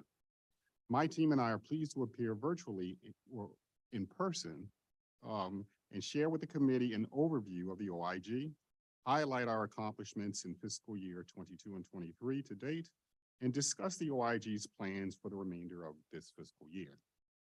First and foremost, I want to give special thanks to the OIG staff, who are tireless in their pursuit to improve the programs and operations of the district government. The successes I discussed today are only possible because of their dedication to improving the district and supporting the residents it serves. Before I discuss the OIG's 22 performance, I would like to refresh the committee and the public on the OIG's mission. Specifically, the OIG conducts independent financial and performance audits, inspections, evaluations, and investigations of district government operations. We keep the mayor, council, and district government department and agency heads fully and currently informed about problems and deficiencies and the necessity for and progress of corrective actions. We report expeditiously to the U.S. Attorney when we believe there has been a violation of federal or district law, and we provide leadership, coordinate, and recommend policies to promote economy, efficiency, and effectiveness, and to prevent and detect corruption, mismanagement, waste, fraud, and abuse in district government programs and operations. In total, the OIG's oversight ambit includes the district's $20 billion gross budget, 40,000 employees, $10.9 billion capital budget, and 140 plus district agencies, which collectively execute over 1,400 programs and activities, all done to serve the district's 700,000 residents and businesses.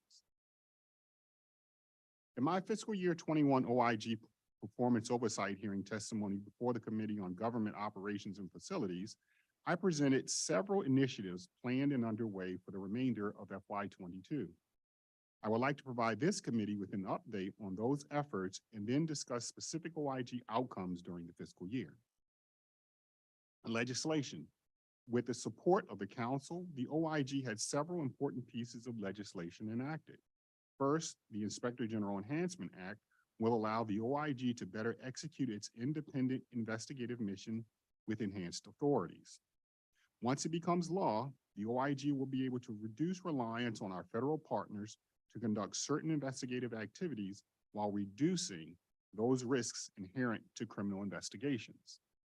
Second, the Comprehensive Policing and Justice Reform Amendment Act of 2021 adds the OIG criminal investigators as personnel subject to certain use of force requirements and subjects our office to the oversight provided by both the Office of Police Complaints and the Deputy Auditor for Public Safety.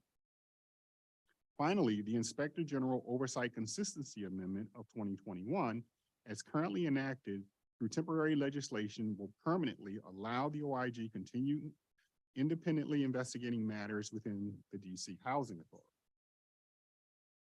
Improving OIG effectiveness and efficiency. Last year, I also discussed district agencies' reluctance to respond to OIG requests, which ultimately delays the delivery of our oversight work. Unfortunately, the OIG could not get legislation to address this issue introduced before the end of Council Period 24. I look forward to working with this committee to consider legislation that bolsters my office's full and prompt access to district information. Recruitment and filling vacancies. We've been filling our vacancies with qualified personnel who meet the OIG's specialized skills and education requirements to execute the OIG's oversight mission. In FY22, we developed a human capital strategic plan to help guide our efforts to engage the entirety of the OIG's human capital lifecycle, including recruitment. I am pleased to report that we have reduced the number of our vacancies during FY22. During this FY, we will continue our efforts to recruit the best candidates. Pandemic Oversight Program. Starting in FY22, the OIG received incremental resources to provide oversight of the district's federal pandemic appropriations. In FY22 and 23, we have worked to fill term positions and have been engaged in various oversight activities. Our POP work will continue through FY26 when these resources are set to expire. During FY23, we will look to enhance our pandemic oversight scope to include planned resources provided through the Infrastructure Investment and Jobs Act. Office relocation. Although I previously testified that we would reconstitute our in-person operations in our new office during the summer of 2022, our milestones have shifted due to a nationwide shortage of materials and equipment. Currently, the OIG business management team is working with the Department of General Services to address remaining items before we can take delivery of our new office space. I'm confident that we will reconstitute in-person operations at our new location later this summer. OIG peer review. In FY22, the OIG underwent a peer review of its audit unit, inspections and evaluations unit, and investigations unit. By law, the OIG is required to adhere to standards promulgated by the U.S. Government Accountability Office, or GAO, and the Council of Inspectors General in Integrity and Efficiency, or CIGI. The peer review team evaluated the OIG's compliance with GAO and CIGI standards, both in our practices and outputs, and concluded that the OIG met all current and applicable standards. A copy of the peer review opinion is included as attachment T to our FY22 pre-hearing responses and available on the OIG's website. Additionally, the OIG's Medicaid Fraud Control Unit, or MFUCU, underwent an on-site review by the U.S. Department of Health and Human Services Office of Inspector General. We expect the results of the review to be finalized in FY23, which will be made publicly available. Beyond these OIG-wide FY22 efforts, I would like to discuss specific outputs of the OIG's 5 operational units: the Risk Assessment and Future Planning Group, Audit, Inspections and Evaluations, Investigations in the Medicaid Fraud Control Unit, all of which are supported by the OIG's enabling functions that include the Office of General Counsel, Business Management, the Executive Secretariat, Quality Management, and External Affairs. Risk Assessment and Future Planning. Risk, we call it RAFP.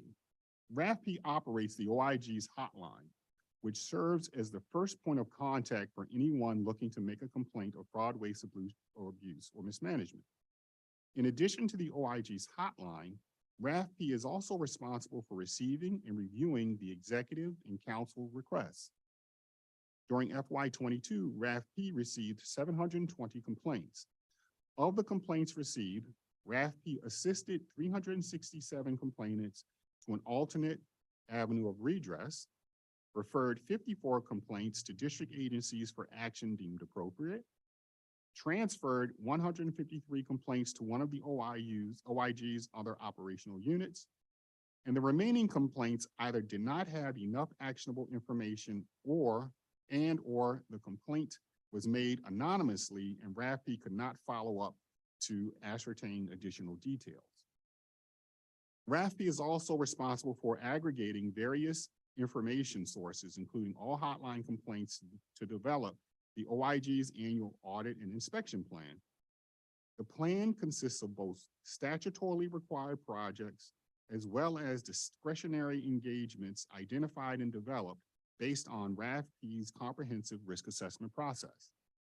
In addition to engagements the OIG intends to initiate during the upcoming fiscal year, our FY23 audit and inspection plan includes a list of high-risk areas. These high-risk areas reflect opportunities to strengthen internal controls within the specific district government programs and operations, or identify issues that may have a heightened vulnerability for fraud, waste, abuse, or mismanagement. In FY22, RAFP continued to bolster the OIG's overall data analytics capabilities. Using district data, RAFP was able to provide data analytics support on 34 OIG oversight engagements. As the district creates more and more data, RAFP's data analytics support on OIG engagements will grow accordingly. As I discuss later in my testimony, the OIG truly requires unfettered access to data in order to provide oversight of district programs and operations that are executed through IT systems and devices. The audit unit. The OIG's audit unit conducts proactive work through financial and performance audits.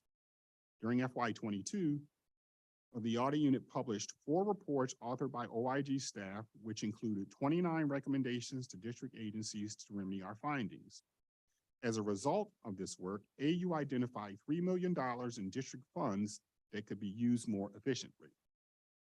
AU administered the OIG's triennial procurement risk assessment, which resulted in 3 reports and identified 14 high-risk areas within the district's procurement system. These reports include COVID-19 and Emergency Procurement Risk Assessment Report, Fiscal Year 22 Information Technology Capital Projects Procurement Risk Assessment Report, and Fiscal Year 22 Procurement Risk Assessment. The risk assessment reports were the subject of a public hearing before the Committee on Government Operations and Facilities on October 5th, 2022.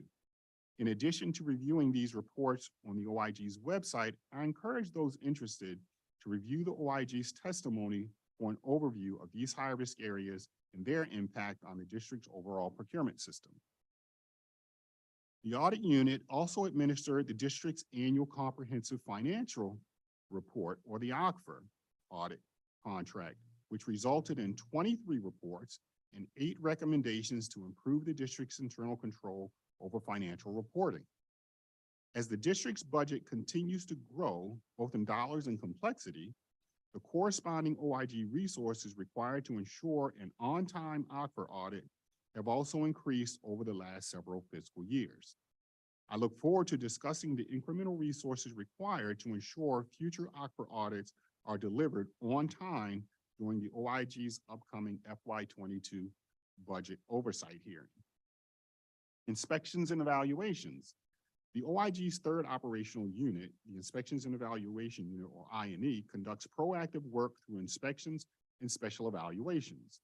During FY22, I&E published its report entitled Department of Human Resources Evaluation of the District of Columbia Family Rehousing and Stabilization Program.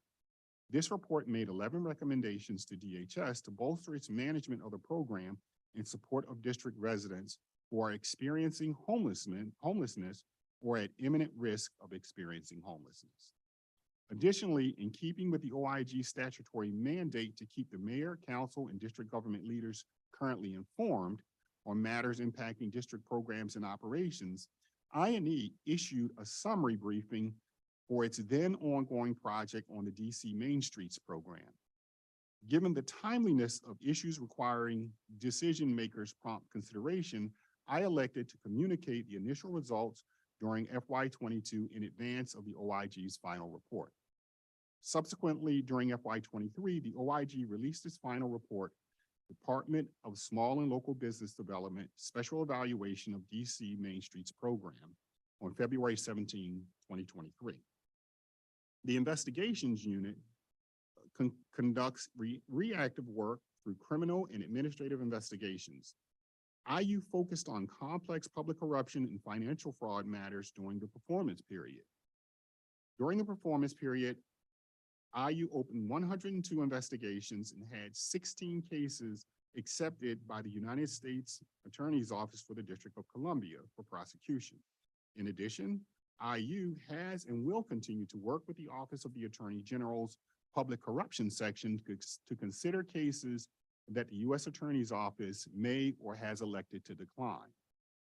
The outcome of IU's work resulted in the following: $319,000 in restitution orders and fines, $218,000 in referrals to the Office of the Attorney General for civil recoupment, and 7 criminal convictions, indictments, or charges. A significant outcome during FY22 included a former District of Columbia Fire or FEMS employee that was sentenced to 34 months in prison in order to pay a $61,250 forfeiture judgment and $257,680 in restitution for accepting bribes. In total, the district paid the company approximately $250,000 for goods never received. This outcome would not have been possible without FEM's leadership, who recognized the potential criminal misconduct and promptly referred the matter to my office, ensuring a successful criminal investigation. The Medicaid Fraud Control Unit. Finally, the OIG's Medicaid Fraud Control Unit is one of 53 MFUCUs that operate in individual states, the District of Columbia, Puerto Rico, and the U.S. Virgin Islands. The MFUCU receives a portion of its operating budget through a grant from HHS OIG. In other jurisdictions, a mafuku is located within an office of Inspector General. However, the district's mafuku is within the DC OIG. The OIG benefits from operating the district's mafuku as its mission complements the other OIG units. The mafuku conducts investigative work for two distinct categories of offenses. First, fraud committed against the district Medicaid program by healthcare providers, and second, physical and sexual abuse, criminal neglect, and financial exploitation of persons receiving Medicaid-funded services or residing in a Medicaid-funded healthcare facility. Like IU, the mafuku refers criminal cases to the U.S. Attorney's Office for Criminal Prosecution. Additionally, the mafuku's two attorney advisors are designated as Special Assistant United States Attorneys, or SAUSAs, who work with the U.S. Attorney's Office, DC Superior Court Major Crime Section to prosecute district Medicaid provider fraud, as well as Medicaid beneficiary abuse, neglect, and exploitation cases. Mafuku results during FY22 include opening 24 investigations concerning fraud committed against the district Medicaid program and opening 31 investigations concerning alleged abuse, neglect, or sexual assault committed against district Medicaid beneficiaries. The outcomes of mafuku's work resulted in $7.5 million in criminal and civil recoveries for the district and 10 criminal convictions, indictments, or charges. Two notable investigations highlighting the mafuku's investigative and prosecutorial mission include the following cases currently pending in the Superior Court of the District of Columbia. First, a former mental health and community residence facility director was indicted on 2 felony counts and 3 misdemeanor counts of financial exploitation of a vulnerable adult or elderly person. Court documents allege that the former director used the bank account of the resident, who was a 73-year-old veteran, to pay her utility and credit card bills. The former director is scheduled for sentencing later this year. Second, a former United Medical Center patient sitter, licensed as a certified nurse aide, was indicted on 3 felony counts: assault with a deadly weapon of a senior citizen, assault with significant bodily injury of a senior citizen, and criminal abuse of a vulnerable adult or elderly person with serious bodily injury or severe mental distress, and a misdemeanor count of criminal abuse of a vulnerable adult or elderly person. Court records allege that the former patient sitter was caught on videotape striking a 68-year-old man who has physical and cognitive impairments with a television or nurse call button, causing injury to his brain.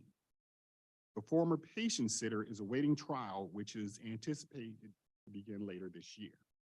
I look forward to providing the committee, the executive, and the public with the final outcomes of these cases.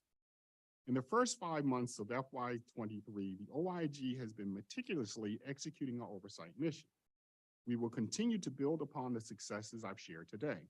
Notwithstanding ongoing and planned oversight engagements, the OIG will collectively focus our efforts on the following areas during the remainder of FY23. First, updating the OIG's criminal investigative operational framework. While OIG criminal investigators are not first responders to emergencies or crimes in progress like the Metropolitan Police Department sworn members, they do employ certain law enforcement authorities for the purposes of investigating alleged violations of federal and district laws pertaining to corruption, fraud, waste, abuse, and mismanagement. Given the recent legislative changes that I discussed earlier, the OIG must ensure that our law enforcement policies, processes, and procedures are updated accordingly. In addition, we must ensure OIG criminal investigators' training and tools reflect the updated requirements. Many of the pending changes to OIG authorities require consultation with the Metropolitan Police Department. We look forward to consulting with Chief Conti and his team to fully deploy the OIG's revised criminal investigation operational framework this year. Building an oversight community of practice. Later this fiscal year, the OIG will initiate its audit of the oversight of district programs. As discussed in the OIG's FY23 Audit and Inspection Plan, the objectives of this audit will be to identify all district organizations with oversight responsibilities, determine whether the organizations are providing oversight in accordance with district statutes, and determine whether the organizations have the necessary resources to conduct their oversight responsibilities. Armed with the results of this audit, the OIG will pivot to bolster its oversight of the community of practice within the district. The goals of this effort will be to enhance the district's collective oversight capacity by sharing best practices, providing training opportunities, and creating a venue for district agencies' oversight practitioners to synergize our collective responsibility to safeguard the district's finite resources. Ensuring OIG recommendations are implemented. Historically, the OIG has not been systematic in following up on our recommendations implementation. During fiscal year 22, the OIG worked with the Office of the Chief Technology Officer to develop a web-based tool to facilitate the OIG's recommendation follow-up process. This new process will ease the burden on district agencies and their personnel to provide periodic updates and allow for the identification of any implementation impediments. Additional legislative considerations. My office looks forward to working with the committee to consider potential legislation to improve the OIG's oversight abilities. First, there remain several statutory gaps between the OIG's independent criminal investigative mission and our corresponding law enforcement authorities. Notwithstanding the series of acts discussed at the start of my testimony, several provisions of Bill 24-0129 were not incorporated into the signed acts. First, an amendment to the OIG's enabling legislation that would deem OIG criminal investigators as law enforcement officers for all purposes under district law, unless explicitly excluded, was not included within DC Act 24-0727. While certain portions of the aforementioned acts do define OIG criminal investigators as law enforcement officers, it is only done so with respect to the application of the particular DC code section. Ensuring OIG criminal investigators' status as law enforcement officers for the purpose of investigating alleged corruption and fraud in district government programs and operations requires a clear and unambiguous definition within DC code. Additionally, the introduced version Bill 24-0119 included an amendment that would add OIG criminal investigators to the definition of law enforcement officers within the DC Code Title 23, Chapter 5, Warrants and Arrests. This amendment would remove any confusion between the OIG's authorities found in our enabling legislation and the authorities granted to other law enforcement officers within DC Code Title 23, Chapter 5, Subchapters 2, 4, and 5. Second, we are evaluating statutory improvements to enhance our access to district information, particularly IT systems and corresponding data sets. As the district continues to increase its reliance on information technology to conduct its business, the OIG must be able to leverage the resulting data in furtherance of its oversight mission. Third, the OIG is looking at statutorily required oversight engagements and the corresponding benefit provided to the district. By removing unnecessary or outdated requirements, the OIG will be able to redirect its resources to provide oversight of emergent and high-risk issues facing the district. In total, these statutory enhancements would greatly improve the effectiveness and impact of our oversight work. I look forward to working with the committee to consider these statutory improvements. In conclusion, Chairperson Bonds and members of the committee, I'd like to quote President Biden during his 2023 State of the Union address. The watchdogs are back. The OIG has and will continue to recover district taxpayer dollars through vigorous oversight. As the district looks toward the future, where resources might not be as plentiful, the OIG's oversight work has never been more important to ensure the safeguarding of our finite resources. Before I have the opportunity to answer the committee's questions, I'd like to again thank the dedicated OIG staff, as well as the executive and the council for their unwavering support of the OIG, and district agencies for their cooperation in furtherance of our collective responsibility to safeguard the district's finite resources. Again, I look forward to working with this committee to respond to its requests, advance the OIG's legislative considerations, and ensure we have the resourcing required to provide oversight of the entirety of the district programs and operations. This concludes my testimony, and I welcome the opportunity to answer your questions. Thank you very much, Mr. Lucas, for that strong testimony. If I didn't know better, I would say that one of the things that you are moving us forward on is you want to inspect more, and you want to make sure that we eliminate as much waste as we possibly can.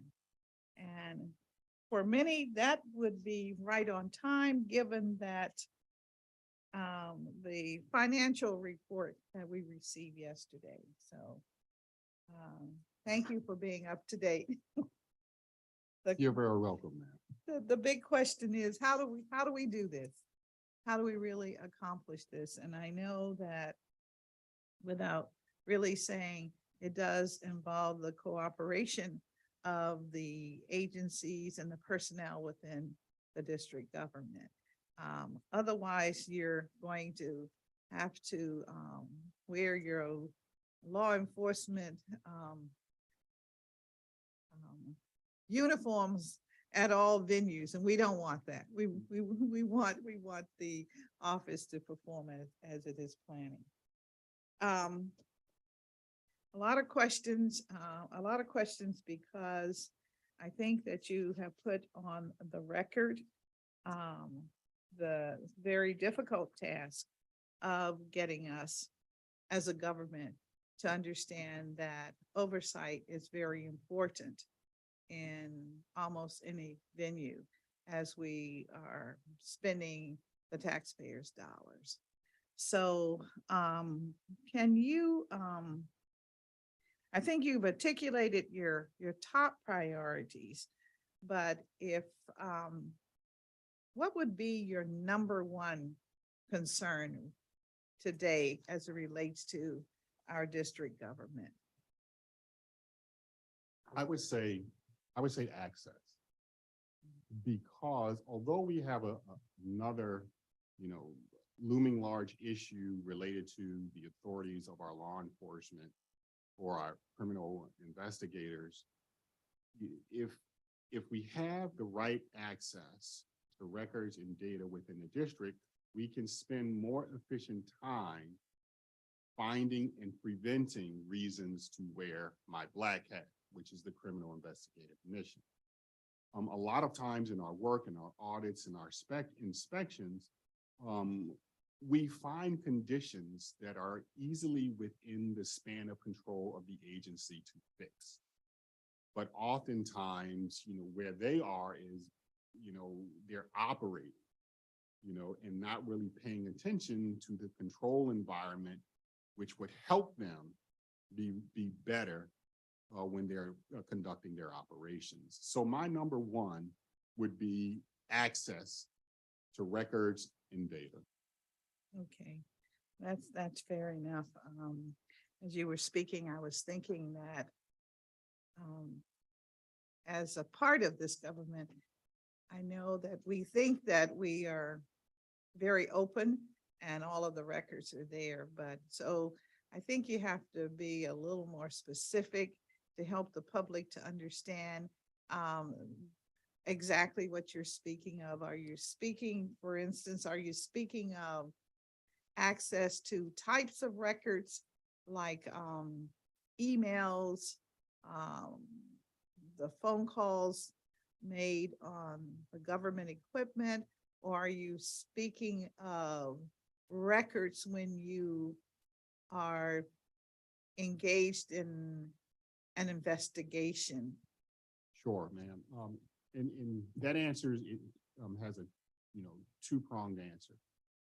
First, there is the access issue when we request something, receiving, timely records. If we're conducting an audit, we need certain records, to test conditions in an organization. But what we find is, the production, of those records, and these records, are typical records that an agency would use in its operation, contracting files and things like that. And then there is the data, that we're looking for. And what we're, wanting access to is typical data that an agency would use to manage its operations. For example, financial data or procurement data, data related to overtime, if we're studying overtime in the government. And that's all on the inspections and the audit side. As it relates to investigations, of course, they would be seeking, any record that they would need in furtherance of their investigation. And again, similarly, it may include financial records, procurement records, phone records, if you will. Not necessarily, text messages and things like that, although, that requires a warrant to get that information. But just generally, how often a person is using a phone, where they're using that phone. That's the kind of records that I'm speaking of.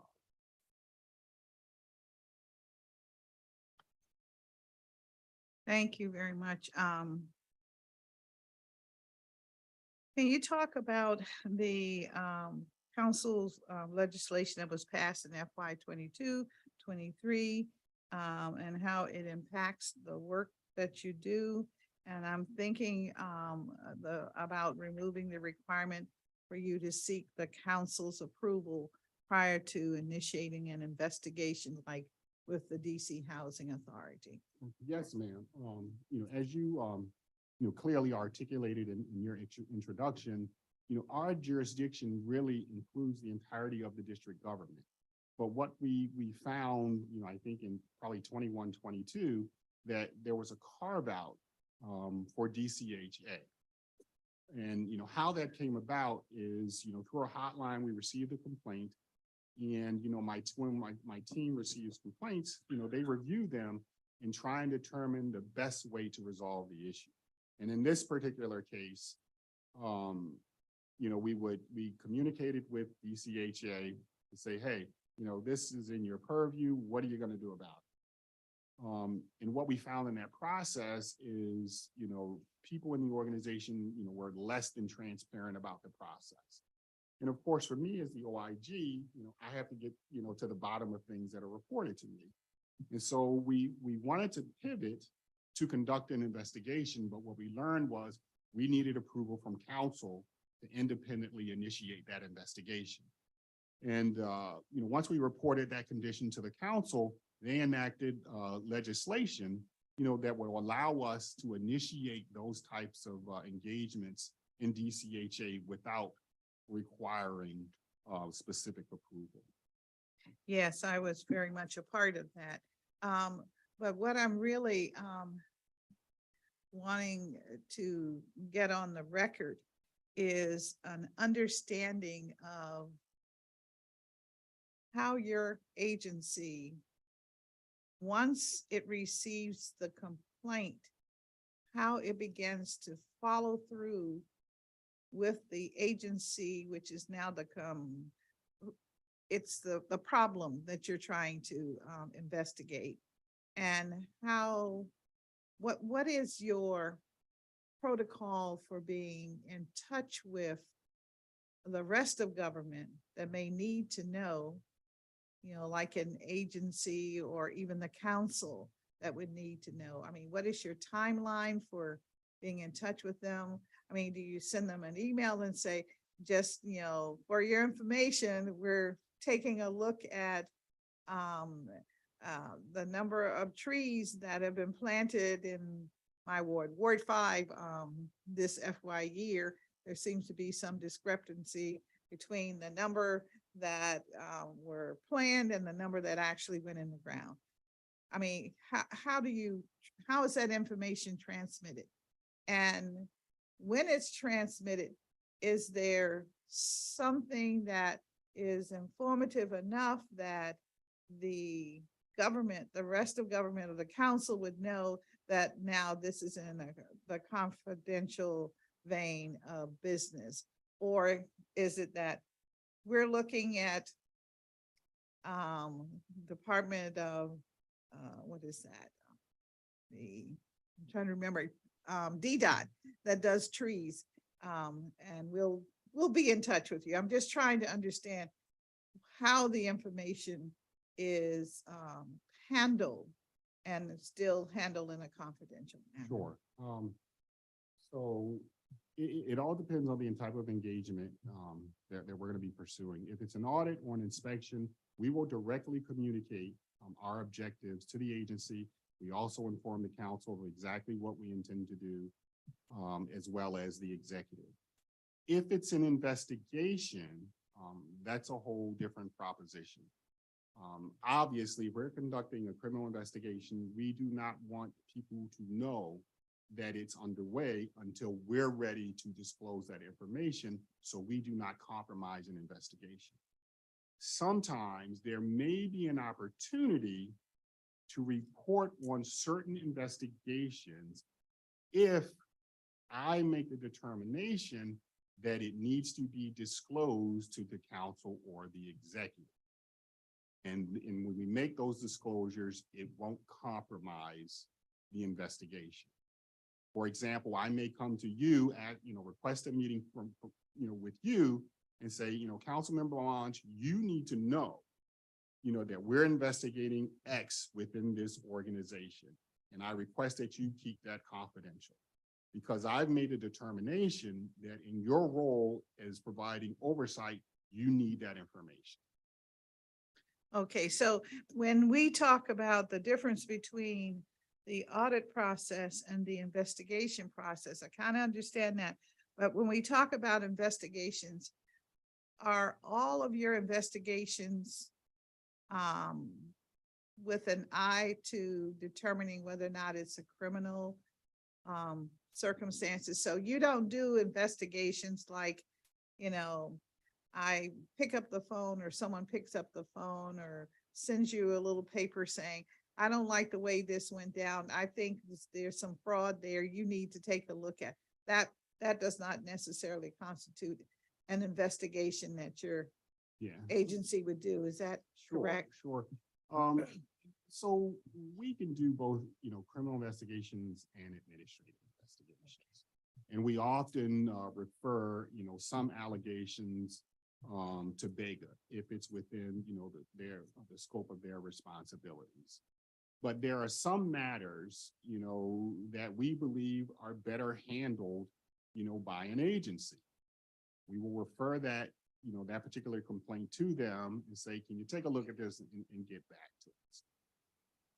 So there's a whole range of things that can occur, and we have to make decisions, okay, is this criminal? Yes, if it's criminal, we're going to pursue the criminal investigation. If it's not criminal, if it's administrative, we ask ourselves the question, is this better resolved at the agency, in the executive, or is this something, that we should pursue ourselves? So we have to make different decisions based on the issue at hand. All right. And so my takeaway from that is you will investigate, your agency investigates the criminal, alleged criminal behavior. If it is ethical concerns, you bump it over to BEGA. Yes, ma'am. And if it's administrative, you will do the investigation perhaps, but more so with the agency knowing that this might be something you want to look at. Yes, ma'am. Okay, Yes. I wanted that on the record because your agency is a real mystery in the government. And I want the public and I want the employees in this great government to understand just what's going to go down. Yeah. So if you're going to contact Mr. Lucas's shop, you have three options still. You can use your three options: the criminal, alleged criminal activity, the ethical concerns you have, and then even the administrative. And OIG will figure it out, sort it out, and move from there. Thank you very much, because there's been a real confusion as to where do I go with this and how do I go there and what have you. And now that I have oversight of the committee that has, well, I understand there are about 26,000 DC employees that are unionized. I want to make sure that we get the message out there to such a huge number of employees as to what the deal is. And I know they have their own little systems, but you're the bottom line for our government in total, and I want them to understand that. So I had to come down and come up, as opposed to, starting at the top and bringing all those, that language to it. Well, we got there. Okay, I just want to make sure. And I would add for the record, Councilmember Bonds, we're not really a mystery. There's this perception, of the OIG, that, if you're involved with the OIG, you're in trouble. That perception is out there. But I want, for the record, for the committee and the public to know, we're actually pretty approachable. We're nice folks, until, you do something wrong, you do something bad. So for the record, we're nice people. Well, thank you for that. And thank you for letting me call you Eugene when your name is Daniel. Okay. Just, it's a typo on the paper and you did not react. Yes, you took it in stride. So thank you very much for that. I wanted to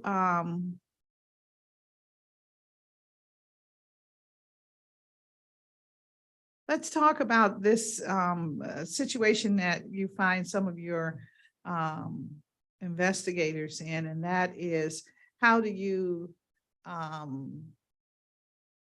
ultimately get all of the authorities that other investigative or law enforcement, elements in our government, in our community have, so that you can do your job? Are you proposing to carry lethal weapons, as an example?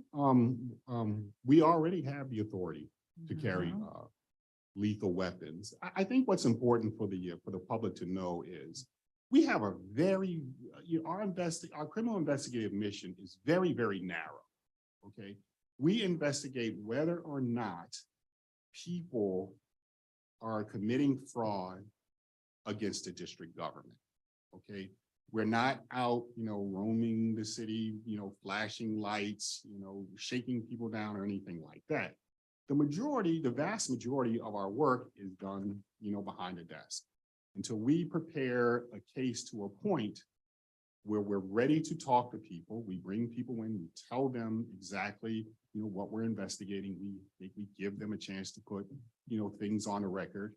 But, our criminal investigation mission, there is a process, that the investigation goes through, from determining that you have to conduct a criminal investigation, gathering data and records, interviewing people, determining if we believe a crime has occurred. If that is the case, we're required to report that to the U.S. Attorney's Office.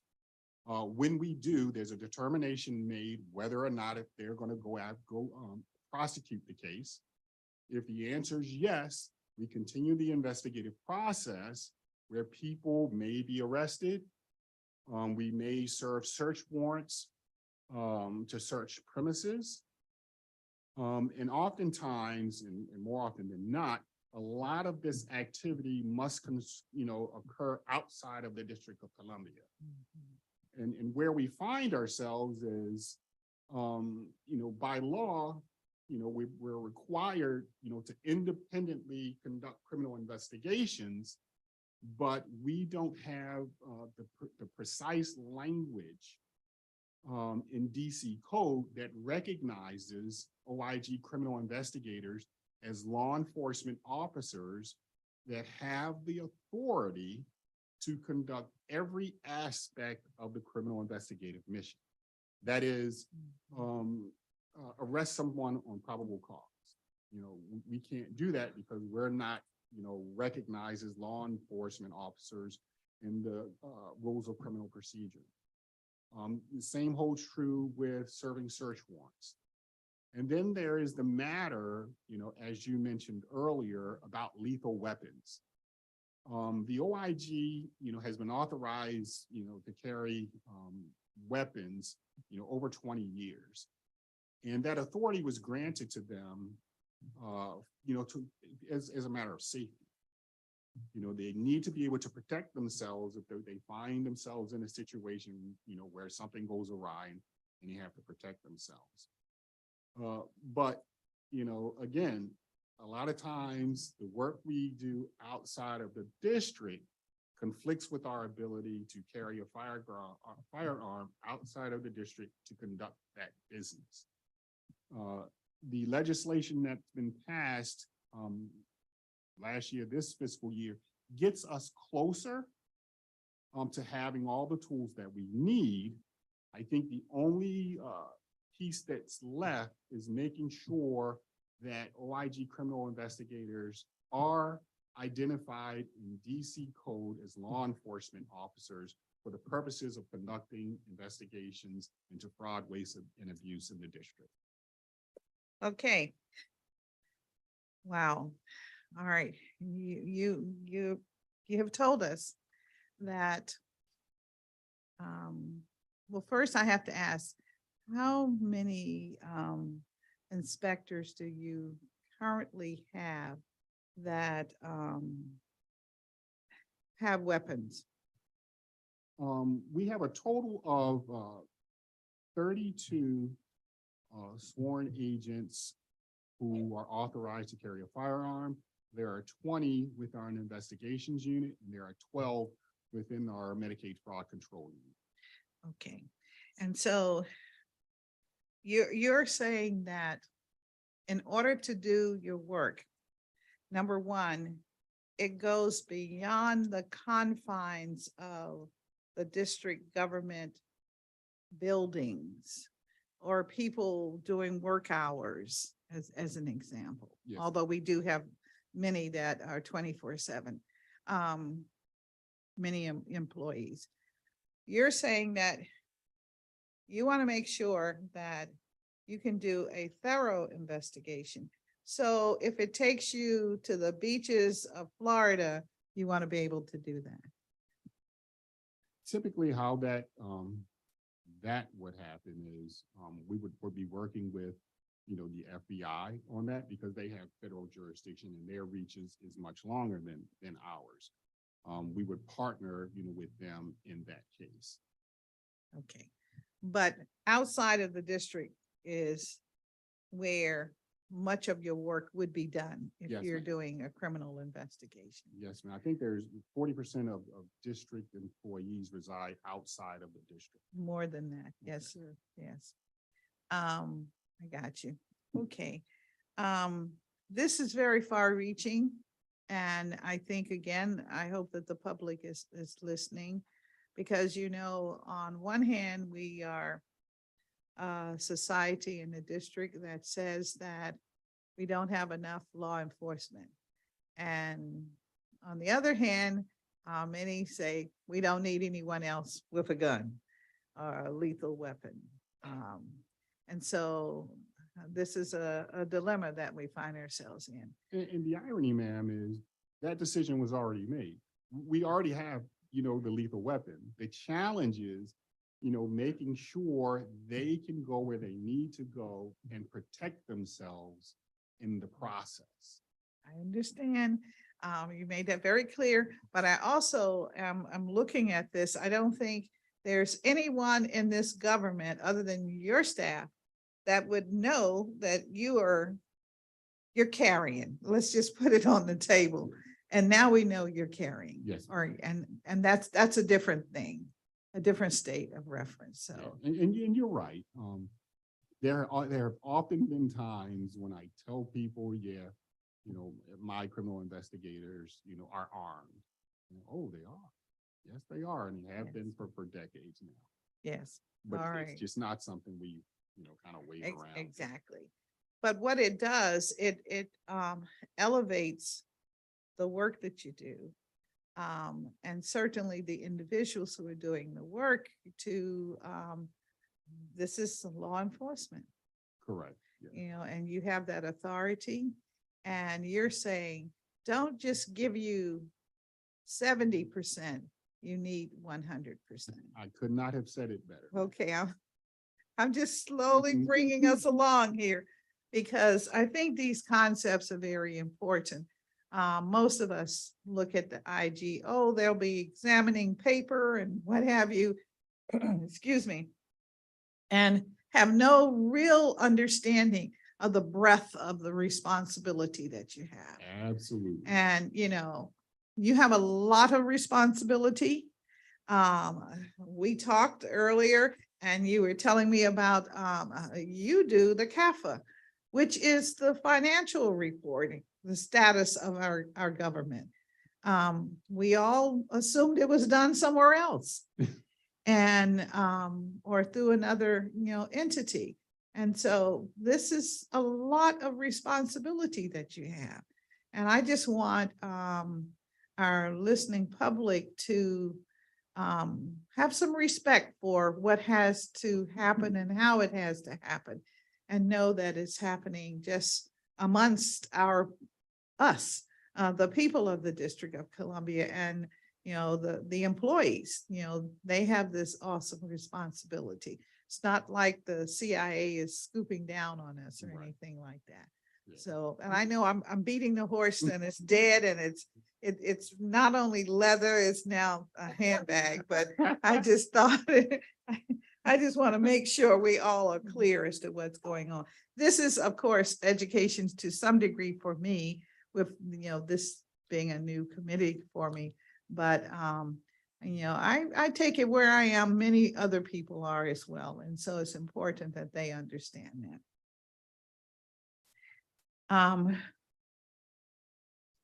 I think we talked a lot about the law enforcement piece staff, so I'm going to move on. Are there any task forces or committees, advisory boards, or membership organizations in which the agency participates? I know you mentioned the Medicaid fraud. Yes, ma'am. The Medicaid Fraud Control Unit is involved with many committees across the district that have some nexus to the Medicaid program. And that's done, in furtherance of their mission. As we were discussing earlier, a lot of folks don't know that there is a Medicaid Fraud Control Unit in the district, and this is the job that they do. When certain things happen that are connected to Medicaid, we're the ones to call.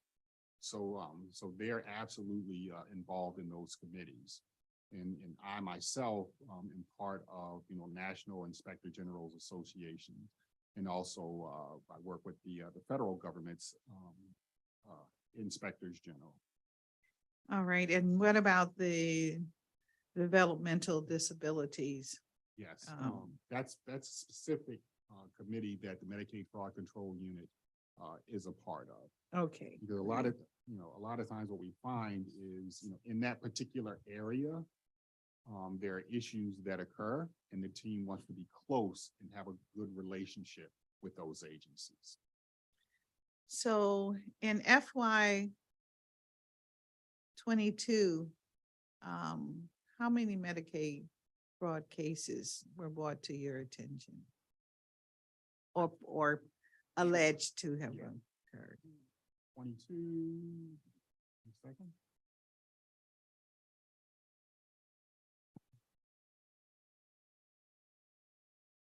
Yeah, the Medicaid Fraud Control Unit opened 24 investigations concerning fraud and 31 investigations concerning alleged abuse, neglect, sexual assault, and so forth. The interesting thing about the Medicaid Fraud Control Unit is they get a lot of issues that come to them, and they have because they have a finite amount of resources, they have to be very selective in how they expend those resources so that they have the greatest impact in rectifying issues in the Medicaid program in the district. Sorry, of the 24 cases, how long does it take to do an investigation? What has been the average amount of time to do one of those cases? I don't have an average for you, but what I can say is these cases can go on for years. And there are, a few variables that determine how these go. And one of them is, the availability, of prosecutors. We may have all, have a case, to a certain point where we're ready to, to move forward with charges, but, sometimes the U.S. Attorney's Office, doesn't have the capacity, to move cases as efficiently, as we think we need them moved. So if it takes years, a lot can happen in a year or 2 or 3.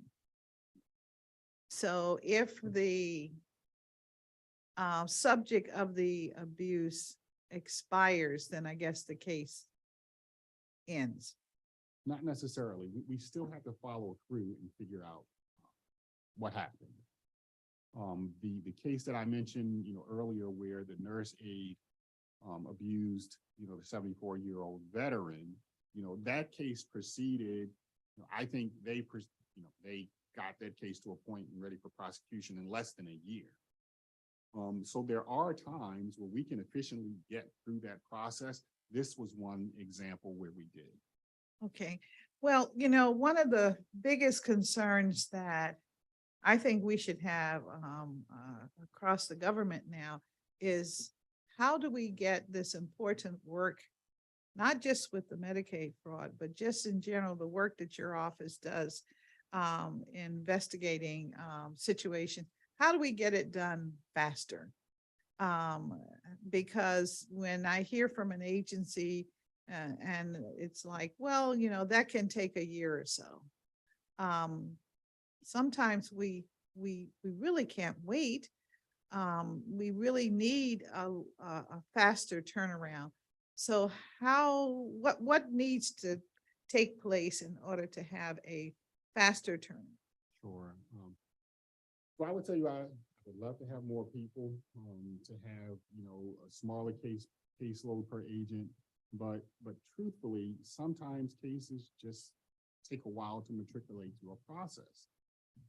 We have had some fraud cases where we've got them, investigated and prosecuted, in a year. But there's a lot of different factors, that go into that. We try to get through a process as quickly as possible. And if you ask my team, I'm always focused on that, but they move as fast as they can.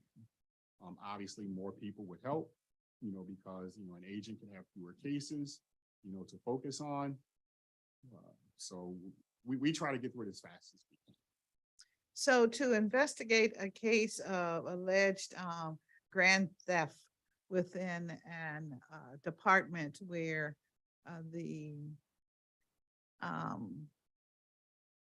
it's where the staff would have had access to resources, financial resources, records, registries, etc. What do you see the staffing pattern to be to complete that investigation in, let's say, 4 months?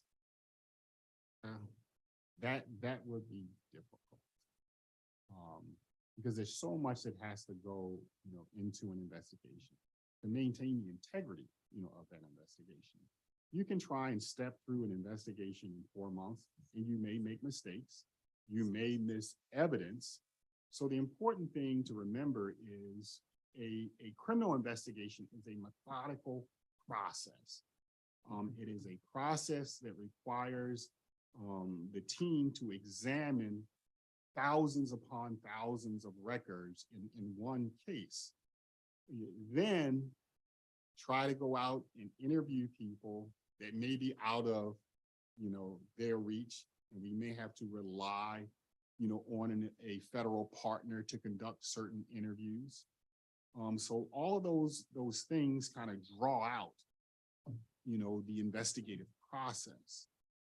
As an example, in one agency, we have taken an investigation, multi-million dollars, of theft, and got it investigated and prosecuted in just over a year.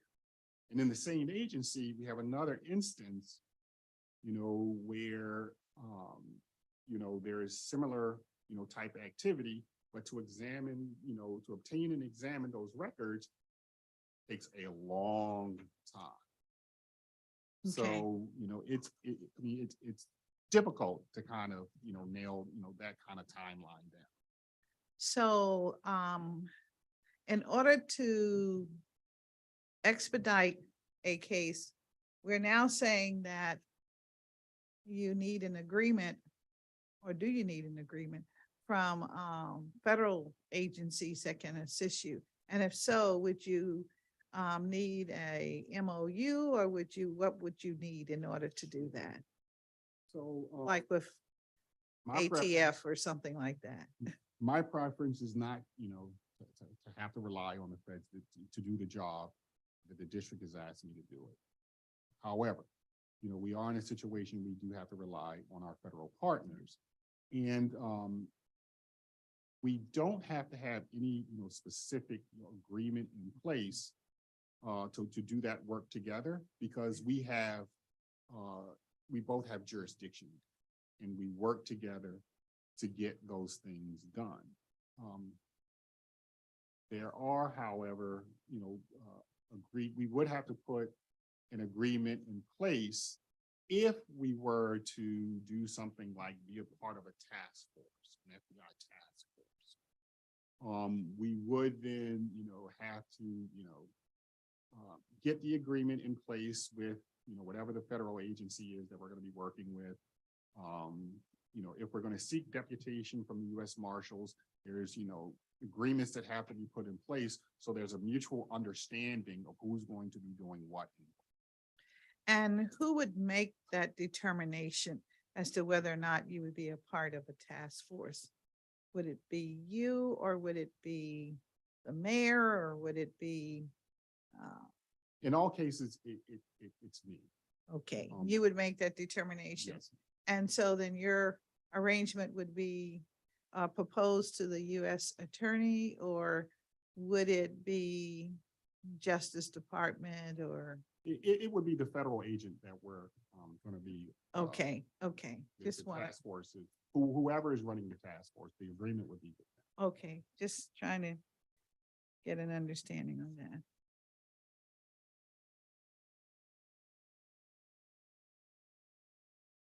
How many agencies within the district government have refused in part or in full to provide access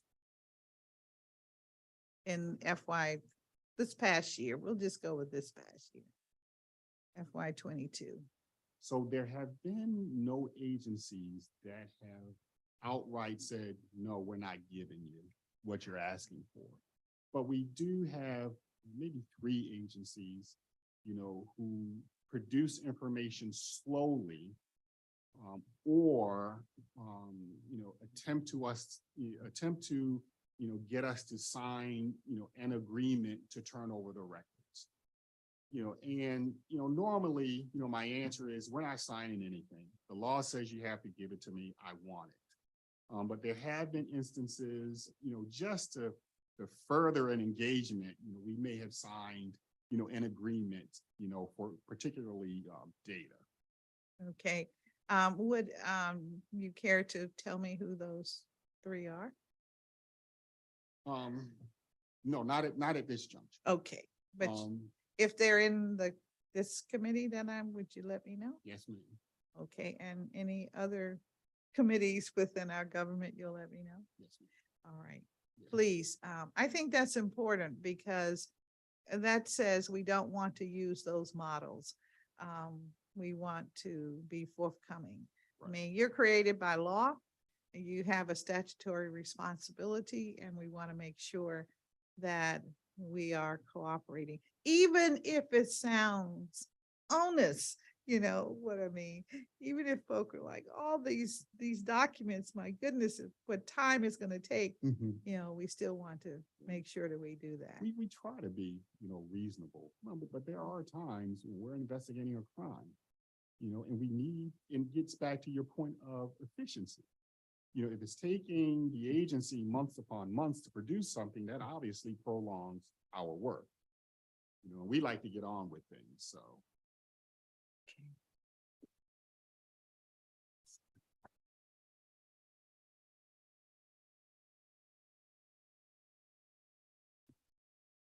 So what is the status of implementation of your support fund, Inspector General Support Fund? The fund has been created. However, we have not, the CFO has not, well, we haven't identified any funds to be deposited into the fund just yet.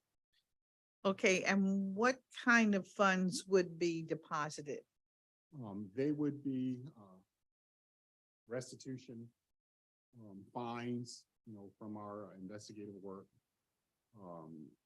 We also are entitled to some of the resources if we, conduct an audit and find, that someone wasted something or, a vendor overcharged. So it's those types of resources that should be going into that. Okay, so in thinking back with starting with FY 19, 20, 21, 22, did you have any situations where you levied fines or where vendors overcharged and they owed the government? Happens all the time. Okay, so you will be getting remittance at some point. Yeah, we do anticipate getting some remittances, but it's just a matter of working with the CFO to make sure that they recognize, that where those funds are supposed to go. All right. Okay. I would like to follow up with you on that and to make sure that if this is the law, then this is how it will be administered so you get what you need. Because I'm assuming once you get those resources, it will help with the mechanisms of your office. Yes, ma'am. Can you make sure you put that in?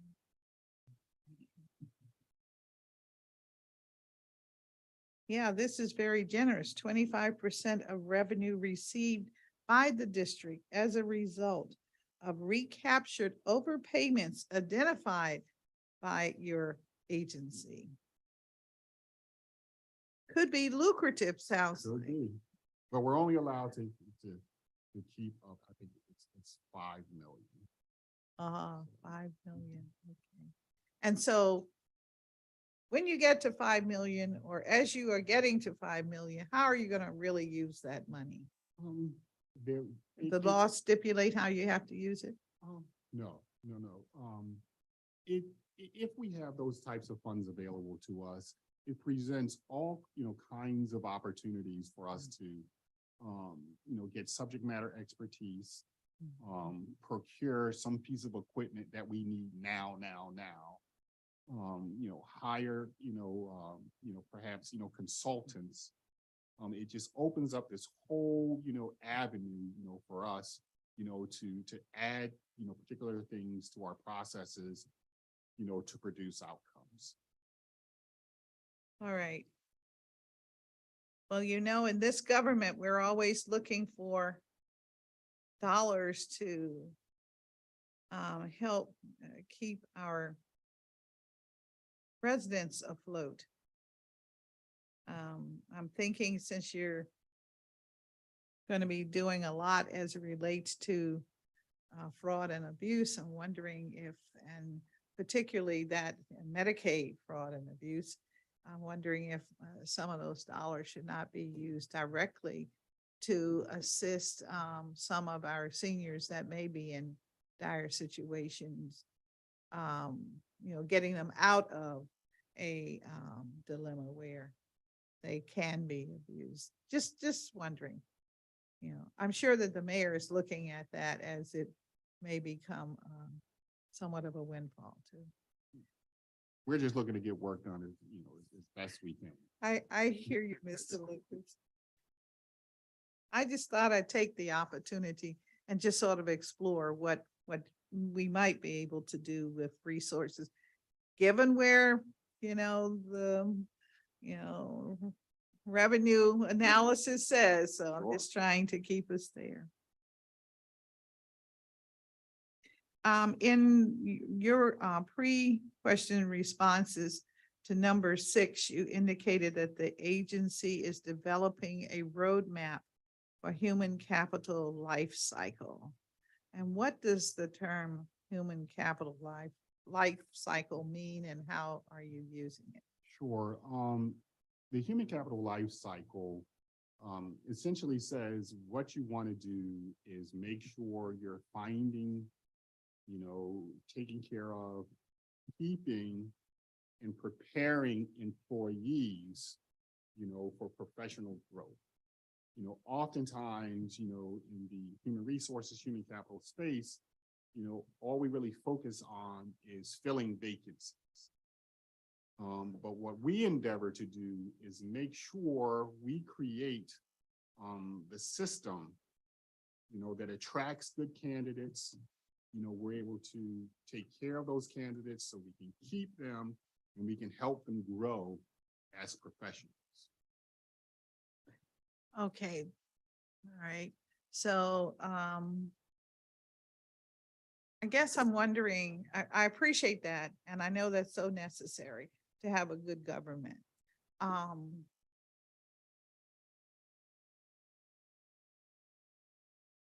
do you look at getting more DC residents in jobs? Or Just in jobs in the region. I mean, you know, talking about abuse, you're talking about fraud, you're speaking of these elements. Surely in a community such as ours, where we have plentiful of jobs, and we have, what, about 30% of the jobs are with DC residents, something is going on there. Yeah. Kind of a little unusual. I mean, where we have opportunity to participate in job fairs pointed, you know, at, you know, district residents, we're there. You know, we're looking for, you know, individuals who meet our hiring criteria, and we bring them on. We have, you know, many DC residents, you know, on our staff. One of the reasons we like, you know, to hire DC residents is because they know the community. You know, what better way, you know, to be able to do your job if you know and understand the community. So we love to attract, you know, DC residents, right? DC residents, well, we're all DC residents. Okay. All right, that's a good statement. You know, I was really thinking a little beyond just your office and thinking about how do we, is there some metric?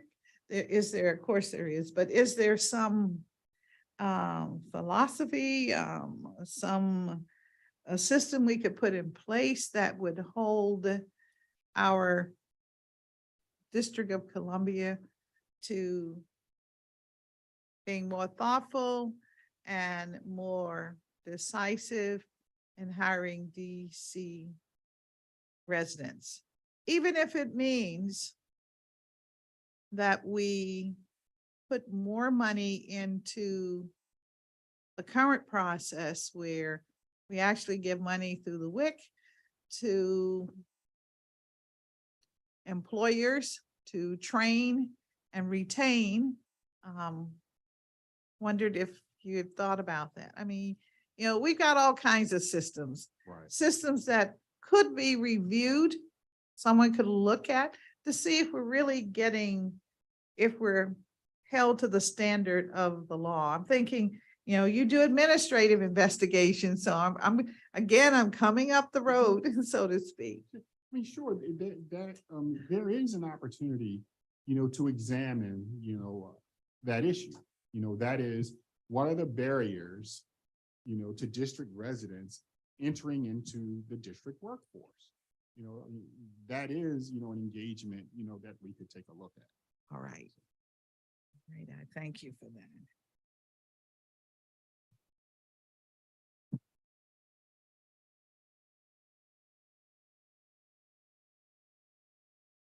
Okay.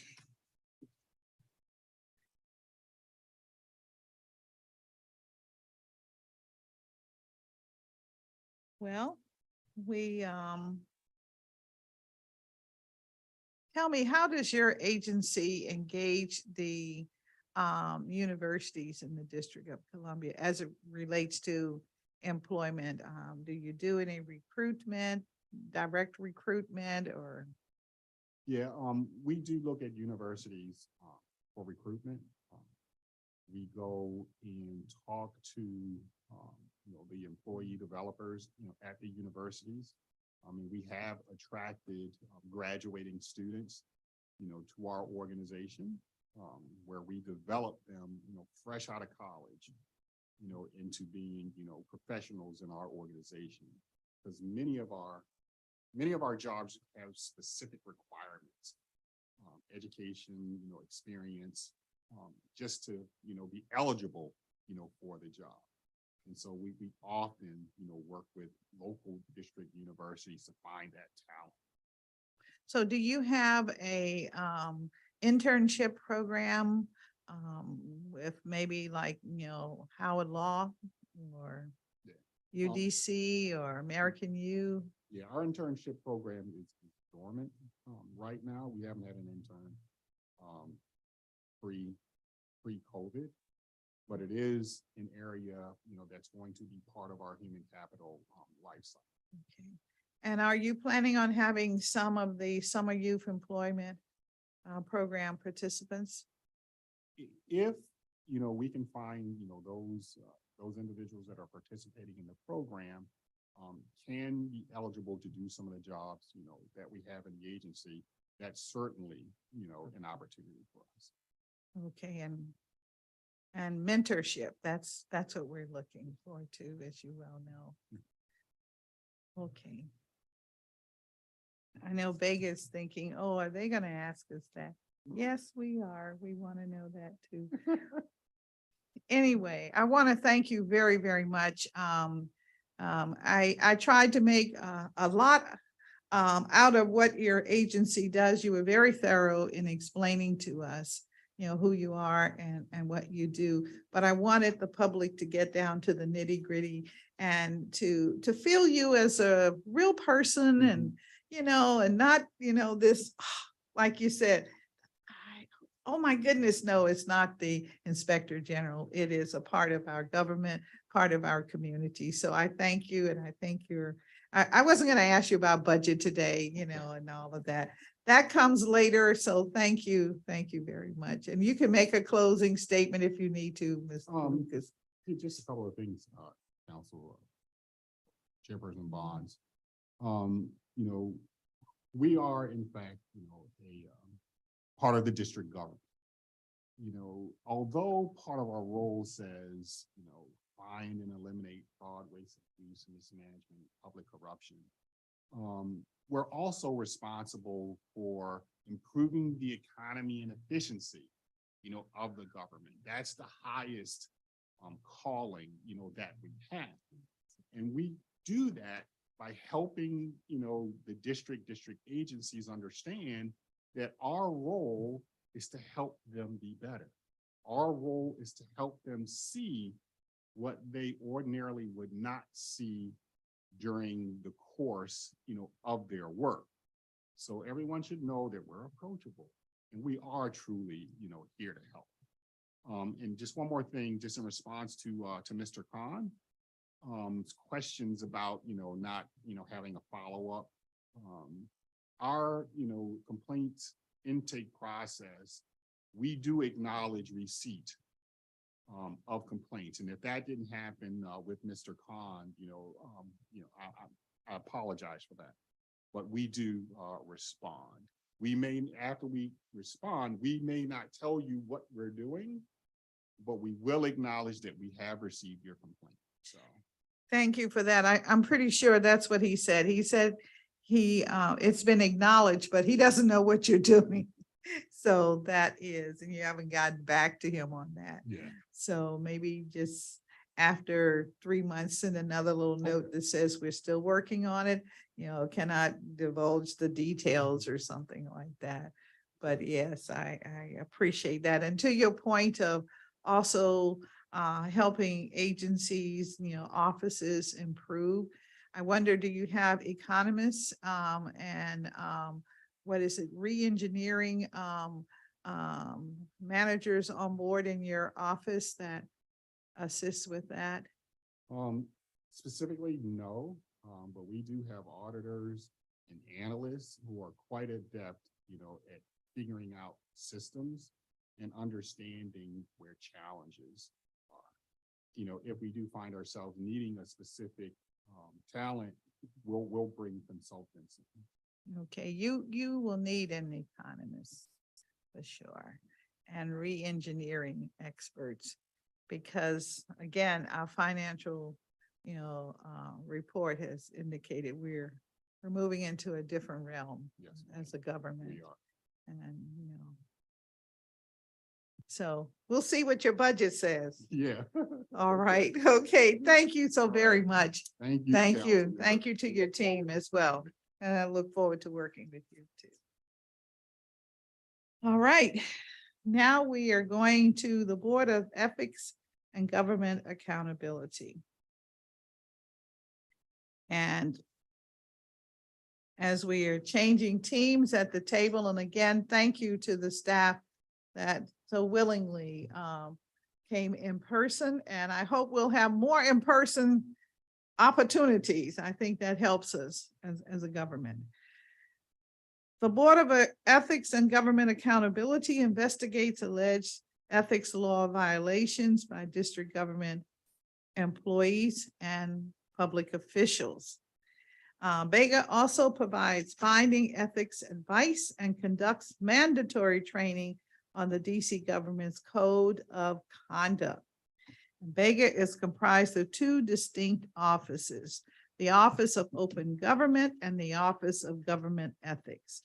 And the Office of Open Government ensures compliance with the District of Columbia's Open Meetings Act, which requires that all public bodies gather to consider, conduct, or advise on public business, take all official action during public meetings, and provide proper notice and detailed records of their meetings.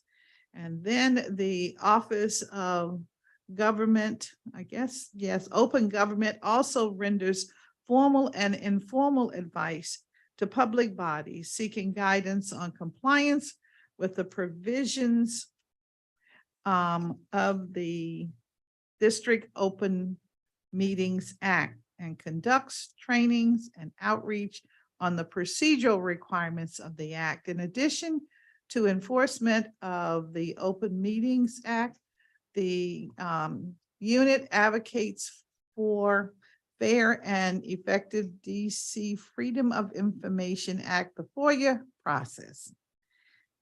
They issue advisory opinions on the FOIA issues in response to inquiries and assist members of the public in filing FOIA requests by providing training to the ANCs twice a year and to DC government agencies and the public upon request. And the Office of Government Ethics, which investigates allegations of ethical misconduct concerning district government employees and officials. And this office has authority over the district's government workforce, entire workforce, including the ethics oversight of the mayor and the council, myself included. And the office serves as the district's ethical prosecutor and is empowered to bring enforcement proceedings before the 5-member Board of Ethics and Government Accountability, which in turn can levy civil penalties, including substantial monetary fines up to $5,000 per violation, or 3 times the amount of any unlawful gift or contribution. The OGE is also responsible for providing binding ethical advice and training to district employees, oversee or has oversight of lobbyist registration and activities, and compliance with the financial disclosure statement filings requirement by high-level employees and all of the elected officials. And so now we have a few public witnesses that want to speak with our government witnesses, and they are, and I'll see if they are in the room.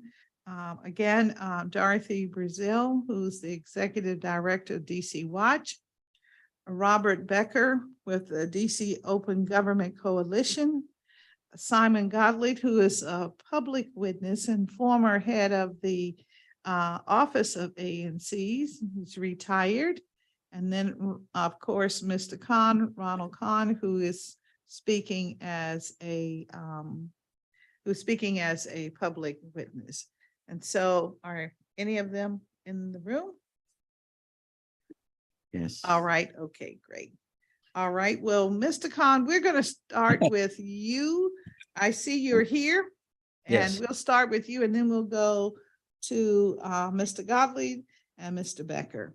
Okay. Well, thank you again, Chair Bonds and directors, agency staffs, and any council persons who might still be here. And it's such a long day, I had to change shirts on the way.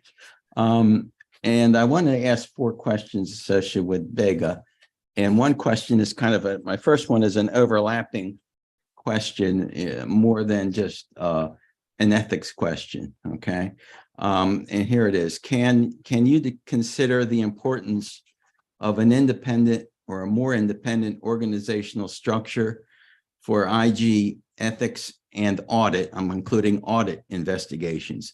I come from a commercial world. Commercially, these totally independent functions typically report to the board of directors or the CEO. The CEO usually reports to the board anyhow. One concern is an investigation that might center on individuals in current reporting organizations. This is at a minimum, it gives the impression of throwing doubt into the investigative process. So it's just a question of, can the lines be drawn differently to assure the independence of the investigative process? So that's one question. Next question is specific to addressing a specific concern I have with ethical behavior. This has to do with the ANC. I don't want to name drop, but okay. Ethics sent me what they indicated was an ethical code of behavior that would apply. And what I was referred to is based upon undue financial advantage. And per Webster's, that's not an ethical concern. The ANC's behavioral problems is, if investigated, possibly triggers many ethical violations, not financial gain. This also ties to having an ethics violation enforcement associated with that, which there isn't. I would appreciate an action to verify, correct, and address this. An applicable code of ethical behavior is needed. This entails communications and training with OAC and ANCs. Please give this situation, can you possibly give it a quicker verification priority? Okay, next question is ethics case debriefs should be mandatory, not to be requested. I find the experience to be incomplete. Also, I would appreciate looking at the possibility of less than secure handling of case information. Last question, quick. Over a period of many months, the ethics case tracking system could not locate an active case, which was mine. I'm asking for this problem to be independently validated. Thank you for this opportunity again to testify. Thank you very much. I'm done. Thank you very much, Mr. Khan. I just want to make sure I have all of your points. I believe you said you wanted to know how ethical violations can be handled or reviewed quicker. Yeah. This has to do with a case that went for many months as I was requesting status, never got status. And after about 7 months, I finally learned that I needed to resend the case. Okay. And apparently it was still there, found, but it was dormant for a very long period of time before the case was moved forward. And because of that, I thought, I had a problem with the way the case system is being managed. Okay, maybe there's a problem with it, but I'd like someone to look into that, because was it only me, or is there something in the system that causes this? I also, and I want to comment on your great testimony from IG. I probably would have, with this case, sent it to IG first and let them sort out if it's ethics or IG related. They could be a better clearinghouse for that type of thing. So I've learned, and I just wanted to add that as well. Okay, and as you were talking, I wondered if we are, and we'll find out from the agency whether or not they have a system where a complaint or concern comes in, reported to them, and if they create some sort of pecking order where they respond back and say, your case is number 623, and then you would have an easy way of saying, I want to get a follow-up on 623, and if they would, stay in touch until they give you a decision one way or the other, maybe back in touch with you every month or so. I'll find out when we have the agency before us. Maybe that would be a solution. I don't know. Yeah, appreciate it.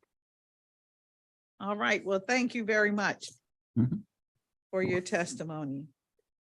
And now we'll hear from, I believe it's Mr. Becker. Thank you. Yes, Mr. Becker, and then we'll go to my friend of the ages, Gottlieb Simon. So Mr. Becker, you go right ahead. Good afternoon, Chairwoman Bonds. Thank you for the opportunity to testify about the Office of Open Government and their performance and transparency deficits that the council and the office should address going forward. I'm a member of the Coalition Board and a Ward 4 resident. I feel great frustration about the state of DC government transparency, but the OIG is not the source of my frustration. It is doing the best it can with the cards it's been dealt. I'm frustrated because after nearly 25 years of working to improve public access under the FOI Act and Open Meetings Act, agencies and public bodies routinely fail to comply with them. And when they violate the laws, DC residents often have no reasonable means of holding them accountable. I am frustrated because the administration and the council appear to be more parts of the problem than they are parts of the solution. And I'm here today to ask the committee to be part of the solution. This committee oversees the OIG, which primarily is responsible for implementing the Open Meetings Act. With regard to FOIA, the OIG's authority is limited to issuing advisory opinions, which some agencies, notably the MPD and the Office of Administrative Hearings, refuse to follow. But the Committee of the Whole oversees FOIA, and no entity charged with administering or enforcing that statute reports to it. The FOI Act and OMA provide administrative appeals, which DC residents can file at no cost without need of a lawyer, and in theory at least, get rapid adjudication. But neither statute provides an administrative remedy in all cases. Under the FOI Act, the MOLC can order a subordinate agency to disclose records, but it cannot order independent agencies, appointed boards and commissions to do so. And it has no jurisdiction to review FOIA denials by the council or advisory neighborhood commissions. The OOG can order appointed boards and commissions to comply with the Open Meetings Act and can sue in Superior Court to enforce its orders. But it lacks authority to adjudicate OMA complaints against ANCs or the council.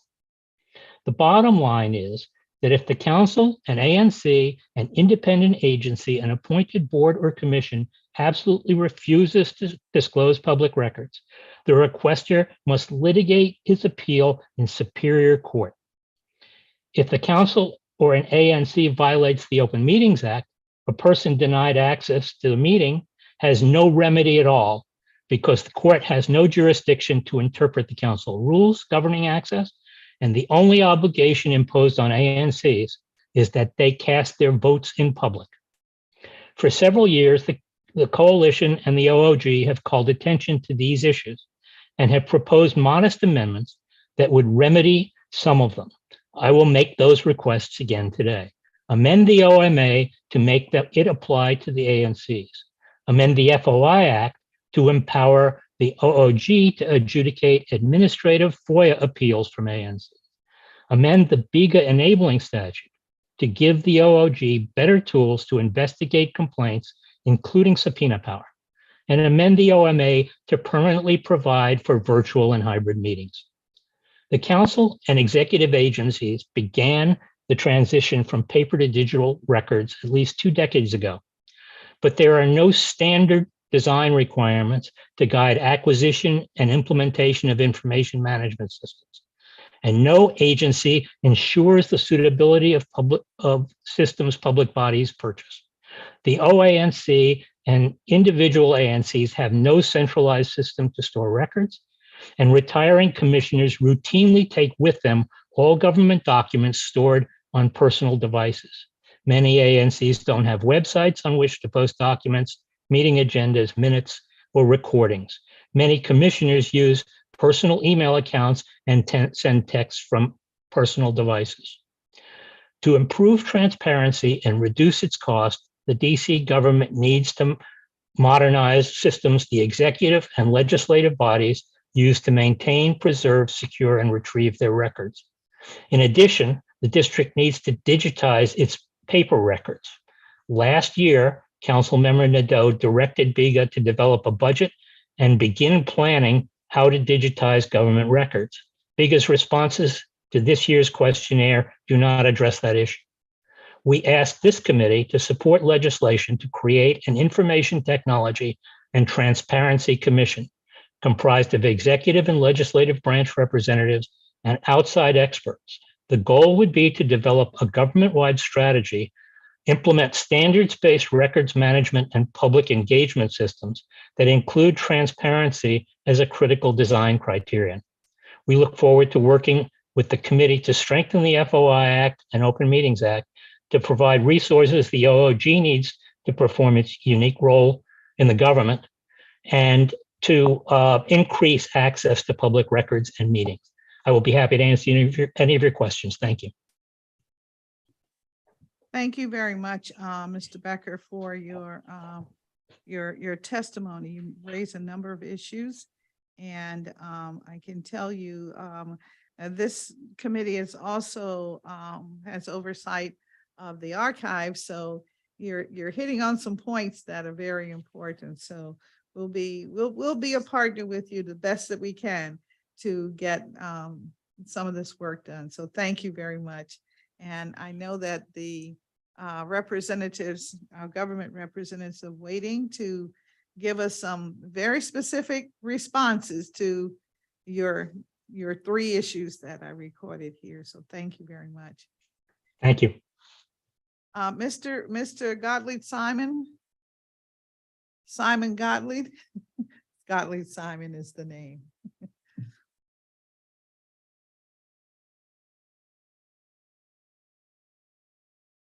He is muted. He was. All right. How are you doing? Nice to see you. I'm doing very well, Madam Chairperson. Always good to see you. you. Your testimony, we're ready for it, sir. Excellent. I asked to come today because I wanted to raise an issue for the committee's observation and action, and that is question whether or not the Office of Government Ethics has sufficient resources to enforce its orders. Now, let me explain why I'm interested in this question and bringing it to your attention. And to do that, we have to go back to November of 2018 and the election that year. There were two advisory neighborhood commissioners in particular who were not successful in their reelection efforts. They were therefore expected by January of 2019 to turn over the government purchased laptop and the government purchased cell phone that the two of them each had to their successors. But, you know, January 19 came and went, and a few more months came and went, and those government resources were never turned over to their successors. Eventually, this matter wound up on the desk of the Director of Government Ethics, the predecessor to Ms. Cooks. That led in October of 2020, almost 2 years after the election, to the director issuing a fine to the two commissioners, fine of $4,000 and a fine of $4,000 to each of them, and an additional $1,000 fine to one of the commissioners. And that was because the commissioner failed to cooperate with the investigators.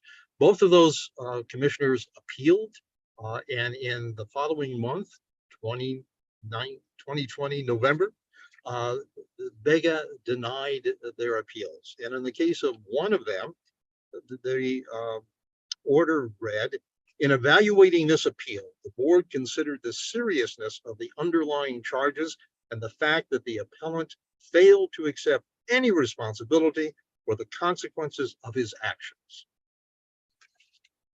Serious. Well, it's now 2023, according to my calendar. It is 2 years after those actions were taken, and it is nearly 4 years after the election. And as it turns out, those fines have not yet been paid. It's my understanding from having discussed this that the Office of Government Ethics is able to either take direct action or they can ask the Central Collection Unit to take action. But in any case, these things haven't been done. And so we are left now with a situation where no enforcement means no accountability. I don't think this is the message that the government wants to send the community, and it is certainly not the message that the community wants to hear. Thank you. Thank you very much, Mr. Simon. We hear you, and we'll anticipate getting an answer from our government witnesses. Thank you very, very much. Good to see you. Likewise. We'll have breakfast one day. Just so the public understands, I am a former ANC commissioner, so just want that on the record. And so former chairperson and excellent chairperson at that. Thank you. Thank you. That was when we were a very large commission, 12 members. It was a feat. 12 different personalities always. So thank you very much for that. And so we will now turn to our government witnesses. And I think we have 3 witnesses, and we'll ask you if you will raise your right hand so you can be sworn in. Do you swear and affirm that your testimony and any statements that you make before us today to be truthful and complete? I do. Thank you. Thank you very, very much. And we have with us today, let me get my list again. We have Ms. Ashley Cooks, who's the Director of Government Ethics. That's the DGE that you heard reference to. And then Nicole Allen, who is Director of the Open Government. And then, of course, the chairperson of the Board of Ethics and Government Accountability, Ms. Norma Hutchinson, whom we confirmed for another term the other day. So welcome. And you can begin when you're ready.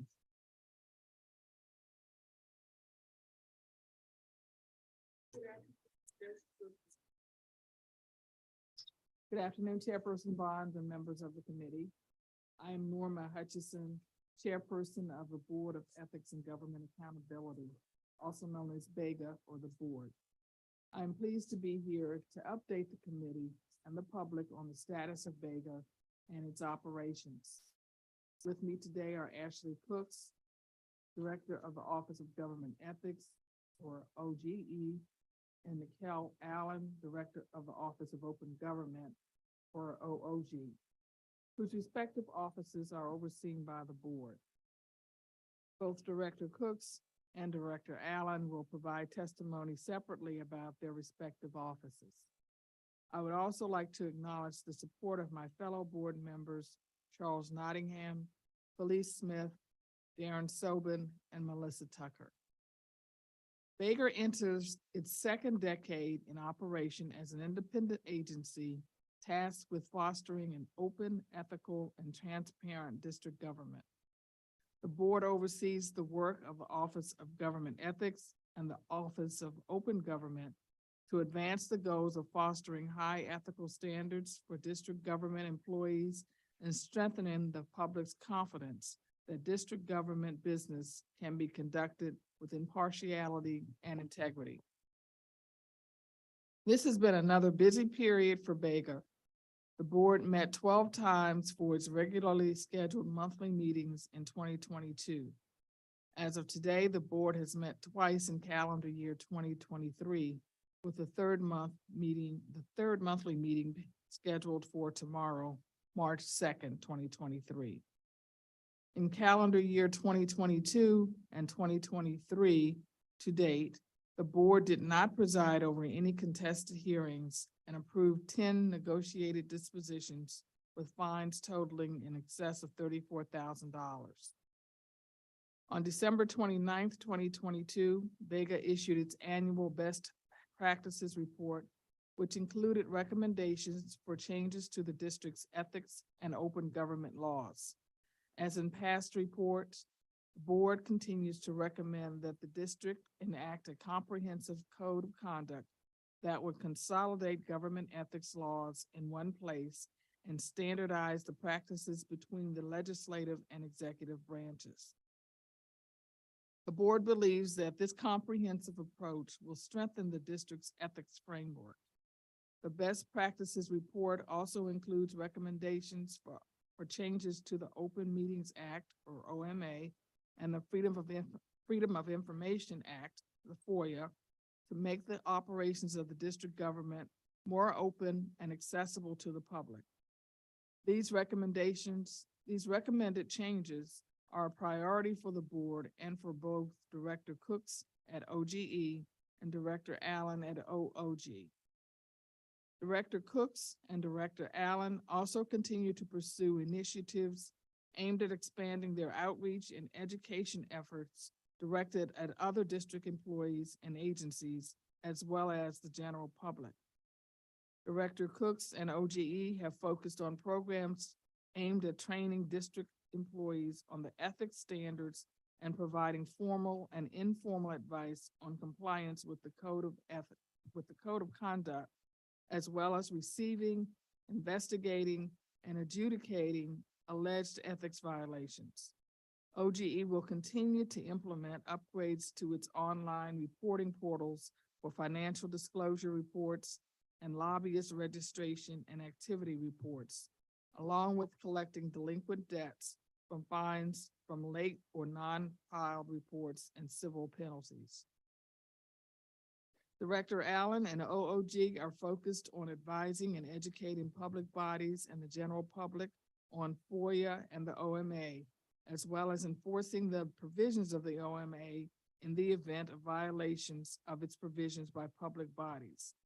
OOG is working to expand the scope and reach of its training programs and advisory opinions, including working with DCHR on a new training program for FOIA officers.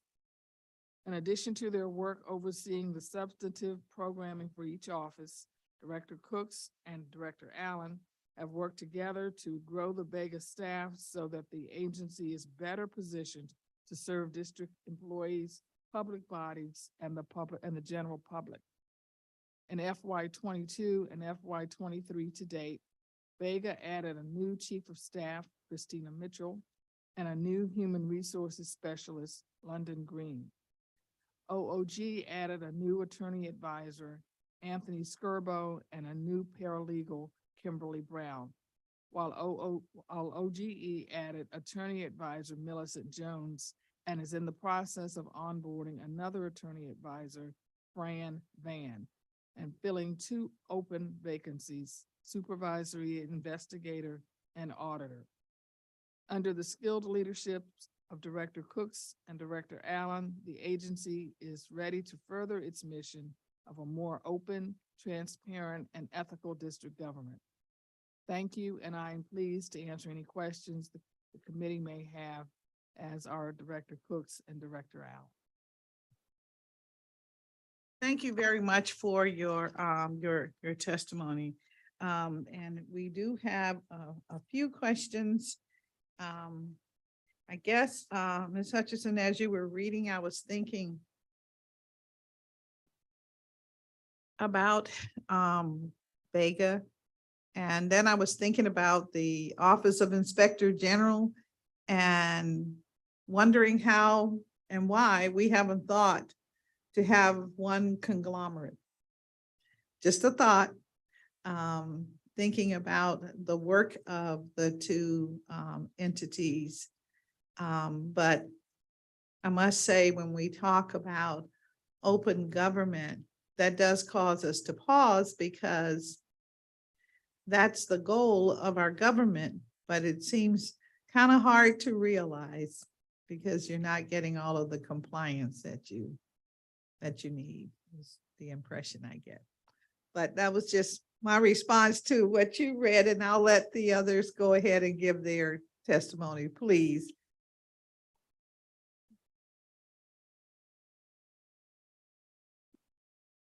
Good afternoon, Chairperson Bonds, members of the public, and council staff.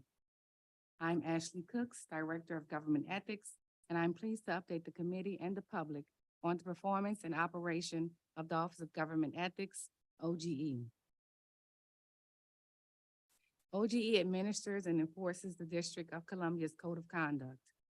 OGE's primary responsibilities include providing ethics advice and training to district employees and public officials, investigating and prosecuting alleged violations of the district's code of conduct, and administering the district's lobbyist registration and reporting and financial disclosure programs. OGE's legal staff includes a general counsel, senior attorney, supervisory attorney, and 3 attorney advisors. The investigative team is comprised of a supervisory investigator and 3 investigators. The administrative team consists of a chief of staff, administrative officer, human resources specialist, program specialist, auditor, and a program support assistant. While OGE is comprised of a relatively small number of staff members, it has continually fulfilled its mission of serving as the district's ethics authority. I'll begin with an update on OGE's performance for fiscal years 2022 and 2023, FY22 and FY23 respectively. With respect to education and training, OGE has continued to conduct ethics trainings for the 37,000 district government employees and public officials, including training all new employees, board and commission members, advisory neighborhood commissioners, and council members and their staff.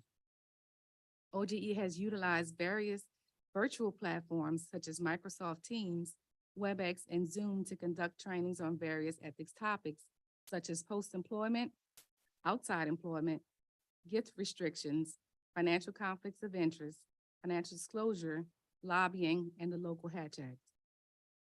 During FY22 and FY23 to date, we conducted 106 ethics trainings.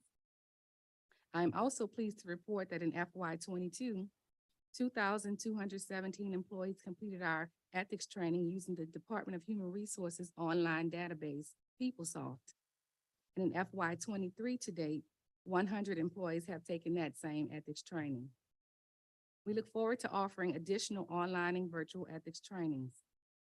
According to OGE's FY 22 key performance indicators, 95% of training evaluations completed by attendees resulted in an overall positive rating of 3 or higher on BEGA's training evaluation form.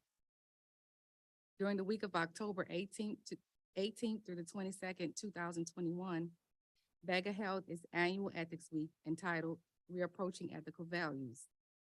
The program was geared toward reviving employees' ethical values after enduring the first year and a half of the pandemic. At this week-long event, attendees had the opportunity to attend various ethics presentations, which provided insight on the meanings of ethics, the differences between personal and governmental ethics, unlocking positive ethical values, and the purpose of the Code of Conduct. In keeping with tradition, BEGA's last Ethics Week was held on October 11th through the 14th, 2022, and was themed Ethics in Practice. Attendees had the opportunity to attend trainings and panel discussions that provided information on the importance of implementing ethics in the daily operations of the government. In addition to ethics, the Office of Open Government, OOG, conducted sessions on Open Meetings Act compliance and the Freedom of Information Act. In FY 22 and FY 23, OGE hosted monthly virtual brown bag sessions for agency ethics counselors. The sessions are an open forum to provide ethics counselors with training on the ethics rules, share best practices and standards, and to gather feedback on agency ethics programs. The purpose of the program is to standardize and strengthen ethics programs across the district government. In FY 22, OGE launched its Ethics Learning Management System, LMS, which serves as the office's online platform that provides on-demand ethics trainings and training materials for district employees and public officials. Users have access to training materials that address ethics subjects such as becoming an ethical leader, receiving gifts, developing an ethical culture, ethical decision-making, conflicts of interest, outside and post-employment, as well as several courses on general ethics topics. Since the launch of the LMS, 432 employees have registered for the system and completed training courses. With respect to ethics advice and guidance, in FY 22 and FY 23 to date, OGE has issued 3 formal advisory opinions. In December 2021, OGE issued Seeking or Negotiating Employment, which provides guidance on maintaining ethical standards while seeking or negotiating for future employment and complying with the recusal obligation that is necessary to avoid a violation or the appearance of a violation of the ethics rules. In September 2022, we issued advisory opinion Guidance on Local Hatch Act and Fundraising, which reiterates the restrictions around fundraising and explains the political designation rule. In that same month, we issued an advisory opinion entitled Outside Employment and Private Representation, which provides guidance on the outside employment activity restrictions set forth in District Personnel Manual Section 1807. The opinion clarifies that employees are prohibited from engaging in outside employment that is incompatible with government service, and that board or commission members are prohibited from representing a third party before their board or commission and employing agency. All OGE's formal advisory opinions are posted on the BEGA website and published to the DC Register. OGE also responded to 385 requests for informal advice during FY 22, plus an additional 173 informal requests in FY 23 to date. At this time, advice requests can be made via telephone, email, or by an in-person appointment within the BEGA office. Ethics advice is stored internally at BEGA to ensure consistency of the informal advice giving function. In FY 22 and FY 23, BEGA published its annual best practices report, which highlights the functional achievements of both OOG and OGE and sets forth recommendations for improving the district government's ethics and open government laws. Specific to ethics, OGE recommends that the district adopt a comprehensive code of conduct, CCC, that would consolidate government ethics laws in one place and standardize the practices between the executive branch, independent agencies, and the council, setting the same limits for gifts and the same rules for conflict of interest, outside activity, and financial disclosure. BEGA recommends that the CCC apply to all individuals who perform services for the district, including contractors, and that the CCC expands the annual training requirement to all district officials. In addition to the ethics advice and guidance, OGE has engaged in outreach as a means of informing employees and the public of ethics matters within the agency. In FY22 and FY23, OGE published its bi-monthly newsletter, Ethically Speaking. The newsletter provides guidance regarding compliance with the ethics rules, offers ideas to build internal thoughts, and gives notification of ethics news, enforcement updates, and upcoming events. OGE consulted with the Campaign Legal Center on improvements of its website and is working with the Office of the Chief Technology Officer to implement these changes. OGE has also consulted with other nonprofit organizations such as the Brennan Center for Justice, Common Cause, and Public Citizen in connection with its annual best practices report and recommendations for legislative changes to the district's ethics laws. With respect to its lobbying program, OGE consulted with the regulated community to solicit input on how to make the registration and reporting system more user-friendly, as well as the Office of the Secretary of the Senate on practices from the Federal Lobbying Disclosure Program. Regarding investigations and enforcement, in FY22 and FY23 to date, OGE received 251 complaints and initiated 163 preliminary and formal investigations based on those complaints. In FY22, OGE closed 172 investigations. In FY23 to date, we closed 43 investigations. Of the closed investigations, 12 resulted in negotiated dispositions with fines ranging from $750 to $15,000, totaling $46,050. During that same time period, I imposed $2,000 in ministerial fines. These enforcement actions resulted from an array of ethics violations, including but not limited to misuse of government time and resources, failing to disclose financial interests, engaging in outside activities that conflict with official duties, and conflicts of interest. As required by the Ethics Act, OGE publishes quarterly reports that list our investigations, including the case status, description of allegations, and the resulting dispositions.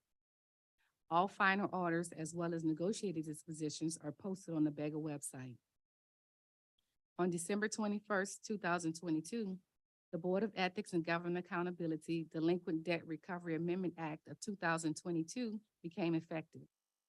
This act provides that BEGA may, in its discretion, transfer and refer delinquent debts associated with settlements and judgments to the Central Collection Unit for collection. In turn, the funds collected by the Central Collection Unit arising out of delinquent debts associated with ethics fines and Open Meeting Act fines will be deposited into the Ethics Fund or the Open Government Fund. The collection of these delinquent funds will assist BEGA in funding its operating budget.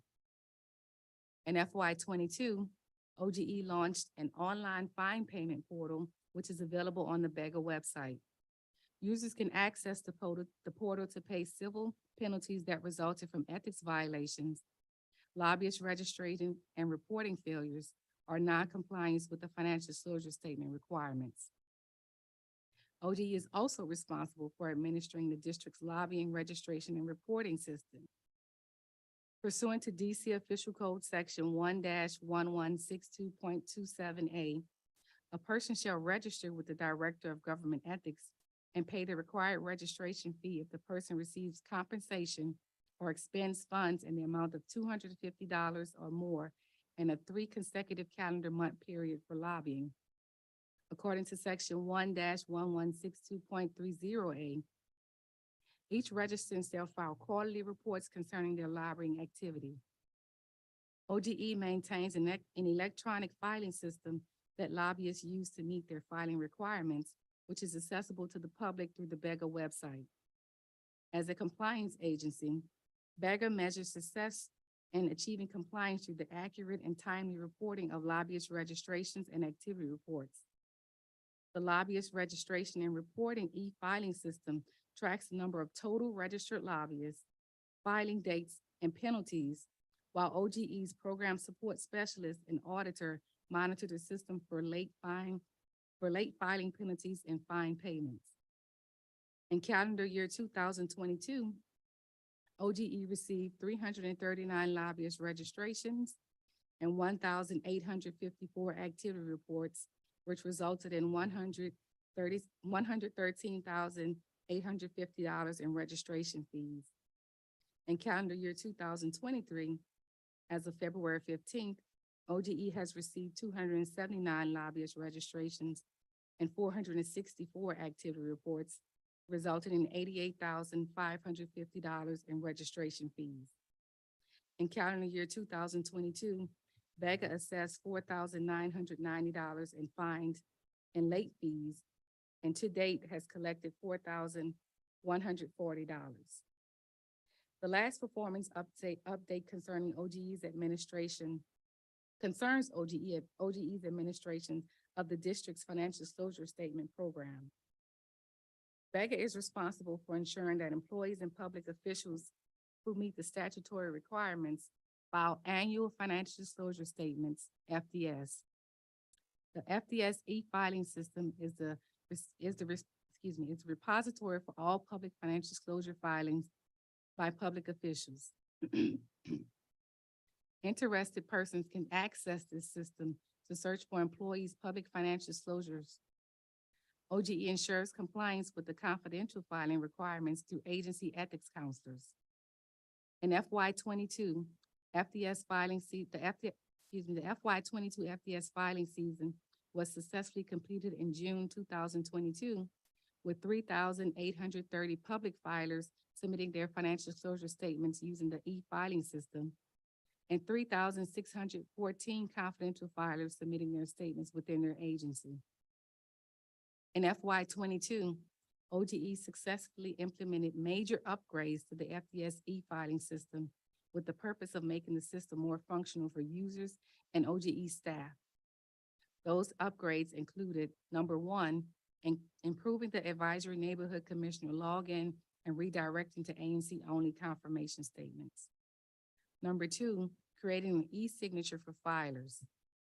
Number three, providing and customizing additional OGE administrative controls. 4, improving the language and form design for the OGE FDS team. 5, creating a column for the additional filing of council members' biannual FDS filings. And last, creating certification language for council member filings. These upgrades were proving effective in the last filing season, and we are looking forward to them improving this year's filing season. On the personnel front, in FY22, the agency hired Christina Mitchell as the Chief of Staff and London Green as the Human Resources Specialist. These positions report to both the Director of Government Ethics and the Director of Open Government. OGE promoted Asia Stewart Mitchell to serve as the Supervisory Attorney Advisor, Tyrell Dow as Administrative Officer, Millicent Jones to serve as Attorney Advisor, and the board permanently promoted me as Director of OGE. In FY23, OGE hired Naquita Titus as the Program Support Assistant, Branshawn Van as Attorney Advisor, and Ronald Cook as the Supervisory Investigator. OGE will fill its vacant auditor position soon. OGE staff has diligently focused on fulfilling BEGA's mission. I would like to take this time to acknowledge and thank them publicly for their professionalism, dedication, hard work, and commitment to the agency's mission. For the remainder of fiscal year 2023 and beyond, OGE has identified the following priorities. First, secure new office space that meets the agency's needs. In FY22, OGE was approved to receive funding for an office relocation. We have selected an office space located at 1050 15th Street Northwest. We are currently working with the Department of General Services on construction and design of the new office space. The targeted move-in date is scheduled for July 2023. Next is an implementation of ethics legislation. The agency's top legislative priority remains encouraging the passage of the Comprehensive Code of Conduct. OGE has begun meeting with stakeholders to gain support for ethics reform. The CCC will streamline the district's ethics laws by including all employees and public officials under one set of ethics laws, require annual trainings for all employees, require pre-approval for outside employment, and standardize the financial disclosure designation process. Next is collection of delinquent debt. As previously stated, in December 2022, the Board of Ethics and Government Accountability Delinquent Debt Recovery Amendment Act was enacted. OGE is in the process of coordinating a memorandum of understanding with the Office of the Chief Financial Officer for collection of delinquent debts that resulted from ethics violations. Next is the financial disclosure e-filing system accessibility to all filers. Currently, only public financial disclosure filers use the e-filing system to file their statements, and confidential filers submit their forms to their agency's ethics counselor. BEGA does not maintain the financial statements, but the agency's ethics counselor keeps a copy on file and reviews the form for any potential ethics issues. BEGA's auditor reviews the ethics counselor's findings and conducts audits of disclosure statements. We believe that allowing confidential filers to utilize the FDS e-filing system will streamline the audit process and will alleviate the issue of filers submitting incomplete and untimely forms. Those confidential forms will not be accessible to the public. Next is upgrades and improvements to the lobbyist registration and reporting e-filing system. As previously stated, BEGA maintains an electronic e-filing system which allows lobbyists to submit the required registrations and activity reports and provides this information to the public as a means of government transparency. However, the lobbyist e-filing system requires essential technological upgrades which will rectify filing inaccuracies that lead to duplicate forms, false late fees, and incorrect information. For example, one issue in the current e-filing system is that it allows lobbyists to terminate their registration without filing an activity report and file subsequent activity reports before filing a past activity report, which leads to misleading information on the previous quarter.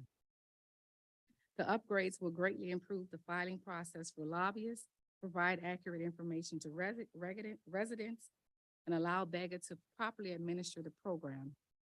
BEGA has requested an FY24 budget enhancement request to make these changes, but plans to implement some of the upgrades to the system in fiscal year 23 if funding is available.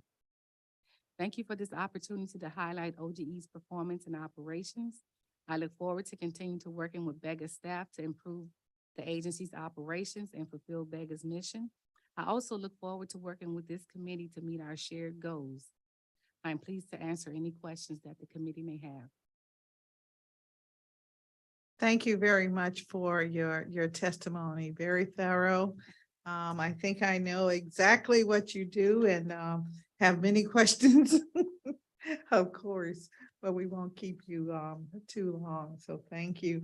And I think we want to now get on the record. Ms. Allen, if we'll take your testimony. And Ms. Hutchison, thank you for bearing through all of this. You've got a very active office. Thank you and good afternoon, Chairperson Bonds and members of the Committee of the Executive Administration and Labor and the committee staff.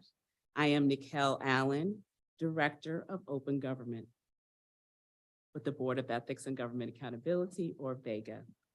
It is a pleasure to be here today to update the committee and the public on the performance of the Office of the Open Government, which I will refer to as the OOG. We are an office within BEGA that is responsible for ensuring that the District of Columbia government's operations are open, transparent, and accessible to the public. The OOG ensures this primarily through the enforcement of the Open Meetings Act, which I will refer to as the OMA, and by providing advice on the Freedom of Information Act of 1976, which I'll refer to as FOIA. I will also refer to these statutes collectively as the District of Columbia government's open government and public records laws. I will begin with an introduction to the district government's open government laws. Access to public records and to government meetings provides valuable insights into how district government officials make decisions and spend tax dollars that impact residents. The purpose of the public records laws and open meetings is embedded in the concept of democracy itself. That concept is effective self-governance. For self-governance to be effective, those who are governed, the public, must be properly informed. Further, the entire concept of open government laws contributes to an effective and accountable district government by discouraging corruption by putting our government's operations into open view. To that end, the OOG's mission is to ensure that government operations at every level are open, transparent, and accessible to the public. As Director of Open Government, BEGA's enabling legislation requires that I issue advisory opinions regarding the compliance with the Open Meetings Act, provide training for members of public bodies and their staff on the Open Meetings Act, and issue rules to implement the OMA. I may also bring a lawsuit in DC Superior Court to enforce the OMA if necessary. Our enabling legislation also permits OOG to issue advisory opinions to render advice on the implementation of FOIA. OOG is also responsible for training the district's FOIA officers on DC FOIA law and regulations in coordination with the Executive Office of the Mayor. We also train advisory neighborhood commissioners or ANCs on FOIA twice a year with the Office of ANCs. OOG also assists the public with their submission of FOIA requests in an effort to ensure that the FOIA process remains fair and available to all persons. In short, OOG advances government transparency by providing fair, objective, and clear guidance and training on the application of OMA and FOIA. In my testimony today, I will detail OOG's activities concerning the OMA and FOIA in fiscal year 22 and 23 to date. I will also discuss my recommendations for changes to the OMA and FOIA that must be implemented to ensure government transparency in the district. I will begin with a discussion of the OOG's activities concerning the Open Meetings Act. As previously stated, we are empowered by statute to enforce the OMA, and during FY22 and FY23 to date, most public bodies subject to the OMA are still meeting virtually. OOG's legal staff regularly attends public bodies' remote meetings to monitor OMA compliance and to provide meeting assistance. OOG also investigates and resolves OMA complaints. OOG has assisted public bodies with holding hybrid meetings. These are meetings where some public body members meet in person, and while other members are meeting remote. And the public body assembles in person and the public is doing the meeting remotely, similar to what we're doing today. The hybrid method is successful. As we move into our post-pandemic future, OOG seeks to assist public bodies to retain the efficiencies gained from utilizing technology, while at the same time ensuring public attendance, whether virtual or in person. Looking back on what we've accomplished, I will now review OOG's activities concerning OMA advisory opinions, informal advice, and training provided by the office. With respect to Open Meetings Act advice, OOG responded to 183 complaints and inquiries from the public regarding OMA compliance from FY22 and FY23 to date. These OMA complaints were resolved without formal action from OOG. We also issued 11 OMA advisory opinions during the same time frame.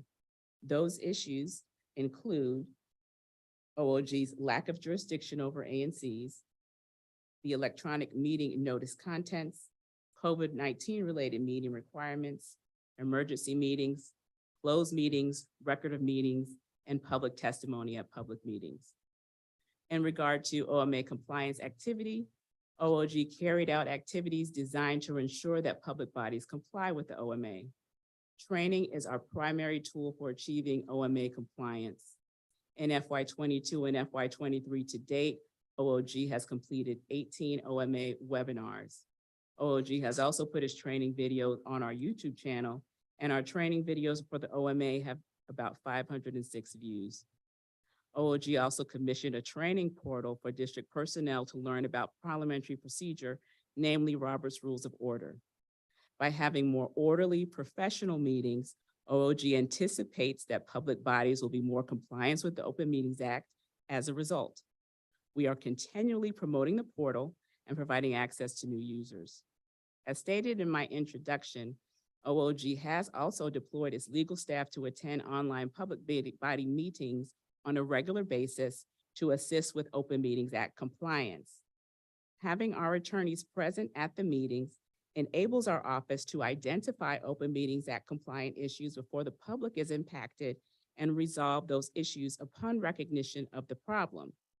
It also gives public body members the opportunity to get to know and interact with our legal staff so they feel comfortable contacting us with questions, get to know OOG, and see us as a resource for information. We are also working collaboratively with transparency advocates in the community on open government issues. We meet regularly with community advocates such as the DC Open Government Coalition to find out if there are any problems in the community with respect to public meetings and also FOIA. We use those meetings with our community advocates to guide us in tailoring our training and outreach to public bodies so that their meetings can be more effective. Next, I will cover our program priorities with respect to the Open Meetings Act in this fiscal year. Our top priority in FY23 is to create a training manual for public body members. Last fiscal year, we created a compliance checklist, which continued to deploy the parliamentary procedure training portal, which includes documentary materials concerning meetings. The training manual will be a comprehensive legal guide to the Open Meetings Act that will incorporate these components. OOG also intends to issue regulations concerning electronic meetings and emergency meetings. It is also a priority for the office to publish all of its Open Meetings Act advisory opinions in the DC Register for enhanced awareness of our activities and access to our work. I will next discuss OOG's activities respecting the DC Freedom of Information Act.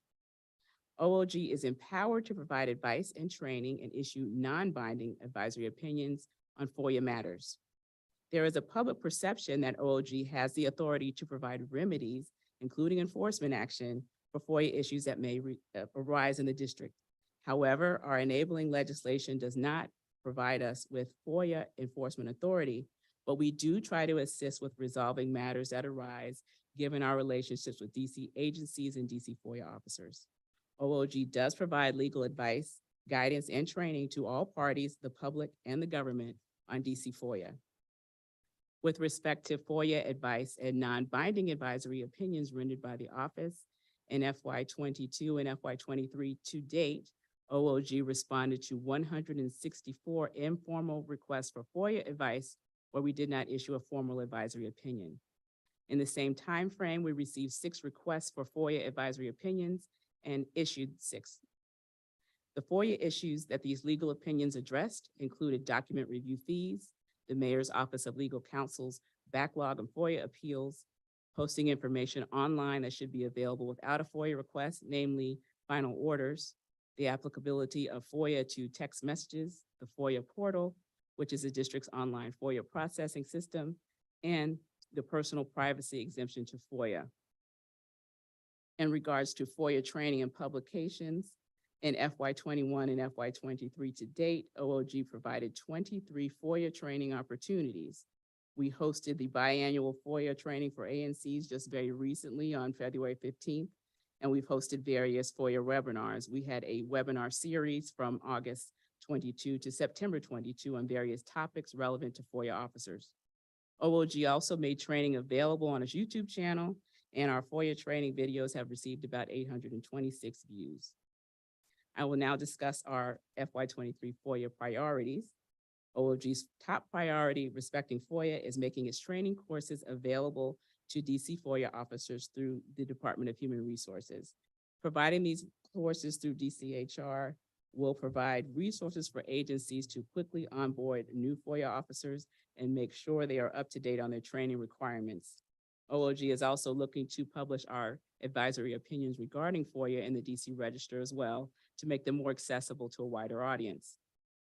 And the final topic of my testimony today is recommendations for changes to the OMA and FOIA. We respectfully request that the committee consider making these changes to the OMA and FOIA laws to make the district's operations more transparent, accessible, and open to the public. First, advisory neighborhood commission meetings should be subject to the OMA. OIG receives requests from individual ANCs for OMA and parliamentary procedure training. We receive complaints from members of the public regarding ANC meetings and compliance with the OMA. There seems to be a general thought in the district that ANCs are subject to the OMA, but they currently are not. I believe that more people have been attending DC government meetings in general since they have become available widely online. So there's a general assumption that ANC meetings are subject to the same rules as other government public body meetings. We believe that the ANC's meetings should be subject to the OMA and that OIG should have the authority to resolve complaints about ANC meetings. With the advances in technology, we have all learned to record meetings and hold virtual meetings using a telephone or other handheld device. What once may have seemed difficult for an ANC to accomplish, the recording and publication requirements of the OMA, is something that we now do every day, virtual meetings. Bringing ANCs under the OIG's regulatory authority would allow OIG to provide ANCs with training, support, and other resources they need to be more effective leaders and hold open and transparent meetings. Second, the council must revisit text messaging legislation. In March 2022, when the DC mayor and former Maryland governor were found to be using disappearing messaging apps, the council took action to prohibit this practice by enacting emergency and temporary laws to address the issue and require the archiving of these types of records. That temporary law expired on February 10th. I respectfully request that this committee consider advancing a permanent version of the law to ensure government transparency and compliance with open records law. As a general proposition, the government should not be using advances in technologies to evade public records requirements. The use of ephemeral technology without an accompanying obligation to retain those recorded conversations is antithetical to open government principles. While the use of technology makes governance more efficient, it is problematic when government officials use certain applications on their devices, especially social media, to conduct government business. Those applications are not automatically archived like email.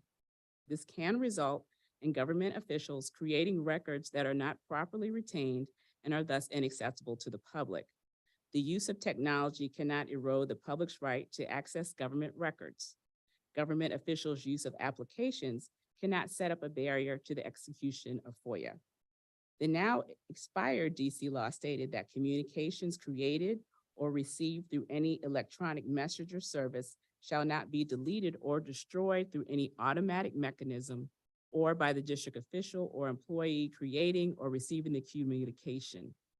It went on to further state that a district official or employee shall not use an electronic messenger service that does not allow for the appropriate preservation of records for the conduct of any public business.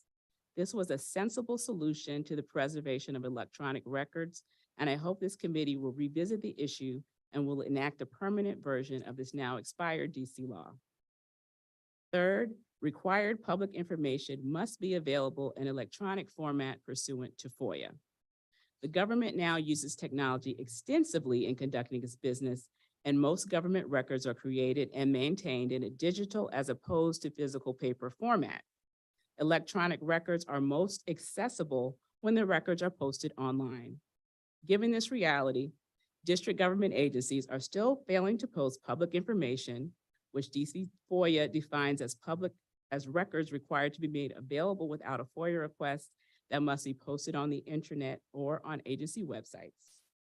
Public information includes administrative staff manuals and instructions to staff that affect members of the public, those statement of policy and interpretation of policy, acts, rules, which have been adopted by a public body, final opinions, including concurring and dissenting opinions and orders made in the adjudication of cases, all pending applications for building permits and authorized building permits, including a permit file.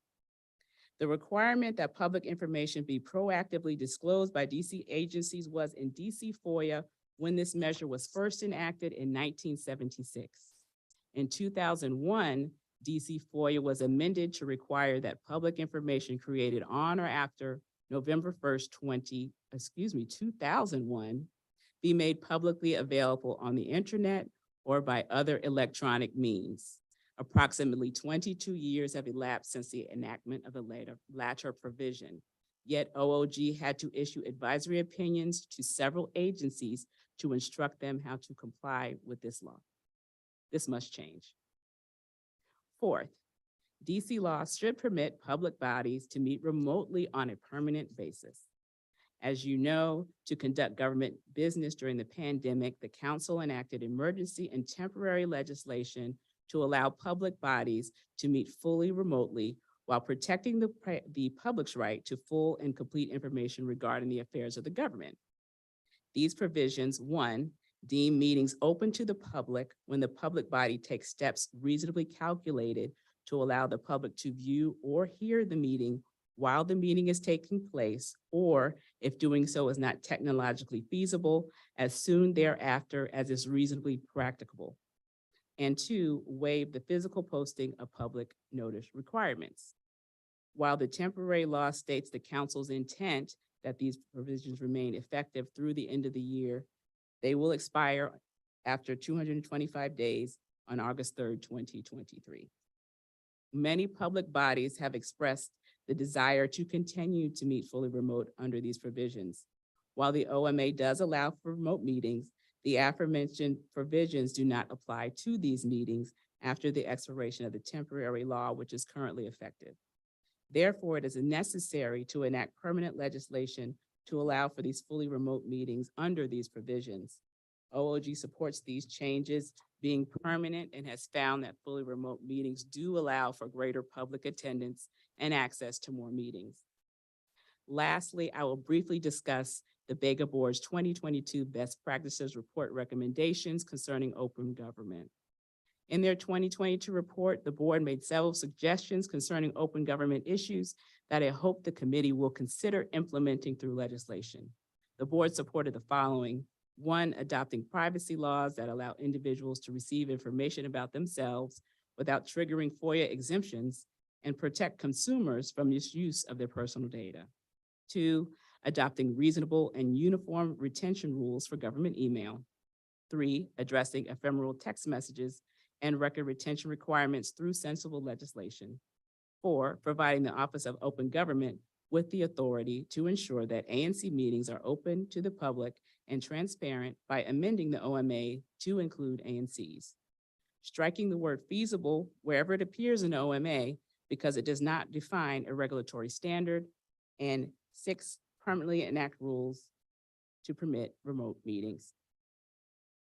Thank you, Chairperson Bonds and members of the committee, for this opportunity to highlight OOG's operations and to present suggestions for legislative enhancement to FOIA and the OMA. I would like to also thank OOG staff for helping me to prepare for this hearing, and I am pleased to answer any questions you or members of the committee may have. Thank you very much. Thank you to the entire panel. You're very thorough in your presentations. I think for the most part, we all understand what some of the issues are, and you want more legislation to make it work more definitively for the public and for the agencies as well. I hear you loud and clear. I just want to clarify when I mentioned that it sounds like you want to be an arm of the OIG, that was a joke. I mean, there is no way all the work that you do can be encompassed in that agency. They have their own issues, I would say. They have their own processes. Your functions are somewhat different, and I respect that. So we've got to figure out how we can be more helpful from a committee perspective. Clearly, I know you've got some legislative ideas, but let's talk a little bit about the FOIA process and why it seems to be such a difficult law to follow. What do you think is going on? Is it that agencies are just saying, I'm not going to do it, or they're too busy? It requires too much collection or handling of information. What do you think it might be, Ms. Allen?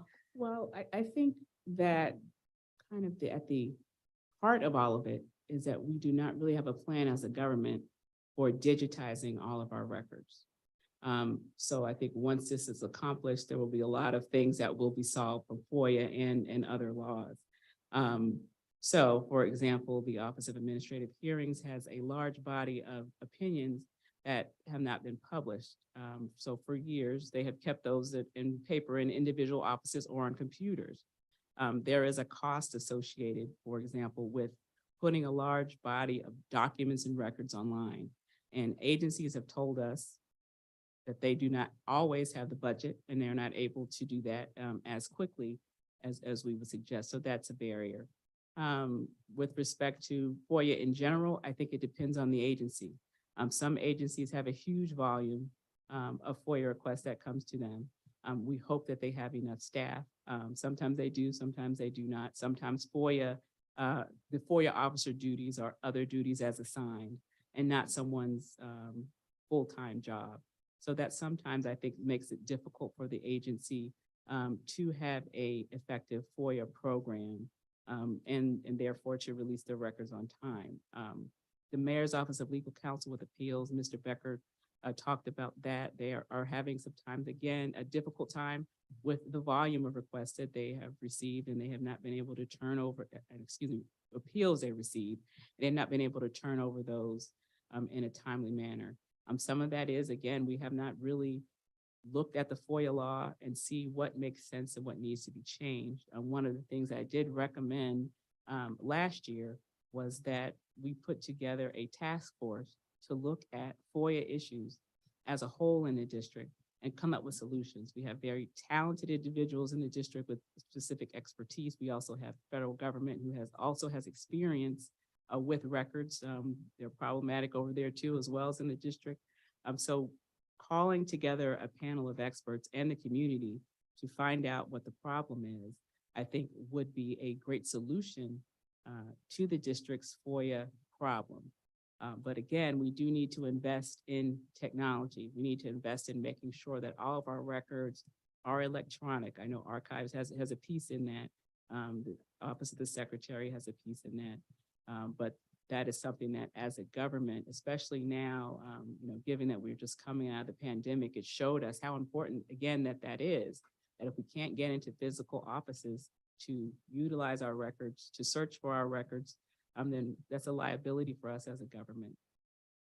Thank you for that response. I hear you strongly. Ms. Cooks, do you want to take on FOIA and have your say about the FOIA process? Anything you want to add?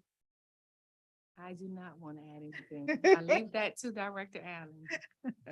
All right. Ms. Hutchison, you want to add anything? No, I also do not have anything to add. I think she's given us a very comprehensive response. Yeah, she has, definitely.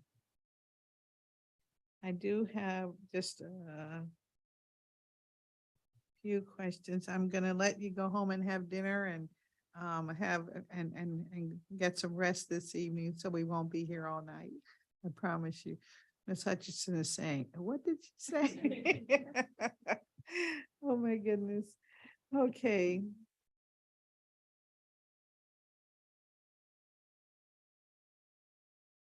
one of the things that was mentioned is that you wanted the agency, well, you want the elimination of off-site document storage.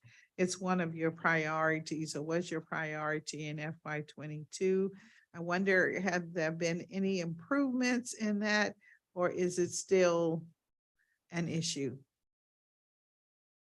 To my knowledge, it's still an issue. I think, again, it will be easier, I think, once archives create this building, once we have the physical space to hold the records ourselves. I think that that particular problem will be alleviated in the district. But again, my overall solution to a records problem or a records issue would be digitization. I think we should be moving to that, creating true copies of original documents. I think would be helpful. We are getting to a point in time where the federal government will not be receiving our documents in any form other than electronic after a particular time that was just released. So as the district, we need to come up with a plan for digitizing all of our records so that they can be properly stored and properly archived. And again, I think the district would save money in the long run if we made that financial investment in digitizing our records. I would like to work more on this issue. I think it's very important. I can recall my discussions with the archives group, and they're having some, I think, some real issues with all of the records that we have, and how do we get all of these records digitized, and how do we get records from, last century, as an example, even digitized, and what would be the benefit? Well, of course, the benefit, at least at the archives, is that we would not have this massive structure with these physical documents necessarily. We would have, a smaller location, and one that is more, I think, user-friendly for the public. So I think maybe you're onto something. Let's see if we can't put together a task force that would look at how do we digitize our records, going forth. And I would like to get some advice from BEGA on how some of the entities that you feel must be a part of that task force, and we'll try to move forward and make it official. We're very happy to do that. Thank you. Thank you.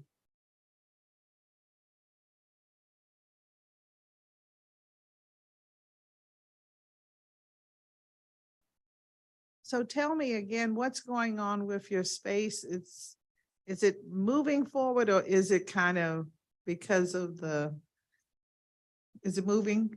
It is moving forward. We're just in the process of going through the construction, the build out, choosing furniture, different finishes. So it's moving along. We've been meeting with DGS as well as Octo to try to get the final product so that we can move in, but it is moving. And our move-in date again is July of this year. And that hasn't changed. So we're happy about that. Okay, I am happy too. I hope we will meet that deadline. Can you provide me with any progress report over the last, let's say, last 6 months, and then where you believe we are now? You are saying July, but what is that predicated on? Sometimes we in government have a way of something happening and we just can't get to the finale. So just want to keep our eye on it. If we can get something in the next 15 days, so that when we have the budget season, we'll be able to do the necessary inquirings that will move it forward. What is the estimated cost of this move? Do you have that number? Would that be a part of what you would send me? That number would actually, the funding actually didn't go to BEGA. It didn't come to us. It went to DGS. So that number is a part of their budget. Okay, and they are not required to inform you, the receiving agency of the service? I believe they did. Nikhil, do you remember? Yeah, I think we do have some costs that we can share with you to let you know how much the total move All right. will cost the district. Okay, We can and get that information. and if you have, thank you, if you have something that says where they are in this budget plan, Yes. so that in June, we will not hear, oh, we need 150,000 more. Understood. Okay. All right, you know where I'm going. All right, Yes, ma'am. we're gonna make this happen.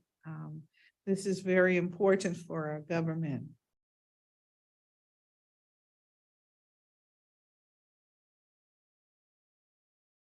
Let's talk about budget enhancements. I know that you have requested enhancements in the past. Are you okay with your needs, your human capital needs, I'll say? Well, we will be coming to you during budget season with some requests. One of the important roles that we are looking to fill is a public information officer. We don't currently have one. We think that would be effective for us, especially given the mission of both of our offices, to better engage with the public. We are also looking for a supervisory or senior IT specialist because we will be on our own in a new building without the on-site support of Octo. So we're looking to have a person who will be able to take care of those technological issues that do arise from time to time. And we've also asked for legal fellows. We are looking for an ethics and an open government fellow to look at the impacts of our programs from the perspective of racial justice. We don't currently track those types of statistics, but we would like to have a fellowship that looks at the impact of our work on the district from that perspective. All right, yeah, that makes a lot of sense. Please make sure I get a copy of where you think you are with your move and all of the, the details that speak to your Octo needs, because that should be a big part of records management, it seems to me.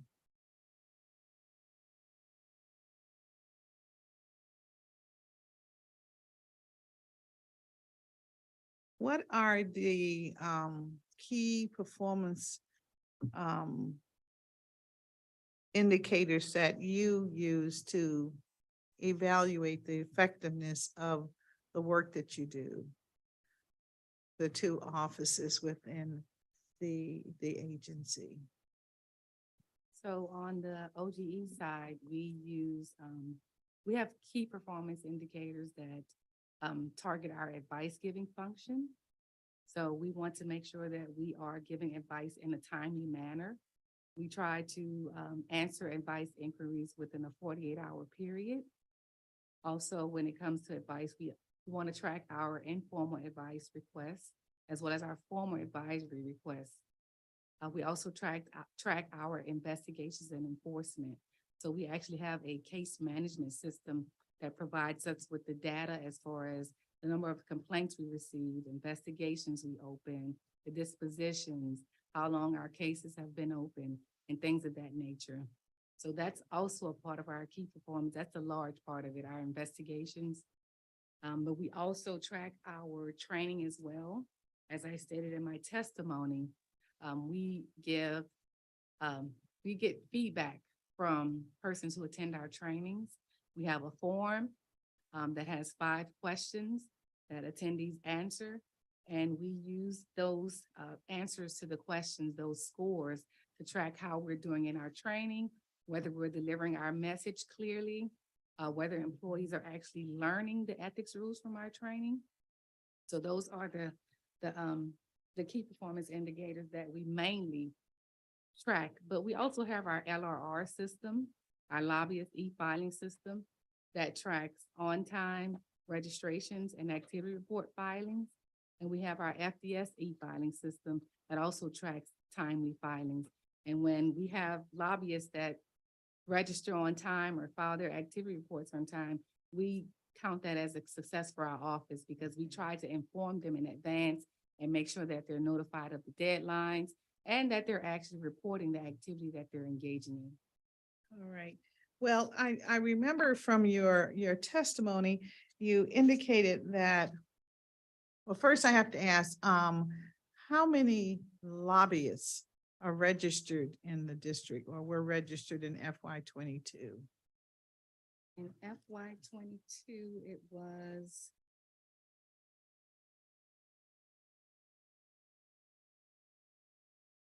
339.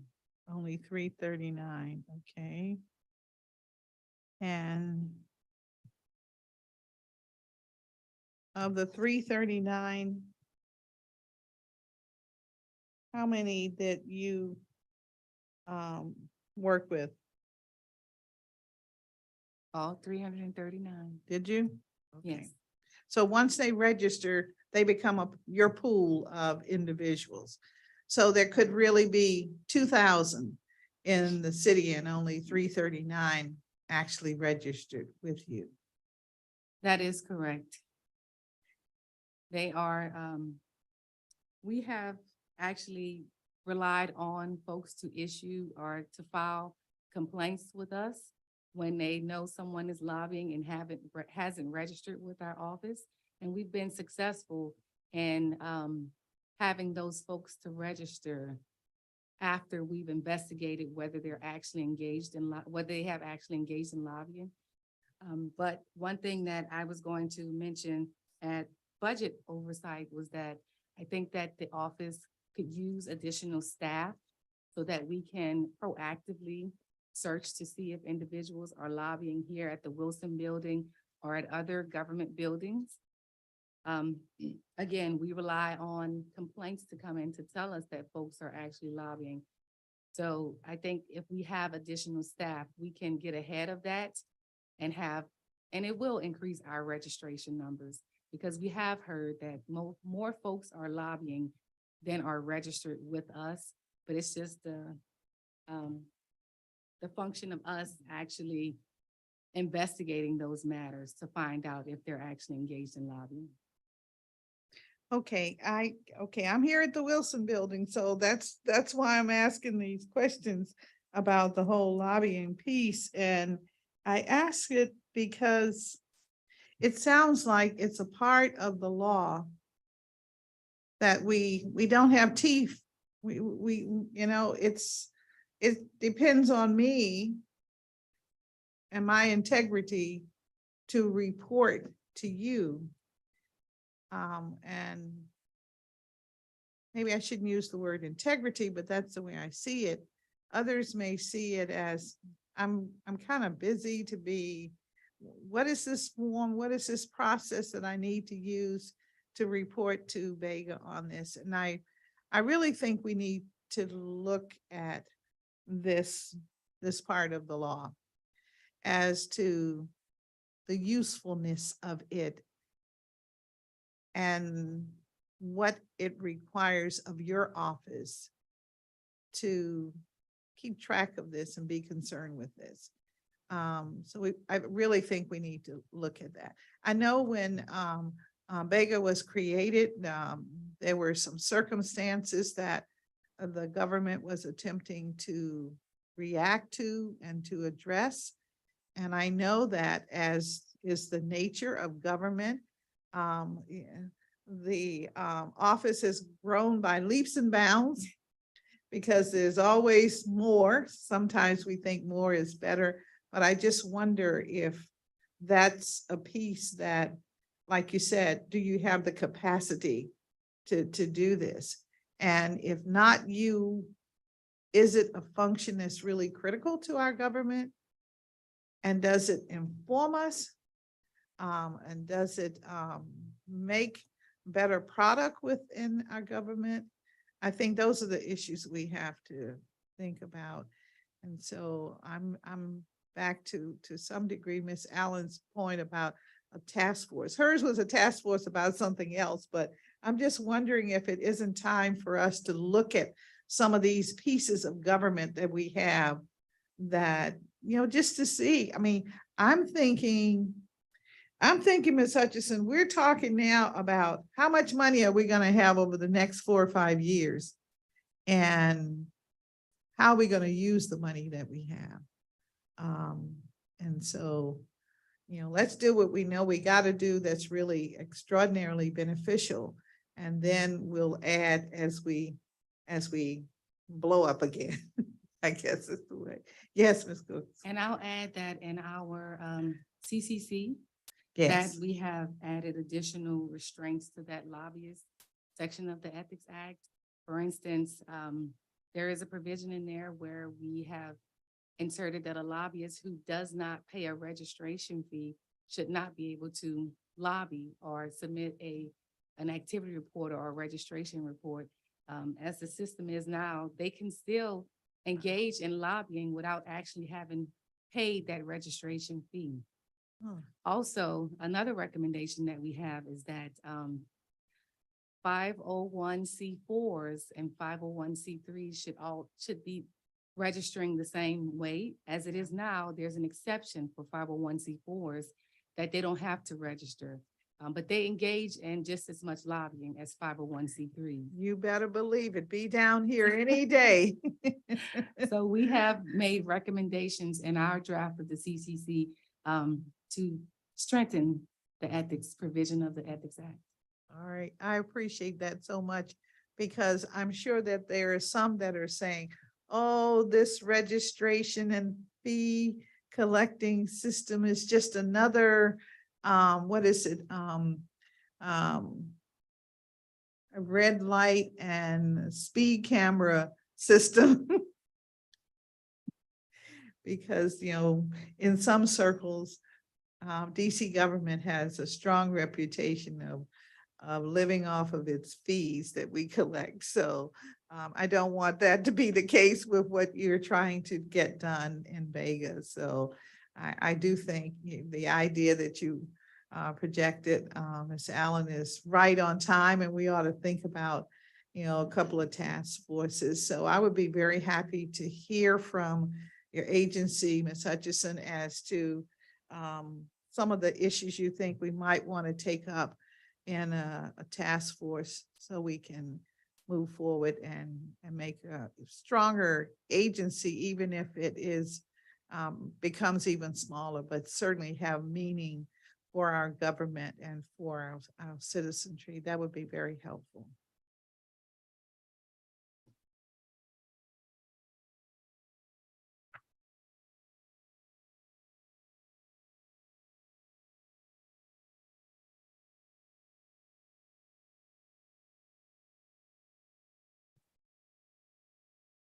I have very few questions because your testimony answered quite a bit of our inquiries.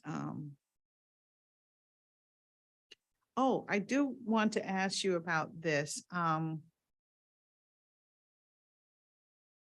In describing initiatives that the agency implemented in FY22 and also some current in FY23 to date, I understand that you hired a consulting firm, Metropolitan Strategies and Solutions, to conduct an organizational review and assessment to identify key administrative policies, sort of like those things that we were just talking about or beginning to discuss. Can you talk to me a little bit about what your expectations of this consultant is? Director Cooks Yes. addressed it in her testimony, but we stood up an administrative division, which was needed. As you've heard today, we do many different things, ethics and open government, and we shared resources, but we thought that it would be best to have an administrative division that managed those resources for us. It's led by Christina Mitchell. So we hired a consultant to come in and look at our operations and find out what type of policies that we needed internally to make our operations more efficient, to find out what type of HR policies we needed, if we needed any additional staff. So that's what the purpose of the consultant was, just for an organizational standpoint, to make sure that we are set up properly and that we're able to run properly internally with those shared resources. And again, also to stand up that administrative division. Christina Mitchell had started at that point, so she was able to drive the ship on that issue. We're very grateful for that, and we've already seen changes in the agency since we've had positive changes since we've had the administrative division. Okay, so given that you are already on this road of looking at least how your agency delivers services, to the rest of government and the community at large, are you still thinking that maybe this idea of a task force to look at overall goals and objectives has its place?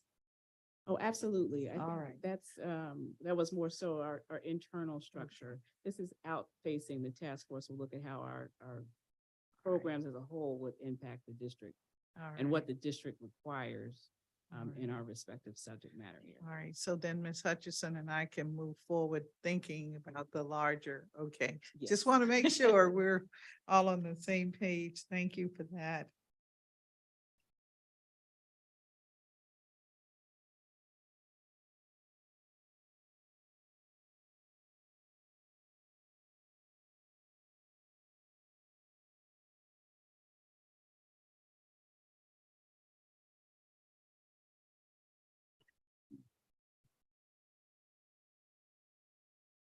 Just 1 second, I had one question here. Oh, okay.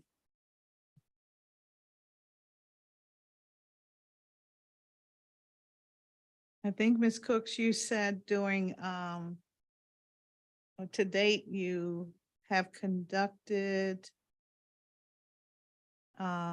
trainings, ethics trainings with about a little more than 2,000 DC government employees. Is that correct?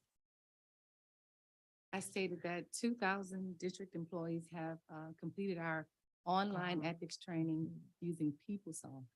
Okay. All right. So how many have completed it using PeopleSoft? So that would be the primary way that employees would access your training, correct? No, it's not the primary way. It's one of, it's one way. So we also have our own learning management system. PeopleSoft is owned and operated by the Department of Human Resources. So we have our own system, which employees can self-register and access all of our ethics trainings. They're on demand. There's ethics materials there. So we like to offer that as well as PeopleSoft, but we also do our in-person, well, we're going to start back doing our in-person, but we also do virtual monthly trainings. We do trainings for board and commission members, advisory neighborhood commissioners, and we participate in DCHR's new employee orientation. Okay, so for FY22, excuse me, how many employees, actually individual employees, not where I went to one training in person and then I was online, but how many, I'm just teasing, but how many employees actually took the training in total? How many total? I can get that number. Okay, all right. I appreciate that because I was doing the math on this 2,217 and I'm like, out of 37,000. I said, oh, this is something's awry here. So that's why I wanted to get your real numbers. Yes. To show the value of the training, in volume of participation. So thank you. And you want that for FY22? Yes, 22. I guess we could also ask for it in 2021 too. Also, that gives us an idea. That's in the, I guess, somewhat the height of the pandemic or as it's beginning to end.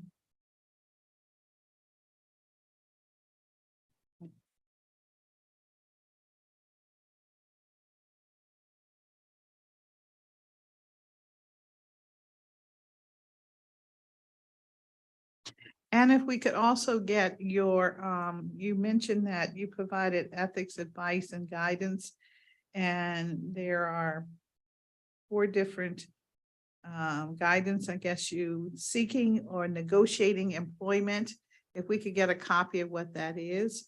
And then outside employment and private representation. Okay, those are our 3 advisory opinions that we issued. I can send copies of those as well. Okay, thank you. And I'll say by the 15th of March, be fine. And if you did not include it, I don't recall seeing it in the pre-question and answers, but you indicated you had 385 requests for informal advice. You said sometimes you receive that by phone or an email. If you could just give us the general nature of what those inquiries are, that would be very helpful. Okay.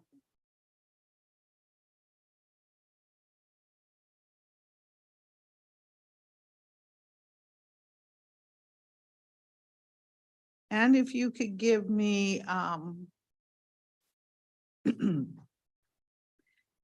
sort of a understanding of why you're recommending that the CCC apply to all individuals who perform services for the district, including contractors. If you can help us understand that, give me something, if we could get, language from you, that is an understanding of why that would be necessary. Okay. Do That you would want be me helpful. to address it now? Well, sure, we've If time got to permits. 9 p.m. I Sure. know. Go right I'll ahead. be brief. Go right but ahead. I'll be brief, but I'll submit documentation to you as well. Thank But, you. Thank you. just because our view at BEGA is that contractors perform same duties and services as paid or regular district government employees. They have the same responsibilities, they have the same authority, but they're not subject to the same ethics rules. So they are not, we don't have jurisdiction over them. They don't have the same accountability as district employees do, but they're performing the same functions. So we believe that they should also be held accountable to the ethics rules. Several times, members of the public, they interact with contractors, but they don't know that they're contractors. They think that they're district employees, which also lends to the fact that they should be held accountable or held to the same ethics standards. You can have an employee that violates a conflict of interest, the conflict of interest statute, and then have a contractor to do the same thing, and that contractor does not face the same penalties or the same accountability that the employee does. So that's why we feel it's important that everyone who provides services to the district government be held to the same ethics standard. Thank you for that. And would that include, or is your thinking that contractors that perform services under a DC contract or are referred to the public through a contract, and then they generate their own contract with the public, that they would be included? I'm thinking specifically of a service like the senior, there's the senior single family rehab program as an example, that is administered by DHCD. And it provides for individuals that need home repairs an opportunity through a grant program to receive the services of a contractor. And there's a bank of contractors that are available to perform the services. And they do a inspection or review of what your job entails. And then they say, okay, I'll take the job. But they come to the private sector, to those of us in the city, via the government. So I'm wondering if that is, well, we can sort through it, but that would be one thought I was curious about as to how we would handle that. So, and the CCC, we mainly address those contractors who are serving under, say, a personal services contract. Okay. So then we need to make sure that they are serving under a personal services contract, because I would think that that would be very helpful to those who frequently, well, every now and then they're complaining that they did not get the service that they thought they were going to get. If we could hold them to a standard, you know, like a pledge, you commit to doing this, then we would have grounds for recovering any resources that we have expended through the grant program in order to make the citizen whole. So you may have a lot going on that you just touching the tip there that can bring results for us in our government. Thank you for that.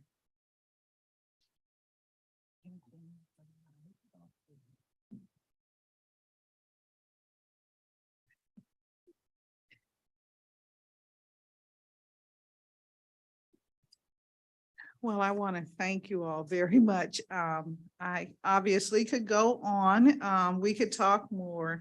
And I am taking a lot of time, and I recognize that I may be bearing on you. I don't mean it to be that way, but I do want the public to understand the value of our agencies and how our agencies make a difference for them. You know, this committee is compiled primarily of processes, assisting what I call the glamour agencies to do their job. I mean, you don't build houses, you don't provide food, you don't provide revenue for individuals, you know, you don't have a grant program, but nevertheless, you're very, very important to the government and getting the work of the government done. And so my goal is to, you know, put a spotlight on what we do and how we do it and why we do it the way we do in order to make a better government, to show the connectiveness of all of us in order to have this product. So I do want to thank you all and thank you for bearing under it, and excellent testimony. I appreciate it so very, very much. Thank you.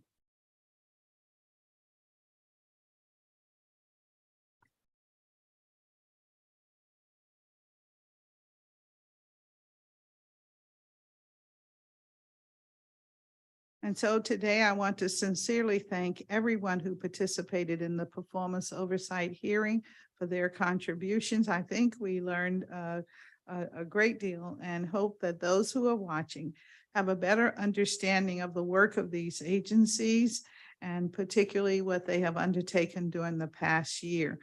If the public has any additional thoughts or would like to submit written testimony regarding the performance of these agencies, please email it to seal@dccouncil.gov, and that's seal with a C, CEAL @dccouncil.gov. The hearing record will close in 10 days from today. So that's Saturday, the March 11th, 2023 at 5 p.m. The committee's next oversight performance hearing is, okay, it is tomorrow, March 2nd at 10:30 a.m. It is a continuation of the hearing we recessed, was it yesterday? We recessed with the Department of Employment Services. And so we hope those who are interested will tune in, and we'll go for a few hours and try to complete that. And then we also have our final hearing. Oversight hearing is Friday, March 3rd. And that begins at 9:30. And that will be the Department on Aging and Community Living, the Commission on Aging, and Age Friendly DC. So thank you all again. And the time is now, oh, we're early. It's 5:50 p.m., same day we started, the 1st of March and the beginning of Women's History Month. So thank you all.